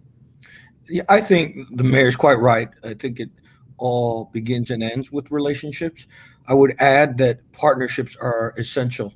So in the case of our coalition, we partner with the CDC, the Center for Disease Control, and the Office of Health and Human Services to have webinars in the target language. As you know, among Latinos, there's some historical vaccine hesitancy, and there's some historical distrust of healthcare systems because of some of the access hurdles they've had to jump. So what we've done is we've done webinars in Spanish with the CDC. We've also had, beyond the healthcare professionals and the epidemiologists, we've also had the grandmothers and the mothers who are really at the front line saying, hey, this is why I think my kids and my grandkids should do it. And then, of course, we've had Sundays where we've talked about the importance of loving your neighbor as yourself, and that vaccination is a step of loving your neighbor as yourself. And so we've had vaccine information Sundays. There is quite an avalanche, as the mayor says, of misinformation or disinformation that we have to overcome on WhatsApp, on media platforms. And so we need to partner with trusted voices, both in the medical professions, but on the local base, grandmas, barbershops, and pastors, of course. Yeah, it's interesting. We had Italo Brown, a physician that I work with, on earlier, and I actually sought out his advice on talking to people and how to connect with people that were heavily against vaccination and masking and COVID, and were heavy into disinformation. And his response was, it's got to be a personal experience. And although the disinformation and misinformation is coming off from social media and other sources, the way that to be effective was going to be through those personal relationships. And it sounds like that's both of your experiences as well. Absolutely. Mayor Perkins, let me ask you, what is the responsibility of social media companies in combating misinformation? And what role does government play in regards to working with social media companies on misinformation? Well, the current role is undefined, right? I can tell you what I wish their role would be, and I wish their role would be a lot more engaged and proactive about diffusing and neutralizing and even completely eradicating the misinformation that's online. You could see, I've seen some of the measures that they've put in place with, if there's a post about COVID-19, there'll be a little banner that'll give a warning that, hey, this could be misinformation. If you want accurate information, visit the CDC website, things of that nature. But how about we completely remove it from the equation?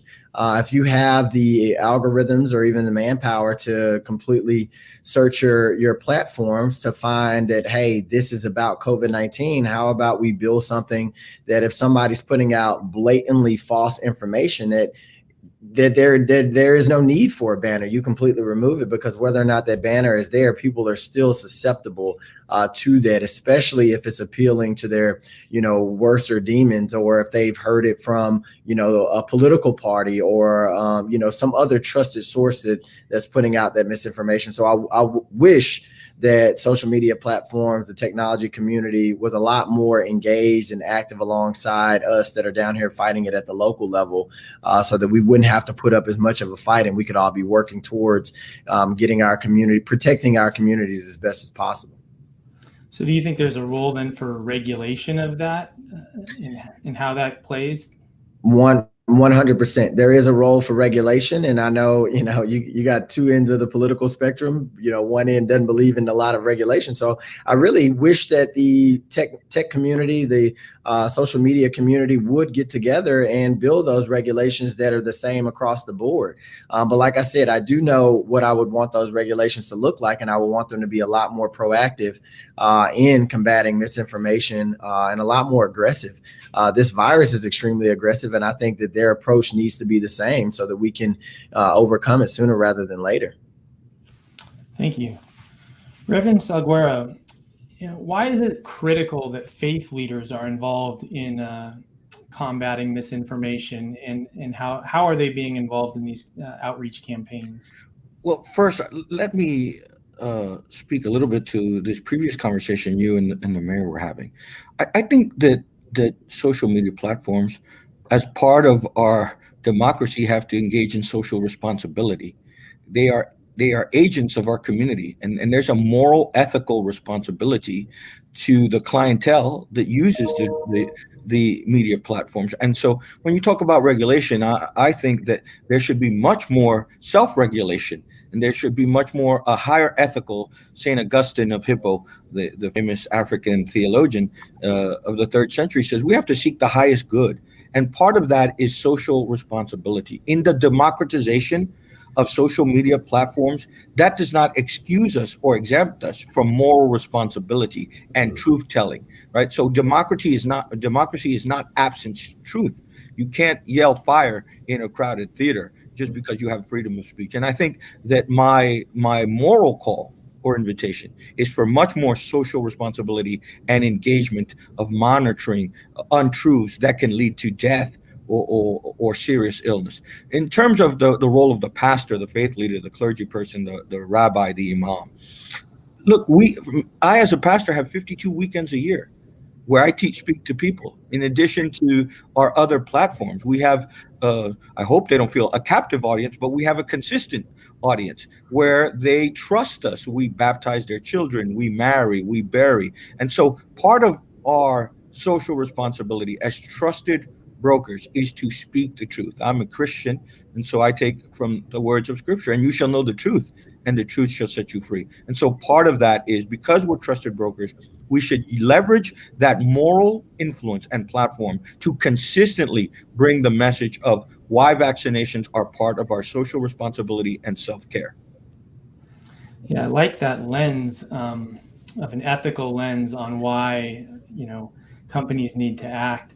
That's always a challenge, though, when working with private companies, I think. And so finding that balance of regulation and having the ethics of the company. Mayor Perkins, what role does mistrust in government play, general mistrust in government play in the uptake of misinformation during the pandemic? Because there's been some discussion earlier today about how a general mistrust in government has potentially led to, a worsening uptake of information and a lack of trust in the government sources.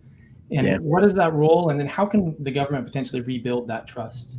Yeah, there is, especially if you talk about demographics within our society that have been historically marginalized. The number one case cited when wondering why African Americans aren't, adopting this vaccine as quickly as every other group is the Tuskegee experiment. That was a national organization that ran that experiment. But I'll tell you what's exacerbated that mistrust is the political nature of this particular virus and the politicization of this virus. It depends whether or not you're a Republican or a Democrat standing behind a podium and what you say on whether or not people actually are listening and whether or not they trust you. So now it's worse. They're not just, there's not just that normal distrust of government. You've pushed that gap even further if the person that's putting out the information isn't a part of your political party, and that's extremely unfortunate.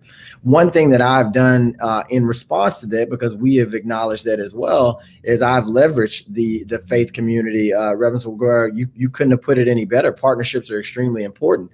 When they won't listen to an elected official, whether or not I have a D or an R behind my name, or they won't listen to one of my staff members or somebody that represents the state, they will listen to their pastors. They will listen to the grandmothers of the church. They'll listen to the mothers within the church as well. And we've had to leverage those partnerships around the community in order to create those relationships and push back on not just the disinformation, but also push back on that lack of trust between the government.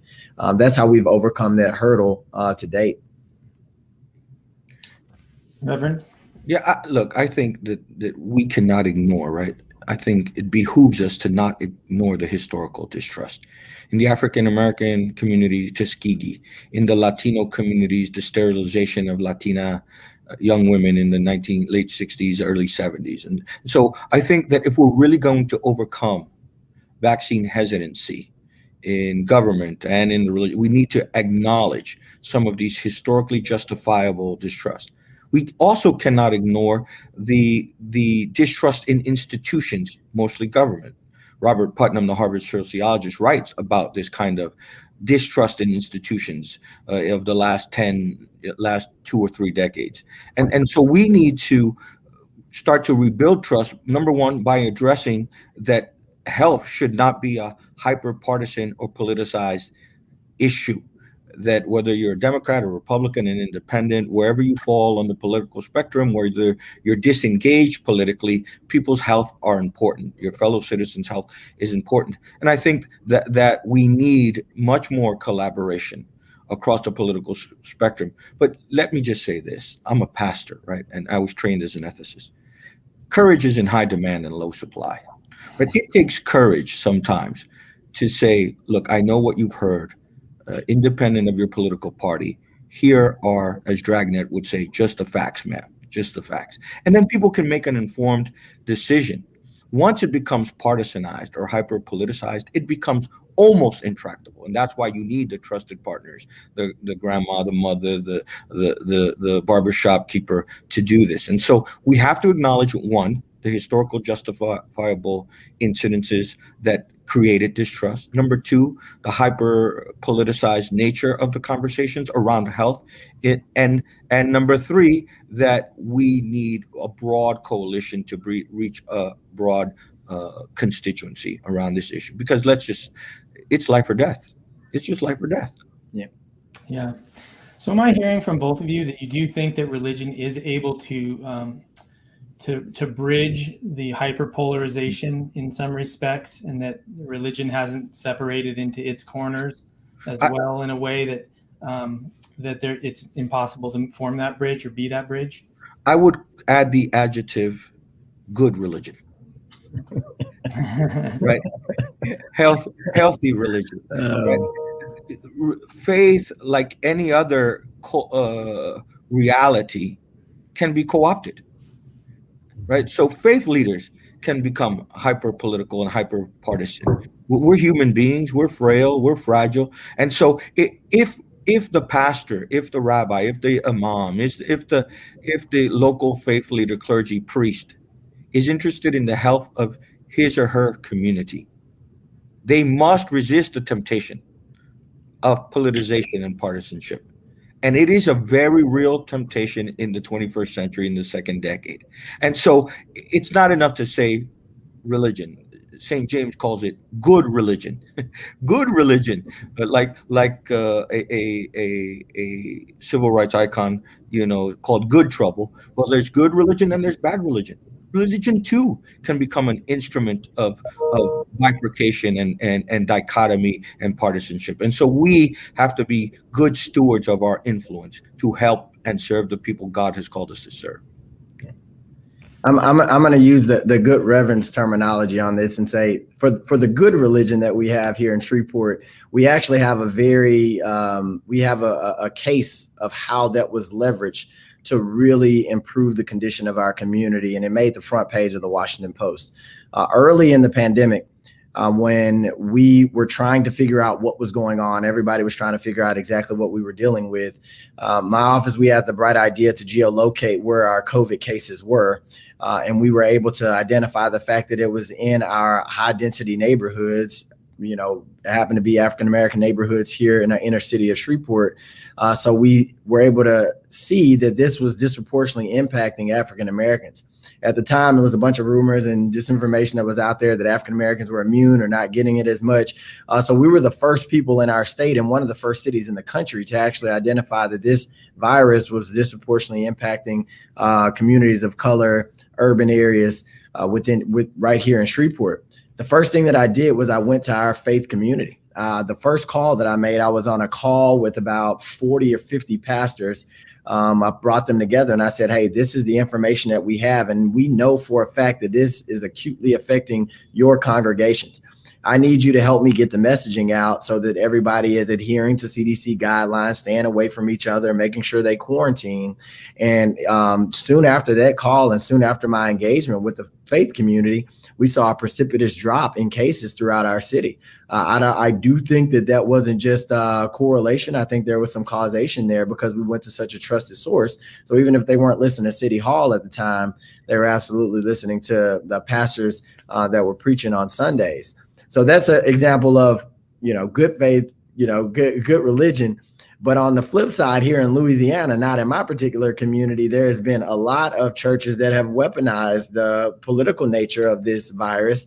And we've had church pastors make themselves, martyrs to get arrested to completely buck the governor's orders where churches shouldn't convene, still calling their entire congregations together and making a show out of it. So, yeah, religion can very well be a force of good in this fight. And we've seen that here in Shreveport. And it can be a force for bad as well. And we see that throughout the state of Louisiana.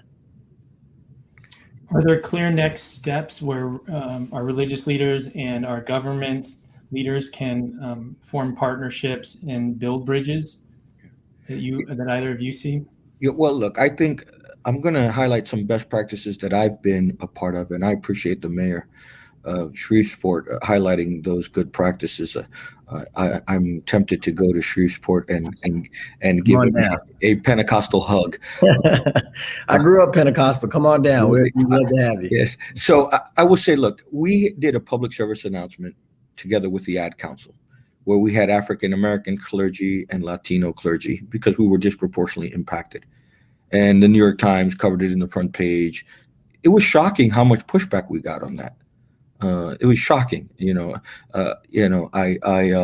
I always thought if I would be in the front cover in the New York Times, I would be lauded. Well, it wasn't all lauded, I assure you. And so there needs to be consistency and persistency.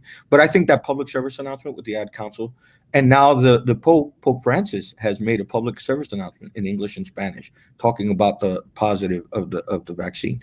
There is a weekly call with the White House and faith leaders, of which I'm a part, dealing with issues of vaccine hesitancy and other things. And then in my local jurisdiction in Orange County, Orlando, Florida, our Mayor Demings, is working with the faith leaders in creating those networks. And so there are already best practices. My encouragement to everyone who's listening and faith leaders is to build those best practices to scale. Partner with your local mayor, your local council person, partner with the CDC and HHS. There are plenty of things out there, and be consistent. Do not relent, because the disinformation is an avalanche on WhatsApp. On such, I mean, the theories from the mark of the beast to Latinos are being tracked by the vaccine has been almost insurmountable. And so you have to be consistent, you have to be persistent, and you have to partner with those platforms that will put a megaphone to this good message of people really considering getting one of the vaccines to save their lives and the lives of the people around them.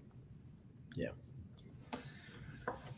We only have a couple more minutes before we'll take a few questions from the audience, but let me ask you, as we move from, and we're not there yet, or even close, but as we think to the future and when the COVID-19 crisis has passed, what are some of the commitments that we can make, or lessons that we've learned during this time that we can use to minimize health systems kind of retreating from tackling these inequities that exist within accessing general healthcare resources, right? So I think there's been an effort now, to rephrase that, I think there's been an effort now to reach out to communities that have been underserved. And I think there's lessons that we need to take there to continue that forward, far beyond COVID-19. And so I'm wondering if you could take a moment and talk about some of those lessons you've learned, and maybe some ways you could see us, continuing those efforts. Yeah, I'll say that if anything, we've learned from this particular virus and the way that it really preys on the comorbidities that already existed in our communities, especially the marginalized communities. Louisiana is nowhere near the top. As a matter of fact, we're at the bottom when it came to healthy states in the country. So it made us even more susceptible, our citizens even more susceptible of getting really sick. So if you think about, hey, the vaccinations is a way to protect us from this particular virus, we have to think in larger terms to say, hey, general health care and general health is a way to protect us from future viruses as well. We can't just say we want our community to survive this particular pandemic, but then not take the necessary steps to protect them in the future from other pandemics or other threats in general. So I think this has been a lesson learned to say, hey, just accepting these massive health disparities in neighborhoods, whether it's, by racial or socioeconomic status, should be unacceptable to all of us, because you are setting them up for failure in the future, just in case we experience something like this, or in general. Nobody should be put to that kind of faith because of what neighborhood they grew up in. So I think that this virus, unfortunately, has shown us some good things about the way that we need to move forward, and not just the bad side of this virus. And we're grateful for it here. And I know that our Louisiana Department of Health has been taking note as well. So I hope to see things like the Affordable Care Act strengthened as we move forward, so that everybody in America can have the opportunity to get affordable, accessible health care. And we don't have those comorbidities that exist, again, because of the neighborhood that you grow in. So I think there are some broader lessons to be learned here. No, I think that's absolutely correct. There are historical chasms on issues of access to quality health care, dealing with pre-existing conditions and comorbidities. I was on a call with the Advent healthcare system in our state with the chief medical officer. And one of the questions is, what are the lessons learned for economically disadvantaged and racial ethnic minorities that have historically had challenges to access? It's not just about healthcare, it's about access to quality healthcare. And we have to move beyond, in what my estimation is kind of just token events of a clinic once every 3 years in our communities.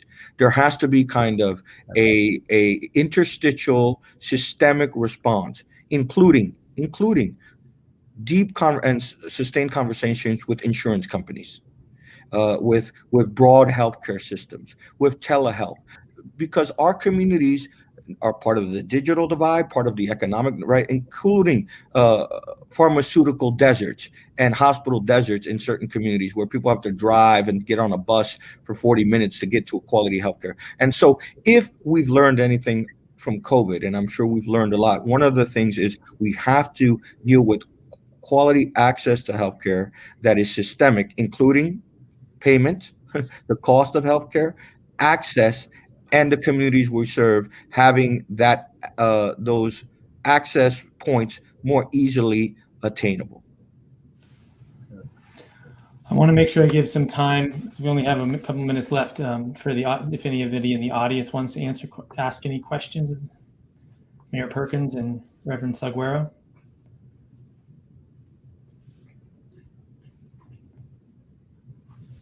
So while we're waiting, I'll make a quick comment about while we wait.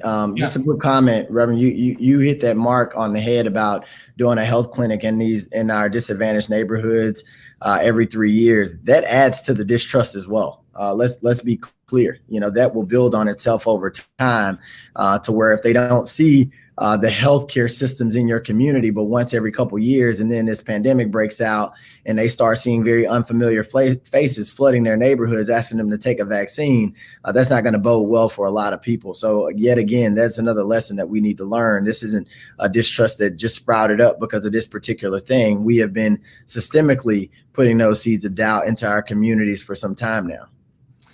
Do you both think that the focus on public health infrastructure and funding, healthcare access in our communities and equity of access will improve the appetite in this country for expanding healthcare services and increasing healthcare coverage? My prayer is that it will. I am concerned that oftentimes when we have these ambitious projects, a certain segment, usually middle class, upper middle class, but the poor or the extremely poor are cut out of that. And so we often have these conversations. I'm a pastor, right? And so I always think about who is the most vulnerable, right? And often in these conversations, these help some access for middle class, but those who are really below the poverty line don't have it. And so I pray that it does, but I do pray that those who are below the poverty line, who are really barely making it, are able to benefit from these ambitious and I hope noble initiatives. And I'd second that. I pray about it as well. I hope so as well. It would just be even a greater tragedy if we don't take the experiences that we've learned over the last year and a half and we don't invest those lessons learned into a better future for all of our citizens. It has been some very rough lessons. We need to make sure that we are setting up our future, the children of the future, the society of the future for success, and don't allow them to repeat some of the same mistakes that we did. Thank you both. There is a question in the chat. Do I have time, Rachel, for a question in the chat? Sure, yeah, one question. How can we as physicians engage with religious and government leaders in a way that's productive and effective? Well, I think number one, thank you for that question, we, the physicians. I think that number one is we really need to do a lot of work about physicians having a much more openness to religious leaders. All right. I think there are some presuppositions and assumptions about religious leaders that we're anti-medicine, anti-science. Some of those justifiable because there have been some leaders who've been anti-medicine but that there are so many religious leaders who are pro-medicine, who want to partner with physicians, but there has to be intentionality. Those healthcare systems should go to the religious organizations, and most cities have interfaith councils and seek to have conversations with them. They have clergy associations and have that conversation with those clergy who are really, really allies in this fight for health and access. Yeah, and I'll speak on behalf of government. I can tell you Shreveport, Louisiana is a case study on this partnership between government and the physicians. One of the largest parts of our economy is our healthcare system here. And our healthcare system has been right there alongside me from the beginning of this pandemic, marching forward. Not just the healthcare leadership and the administrators, but also the doctors, the nurses, you name it. Anytime we had a community event where we were putting out information and we were doing COVID testing, the doctors, the nurses were right there on the front line. Anytime we've had community events where we've encouraged the vaccine, we just did that. We were one of the first cities in the country to do the $100 giveaway for that. I was talking to doctors, nurses at the site. I was talking to medical school students at the site. So the physicians here in Shreveport, they have very much come together right beside government, and we have been working in lockstep moving forward. They are the healthcare experts. They're continually providing us with the necessary and the most up-to-date information. We have a medical school here in LSU Medical School, and we have LSU Health Sciences that actually participated in the trials for the for the vaccine. So I can brag about my community all day, but we wouldn't have made the progress that we made without that partnership, that very close bond between government, elected officials, and the physicians. So thank you all for your service as well, jumping into this career that's very dangerous right now. But we need you, communities need you, this country needs you. So thank you all for what you do. Mayor and Reverend, thank you for joining us at the INFODEMIC conference, and we really appreciate both you joining us, but also your leadership during this pandemic. Thank you. All right, thank you. Yes, thank you again. And next we will discuss the ethical imperatives that social media companies and physician influencers have to act.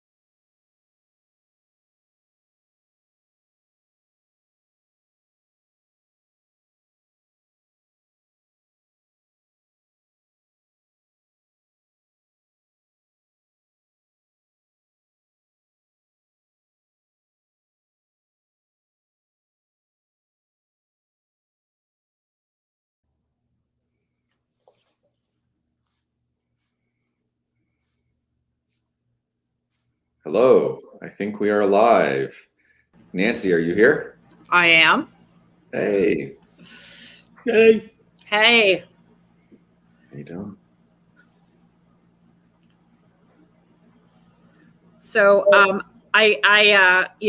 Travis, nudged me to actually look at the questions we were asked to prepare, which was good of him, very thorough.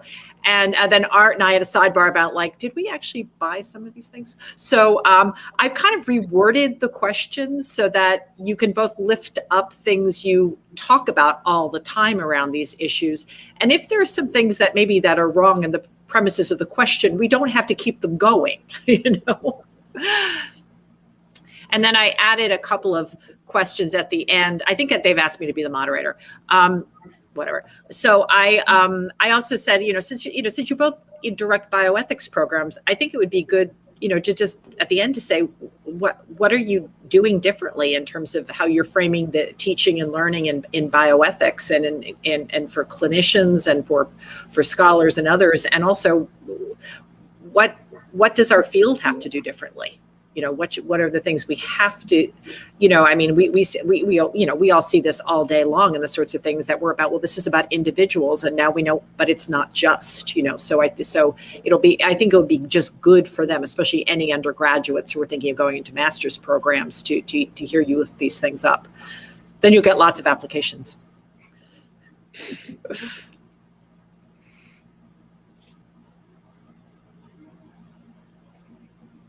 It's funny, since we went tuition free at the medical school, we are quite awash with applications. Oh, that's amazing. That's fantastic.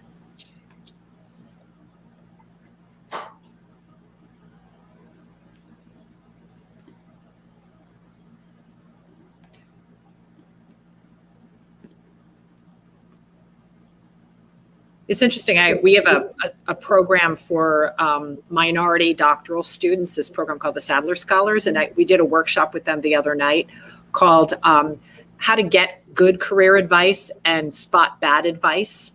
And it was interesting how several of them who are doing PhDs in philosophy were told directly, oh, you're wasting your time. You should just become a doctor. That's the quicker route, and they didn't know what to do with this. And sometimes the person telling them was a more senior person who was also Black, and it was interesting how these two young, they were both women, different programs, were sort of supporting each other, saying, what, we don't need Black philosophers?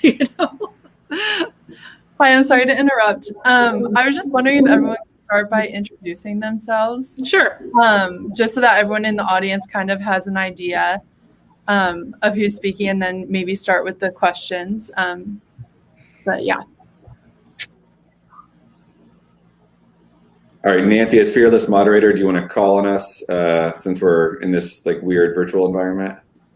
Yeah. Why don't I do that? Why don't I let's see, what did I just do here?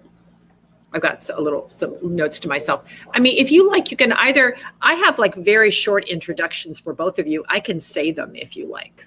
What do you prefer? Don't care. Okay. We can amend them. Of course, exactly. I thought I'd say right off the back that since you both direct bioethics programs, that might just be helpful for people to get that in mind, as if they don't already know that, but some may. And then there are just some things that I happen to know about both of you, and for one thing, Travis, I thought I would mention that very early on, you and several of your postdocs got one of those first ethical frameworks out there about public policy. And that was even before you knew what kinds of policy it was going to be about. You were just, we love our frameworks, but you were just trying to say, oh, hey, it's not all going to be in a hospital somewhere. And so I may ask you to kind of say, well, okay, given the topic we're talking about now, were you even conceptualizing that social media would be part of this? Because all of this question about who's responsible and what can social media companies do, I don't know. I haven't done really deep thinking about that. Yeah. So Rachel, do you want to jump in, or do you want me to start here? Oh yeah, I was going to say just to confirm, we're live and starting with the questions and everything, just so everyone's on the same page. Okay, and I'll be the moderator. Rachel, is that what I'm supposed to do? Yes, we're live right now. Yep. You Great. can start moderating. Great. Okay, great. So how about I'll start there. So yes, I'm Travis Reeder. I direct the Masters of Bioethics degree program at Johns Hopkins University. And so what Nancy was just alluding to there is that I was part of a team very early in the pandemic. It started off with Ann Barnhill, Justin Bernstein, Brian Hutler, and then it kind of slowly grew over the next year or so as we added pieces to the project. Ruth Faden eventually got involved, a name that will be familiar to lots of folks in bioethics. But one of the first things we did, and one of the pieces that I took a lead on and wrote for the Hastings Center, was to really focus on the way in which values weren't being acknowledged in discussions around COVID-19. And so very early on, as crisis mode settled in, there was a lot of kind of immediate polarization and immediate fighting back and forth and people retreating to camps. And so there would be a kind of sometimes an epidemiology crowd that would be like, this is going to spread, it's going to kill people, whatever it takes, shut it all down, social distance, you know. And then there was a very predictable backlash to that, you know, an autonomy sort of argument. You can't make me shut down my business, you can't make me mask. And that sort of polarization was really problematic. But what it also did, we thought, is that it really did not make clear that there were really substantive, difficult value trade-offs at stake here. And so very often this argument has taken place in the public eye as if there are easy answers. And this happens on both sides. It's obviously correct that X, it's obviously correct that we should shut everything down for this many weeks or months. And so one of my areas of interest and expertise is on America's drug overdose epidemic. And I was very concerned from the word go, along with all of my colleagues in this area, that aggressive social distancing measures was going to involve a trade-off with skyrocketing addiction and overdose, because this was a powder keg situation. Isolate people, increase poverty, increase joblessness, hopelessness, boredom, and drug use will go up. You cut off people's access to recovery networks, that sort of thing. And so what did we see over the course of last year? All of these predictions were exactly right. Drug overdoses jumped from 72,000 the previous year to 93,000 in 2020. It was a catastrophic year. None of that is to say that we shouldn't have aggressively social distanced or had periods of shutdown. What it is to say is that there were very real value trade-offs that we pretended didn't exist. And so much of the conversation, especially in social media, especially in these kind of gotcha forums where there are trolls involved and people acting in bad faith, retreat to really bad methodology and having meaningful conversation. So that's one of the places that I think could be really helpful for us to think about as the way in which a moral framework that wasn't originally thinking about social media. We were actually talking to governors. We were saying, you know, hey, governors, you're gonna have to make statewide decisions. You need to be super transparent about value trade-offs and not pretend like there aren't costs, whichever way you land. But the same rules are gonna apply to social media, you know, squared or to the 10th power or something like that. So I'll stop there, but that might be fodder down the road. Thanks. Thank you, Travis. Yeah, I remember back in the spring of last year when I was working on one ethical framework focusing on frontline workers and healthcare institutions. And then Travis and his colleagues came out with thinking about, you were almost like making a map for a place we didn't even know we were going to yet, but you were just sort of putting it out there. And I thought that was really, really helpful, even if we didn't even know what we were looking at. Art, one of the questions that has been a through line for this whole meeting is, starts from the idea that disinformation is a problem, an infodemic is a problem. And I know that you very frequently engage with both traditional and social media. And we were talking a little bit about before the conference to say, to what extent do we know that social media creates antisocial behavior, behavior that goes against what how one would hope one would behave in a pandemic? Or how does it worsen it, or leads to motivated reasoning? What are your thoughts? Yeah, thanks, Nancy. So I'm Art Kaplan. I'm at the NYU Division of Medical Ethics, where I've been for 9 years, not far from the Hastings Center, down the road a bit, and up the road a bit from where Travis is, actually not that far either. Anyway, I have been very actively engaged in a couple of topics pre-COVID. One was, we've had a vaccine and ethics and policy project for 8 years. We were looking at vaccine issues of hesitancy and resistance and misinformation around childhood vaccinations, many other vaccinations, hesitancy in Europe, hesitancy in Japan, which has had horrible vaccine hesitancy for decades. Today, by the way, still post-Olympics, vaccinated 38%, trailing many countries, developed, wealthy countries.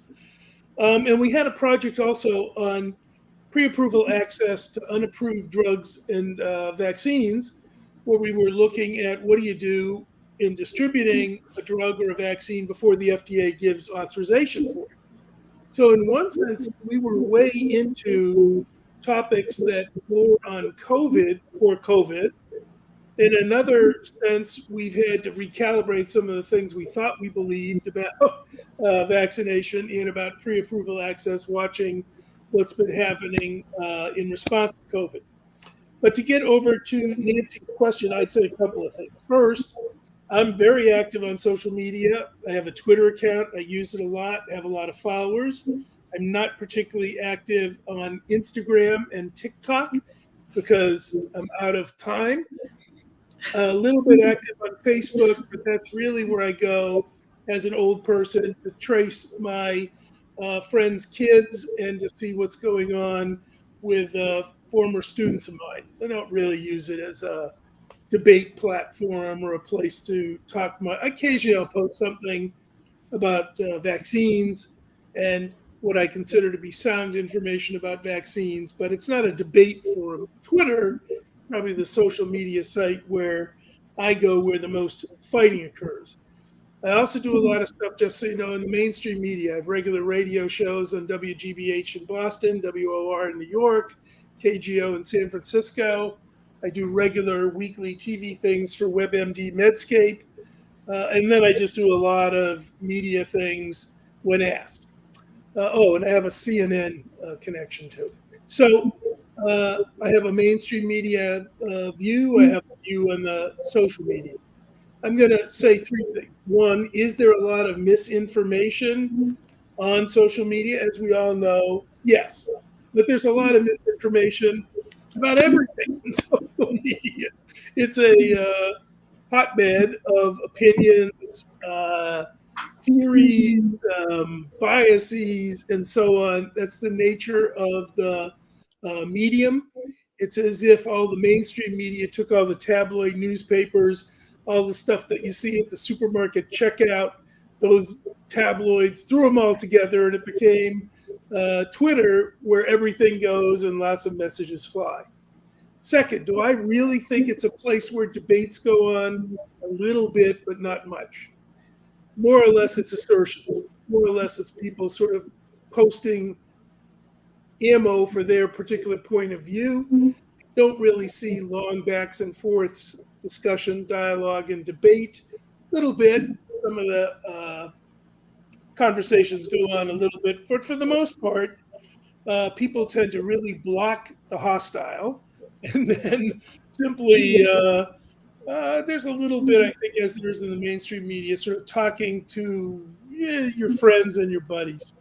So, does vaccine hesitancy and some of the COVID issues about masking and so on, is it fueled by misinformation? I'm going to say, as Travis started to, a bit, but I also believe it's a values difference. I'm not sure it's just a fact difference. I think people go out and hunt facts to support their values.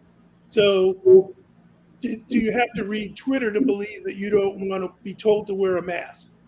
No. Do people look for things like masks will poison me or my kids, or they don't work, or they're being sold to us because they're made by companies that want to sell them to us? I think what the media does, as much as it does trigger hesitancy, it reinforces value positions that people bring to Twitter.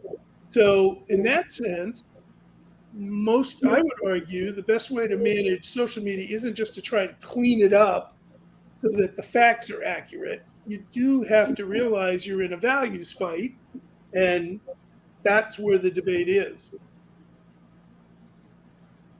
So what do we, I mean, for people like us, and there's the funny little sound thing in the background. I'm not sure what it is, but I'm just going to try to ignore it.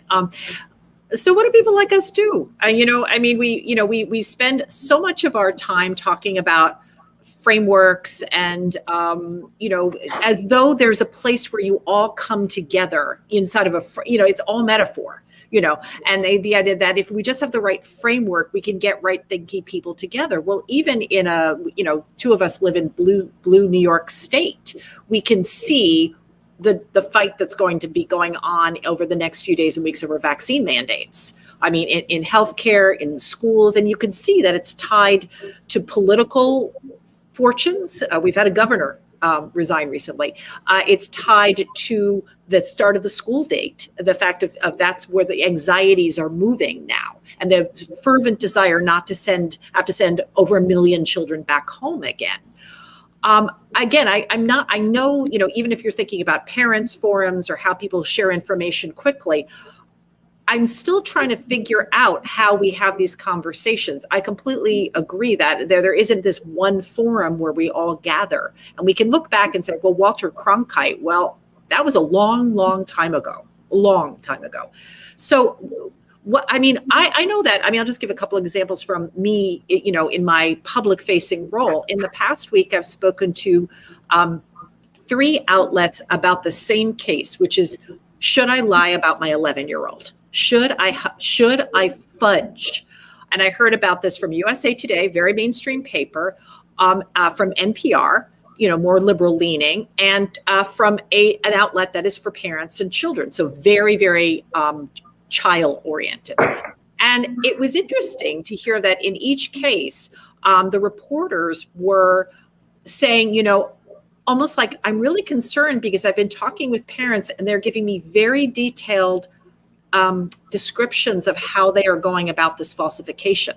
They are talking about how they're going to lie about their child's birth date, which date they're going to choose, how they're going to fix it later, what they're going to tell the child to say, all of these things as though this is what must be done.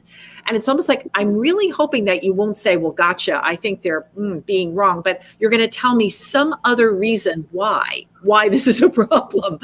And, I fortunately, I have an 11-year-old niece, so I'm able to talk to my sister and just say, how does this even sound to you? And some of it is very psychological. It's just like, I can't even imagine lying that much, let alone telling my child to lie. My truth teller niece would tell me, that's not my birthday, and she doesn't like it when you do things like that.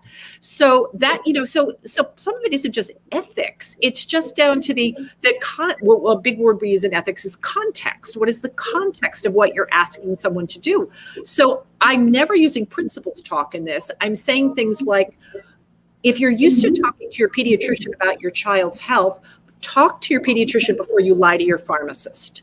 Before you start an untrustworthy relationship, and if you're ducking a conversation with someone you normally trust, that's the thing you should be worried, should be thinking about ethically. But I have found there's no one framework for doing this. I can go back to Cecil Labach's work from the 70s and 80s on lying and deceit and corruption and all of those things. But that gets me only so far when I'm talking about people who are saying, but my child. So let me take a stab and then I'll let Travis add on if he wishes. I'm backing up not to your example, which I've heard about as well, about pushing the margins to get your kid vaccinated by some. Oh, my dog is protesting. But I think it's more how do you use the social media to affect change? So I've asserted that social media is not a debate forum. It's a place where people express strong views that they may have about a variety of COVID topics, whether it's rationing, ICU access, penalizing people who don't vaccinate, mandates, passports, whatever it is. So what I do, this is just speaking for me, is I surf around in Twitter and I see what people are concerned about, objecting to, or worried about. And then I may decide to express an opinion about it in an op-ed or maybe on a post. What I'm trying to do there is garner attention to the point of view that I believe is right. And many mainstream media are surfing there and watching for that. So a common flow for me, in my experience, is people put their views up on social media. You watch the social media. You respond to something you agree with or don't agree with, or you think is being missed. Mainstream media types come along and fuel attention to what I've said, maybe more acceptable in an op-ed or opinion piece or Hastings Center blog or whatever it might be. And then you can attract the attention of different audiences. And here's what I mean. Sometimes politicians will pay attention to the mainstream media because they live and die through publicity. But you also may attract attention, and this has happened to me in the past year, of employers. So I'm trying to get employers to do things like put in mandates or try to put in education programs for their workers.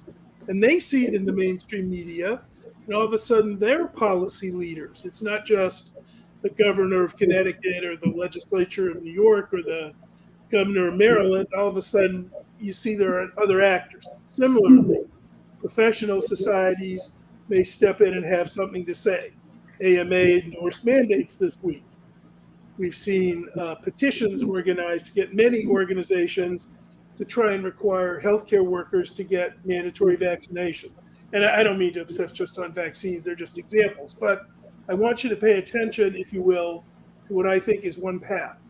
See what's floating around on the social media, take a position relative to that. It's wrong, it's right, reinforce it.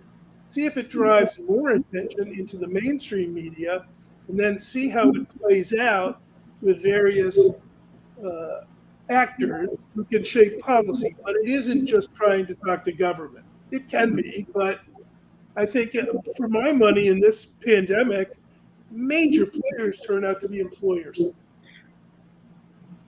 Travis, I wonder if you've had experience with that in your research and in your various public-facing roles at looking at drug policy, at the idea of using social media. I think that's really interesting, as a way to take the temperature of what people are worried or concerned about, and then use it, and then kind of nudging that along and saying, okay, here's a topic that a lot of people are interested in, including people who aren't on Twitter.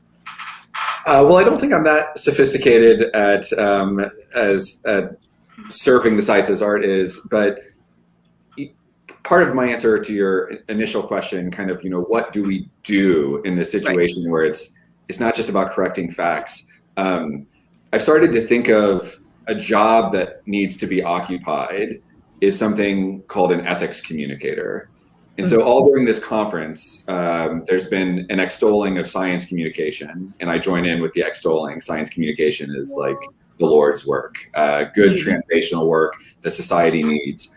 But we need that same good translational work in ethics. And so we need the sort of thing that Art was describing. Sometimes it happens in op-eds, sometimes it happens in social media.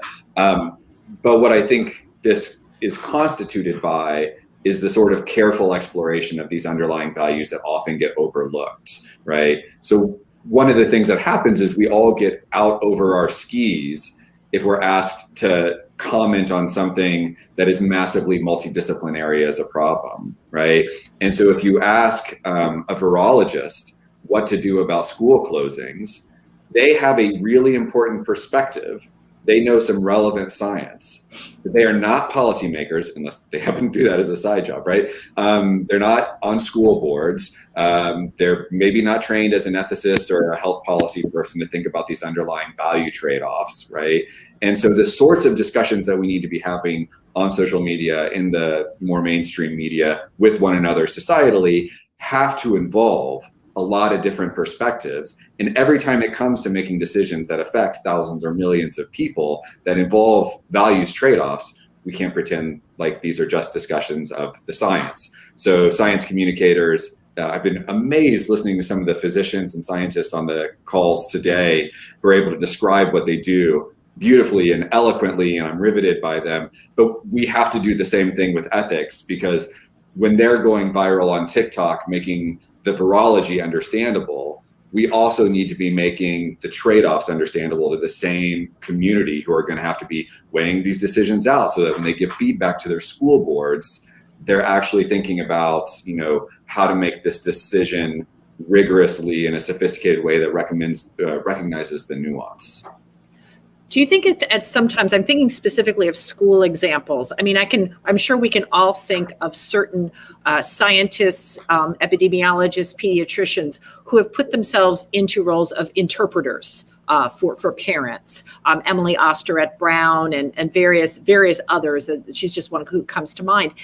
And yet, you can always find someone who's going to agree with what you already think you want to do for your child. If you think I have to keep my child out of school, you're going to find someone who's saying, well, that's what I'm doing. I'm holding back. If you say to somebody, go ahead, you're going to find somebody who's going to endorse that as well. And in some cases, some of these sort of scientist communicators have then copped to the fact, they said, yeah, my kid does go to a private school, and I wasn't thinking about the problems of large public school systems and having to make a decision for 1.1 million children. Like in my city, I was thinking about, my kids with, classes with 16 kids in them. So how do you, I don't even know how you would even, just at this school year time, how you would help parents or school officials or others who haven't already decided on one position or another to decide to whom to listen. Because I was going to say, good set of questions. I agree with Travis about the need for multiple disciplinary perspectives. I live in Connecticut, even though I work in New York. And last week, I assembled with a group of people here a open podcast, Back to School Connecticut. And I moderated it, and I picked myself to moderate it partly because I don't have any kids. They're too old going back to school. But partly because I thought I could play a little bit of that interdisciplinary role and ask questions that maybe people were a little embarrassed to ask or something like that. So we had 5 panelists. We had a person who is the coach, I guess, for the orchestra in the town of Ridgefield, where I live, in the high school. We had superintendent of schools, school nurse. We had a good cross-section of people, and not everybody was pro-mask or back to school or whatever. And off we went, and we took the questions. And I think bioethics or ethics in that way made a real contribution. Had a forum, ask what you want. Didn't really have a big agenda. Anybody who got rude, we kind of didn't let them ask a question. We didn't throw them out. We didn't have to. It wasn't a physical thing. But I think it went really well. And I don't think we do enough of that. I think we tend to talk to each other in the academy or maybe to mainstream media outlets that we love and respect. But, bringing these matters out into the community, trying to facilitate attention to the value side of the question. Again, Travis is right. It's not like there's one answer for every kid and it's clear and there's no downside. Everything has some costs and not every kid is the same. And it's not the same when you're 14 as when you're 4. And, a lot of variability there.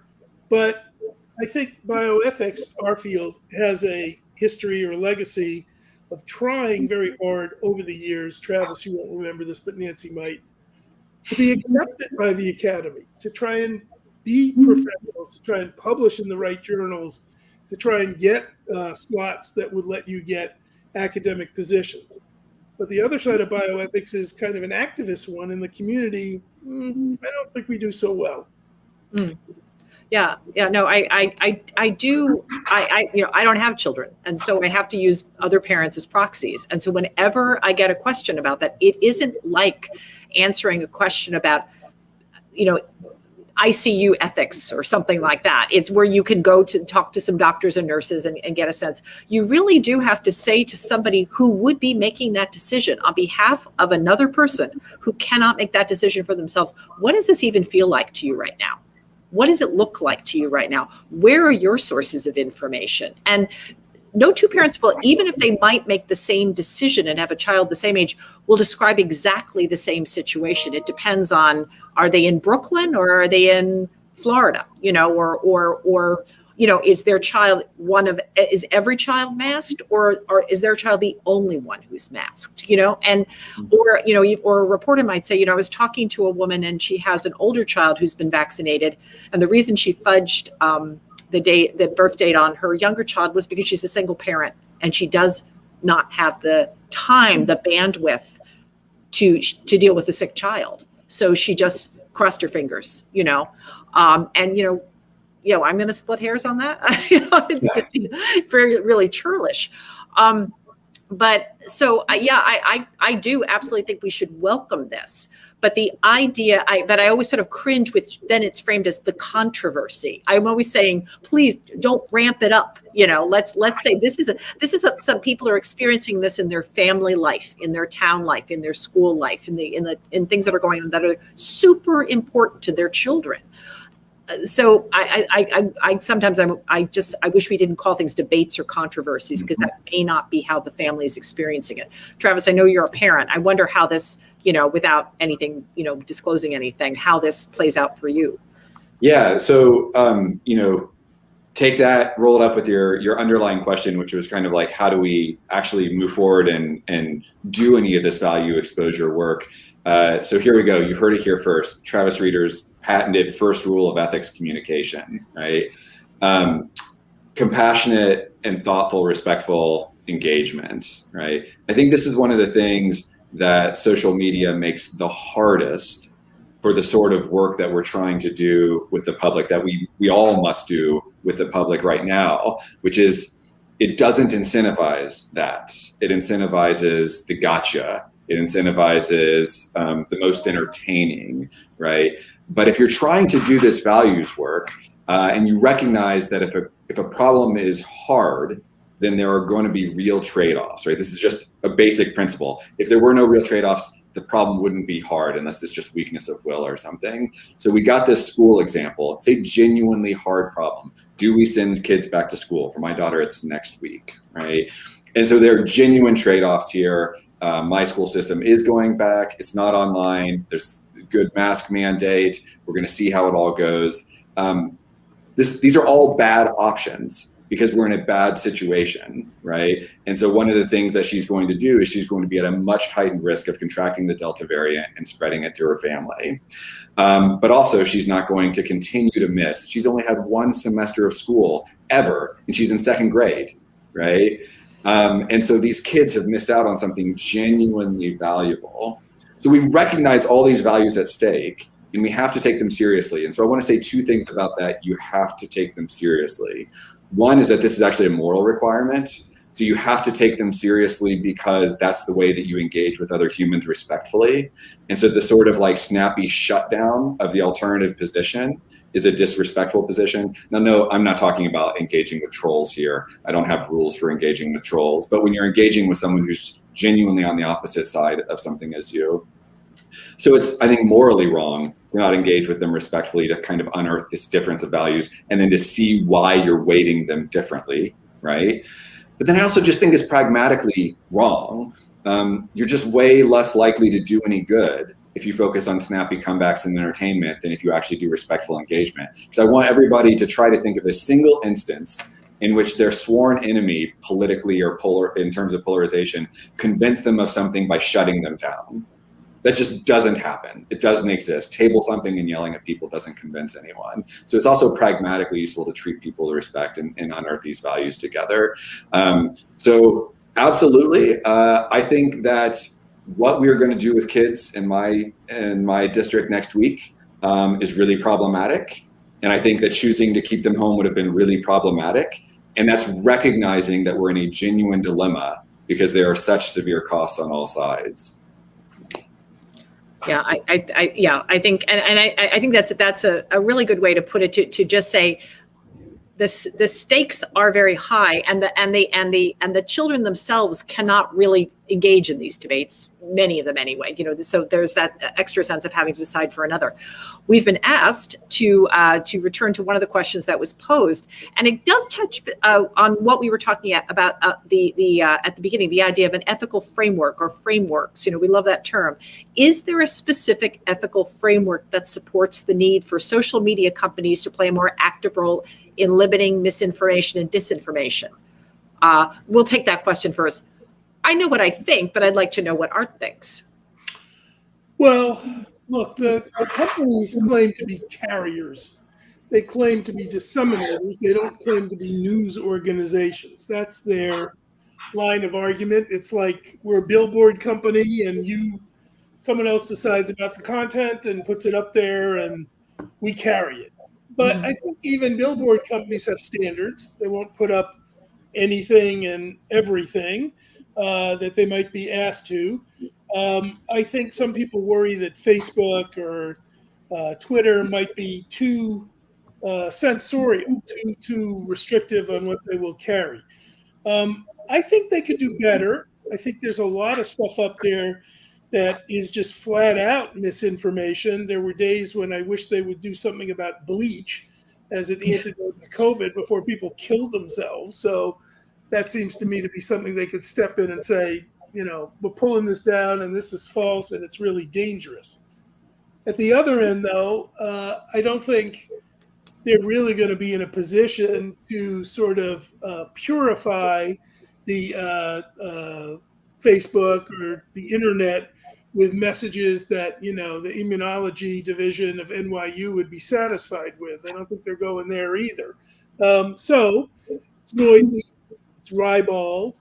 It is better, I think, to remind people that you don't really want to go to get your medical advice just to the internet. It might be a place to raise questions. I think it's teaching people a little bit how to use it. So partially you could control it. I mean, just flat out dangerous. You know, at this point, ivermectin has poisoned more people than it's cured. So it may be time to pull down some of that stuff or flag it and say, you know, this is really dangerous. Don't use dewormer to get rid of your COVID. But beyond that, I don't think they do it very well. I'm not sure that's their mission, if you will. But I think it is reminding people, what do they got when they're wallowing around out there in the social media side? They got a big cacophony. It's like saying, you know, in the olden days, I'm going down to the local coffee house, and I guess I'll let that guy sitting next to me on the stool tell me what I ought to do about going back to school. Yeah, I wonder, Travis, you know, do you think you could, when the question suggests, is there an ethical framework? But it seemed like the right word should be, is there a regulatory framework? Is there a way to I don't know. I mean, there have been efforts, you know, for as long as there have been different forms of media to impose some sort of standards or another. But this seems to be very slippery, you know. So I don't know how far we get, other than, as that Art suggested, helping people to be more critical in how they're using something. Yeah. So I do think there are regulatory options. We've seen some of that this past summer. There was a bill put forward to repeal a kind of protection for social media companies. The Facebook, Twitter, and Google folks who are on one of the early sessions gave a really nice overview of like what they're actually doing. But I actually don't want to give up on the ethical framework too quickly. Like, the regulatory stuff is working its way out. Politicians are really frustrated right now, especially with Facebook and Twitter. And so we're going to continue to see how that happens. But the reason I flagged Ashley's comment in the chat is because I thought she asked it exactly perfectly. She said, what would ground, it went away, so I'm going to do this from memory, right? But, you know, what would ground a responsibility or an obligation to the platforms, to the influencers? Oh, someone very nicely put it back up. So to the platforms, what about the influencers, and then those who consume information from social media? So this is not, say, an established ethical framework of public health or biomedical ethics, but here's a framework that I've been thinking about a lot lately, because I think COVID-19 has revealed how useful it is to recognize the tensions between public health and individual decision making. And that is that we are facing more and more often massive, large-scale, catastrophic collective threats that each of us individually contributes to very little, some, or infinitesimally, kind of depending on the individual threat. And so then responsibility falls in various different ways. And when people start putting responsibility on actors, there's a lot of moral discomfort about that judgment because it's so confused. So climate change was the paradigm of this. Big, massive collective threat, lots of unintentional action by 7.5 billion people. And at the end of it, hurricanes and deathly heat waves, et cetera. COVID-19, infectious disease, has this same framework. It's modified because individuals can cause harm. You go maskless, unvaccinated, cough all over people. You could, in fact, be the direct vector that kills somebody. But by and large, the reason infectious disease is so hard is because we have to ask people to do stuff out of solidarity, to be part of the solution. What was the initial rallying cry? It was flatten the curve, right? Do your part to flatten the curve. And so I think if, you know, this conference was premised on the infodemic as kind of taking very seriously misinformation as an analogy with an epidemic. And you can see in this question that this distinction between individuals with power and the collective is really coming out when you're facing this big collective threat, which is disinformation that can cause a huge amount of harm, right? So most of us can't change it. My piddly 3,000 followers or whatever, they're awesome, not piddly, but the piddly number of 3,000 followers is not going to change the direction of the infodemic.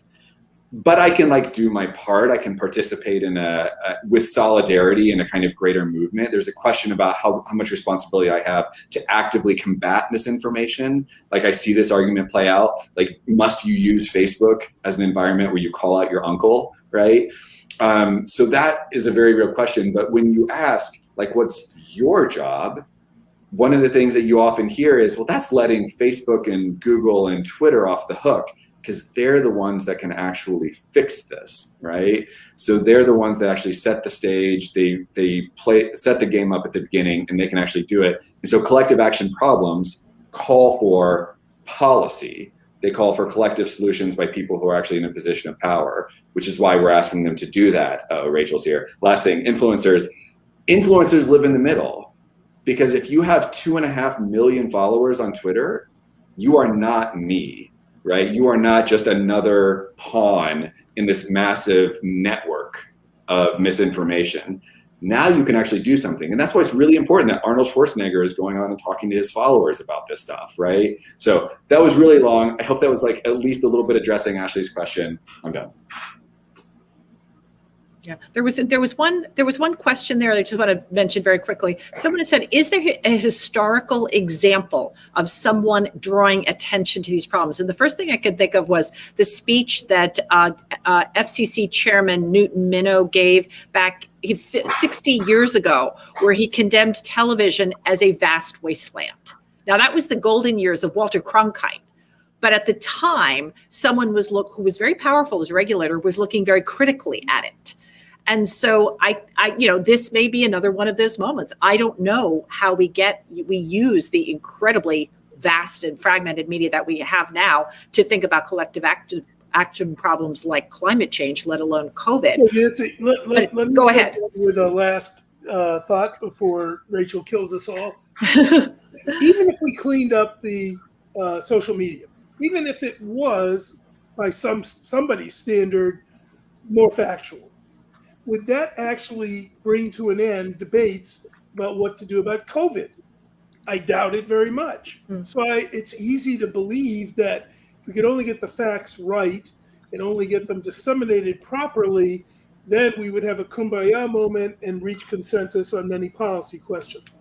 I don't think that's the way it works. I think the way it works is you move with your values, you look for information that backs it up, you can clean up some of that, but that doesn't mean you won't find other things. The number of people who told me they weren't going to vaccinate because vaccines were emergency use authorized, the day it got licensed, I came back and said, now? And they said, well, they're not safe. I mean, they were looking for reasons to justify the fact they don't want to vaccinate.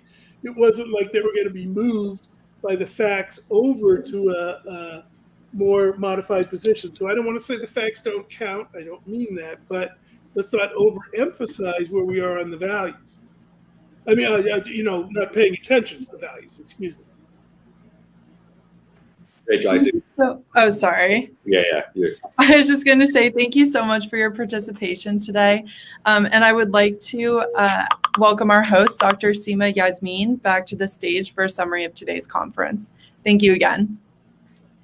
Thank you all. Thank you so much, Rachel. And thank you so much to our audience, hundreds of you from around the world who joined us today for INFODEMIC, a Stanford conference on social media and COVID-19 misinformation and disinformation.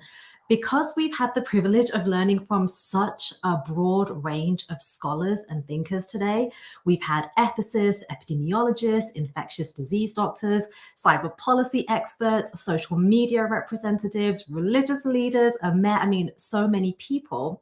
What I want to do is briefly go over some of the key takeaways from our panel discussions and presentations today. I don't know about you, but it certainly helps me consolidate my learning at the end of a long day to do this. And behind the scenes, we've had a group of students taking fantastic notes to really just help us summarize some of the key takeaways. So from the first panel of the day, which was our roundtable discussion about vaccine hesitancy, we learned how crucial it is to include context in our discussions about vaccine confidence, hesitancy, and crucially, vaccine access inequity. In many countries, and here in parts of the US too, it's really a conversation about access that needs to happen, not just a conversation about hesitancy. Trust came up numerous times in that roundtable. We talked about trust in government, trust in industry, trust in officials, and ways of building or restoring trust between those kinds of groups and the publics. However, we talked about this challenge of trying to build or restore trust in a crisis, how challenging that can be, and what we might need to do now and in the next years before the next pandemic hits. Dr. Italo Brown gave us a rundown of the racist history of medicine and public health in the West, a history that we do not cover in most medical school curricula. And I think we really need to think about why that deliberate decision is made. His talk was really important in helping us understand drivers of distrust in healthcare in communities of color. And he talked about restorative justice as a next step. From that vaccine equity panel, we learned that we need greater transparency around policy decisions, as well as enhanced international cooperation. So building on some themes that came up in earlier talks as well. We also learned that Twitter, Facebook, and Google have policies and systems in place for removing content, for adding labels, for deactivating accounts that promote misinformation. But one of the challenges that all of these companies, all of these platforms must face is navigating the influx of just constantly evolving information and thinking about how to remove misleading content quickly, efficiently, while promoting high quality and medically accurate content.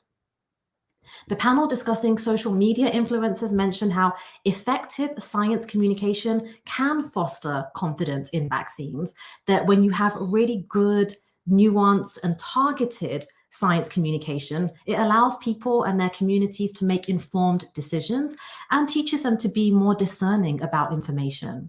We did also think, though, about those challenges of audience empathy, of respect of our audiences, of relatability, and how crucial those are in empowering people to seek information rather than antagonizing people who hold polarized beliefs, rather than shaming people for their beliefs. Our discussion with the Reverend and with Mayor Perkins revealed that the politicization of this virus has incited even more distrust where there perhaps already was mistrust and distrust. And we talked about how combating disinformation relies really heavily on collaborative efforts, so that when people choose not to put their trust in government officials, partnerships, and people with religious figures, for example, we can increase receptivity when we are collaborating with local stakeholders. So I hope that brief summary helps consolidate a bit of the learnings from today. I'm sure there are many more takeaways that you're mulling over. Myself and the INFODEMIC team hope that today's discussions and presentations have brought you new insights, and that these learnings enrich your work as we all contend with the challenges of COVID-19 misinformation and disinformation, the rise of anti-vaccine movements, as well as vaccine hesitancy on a much broader scale.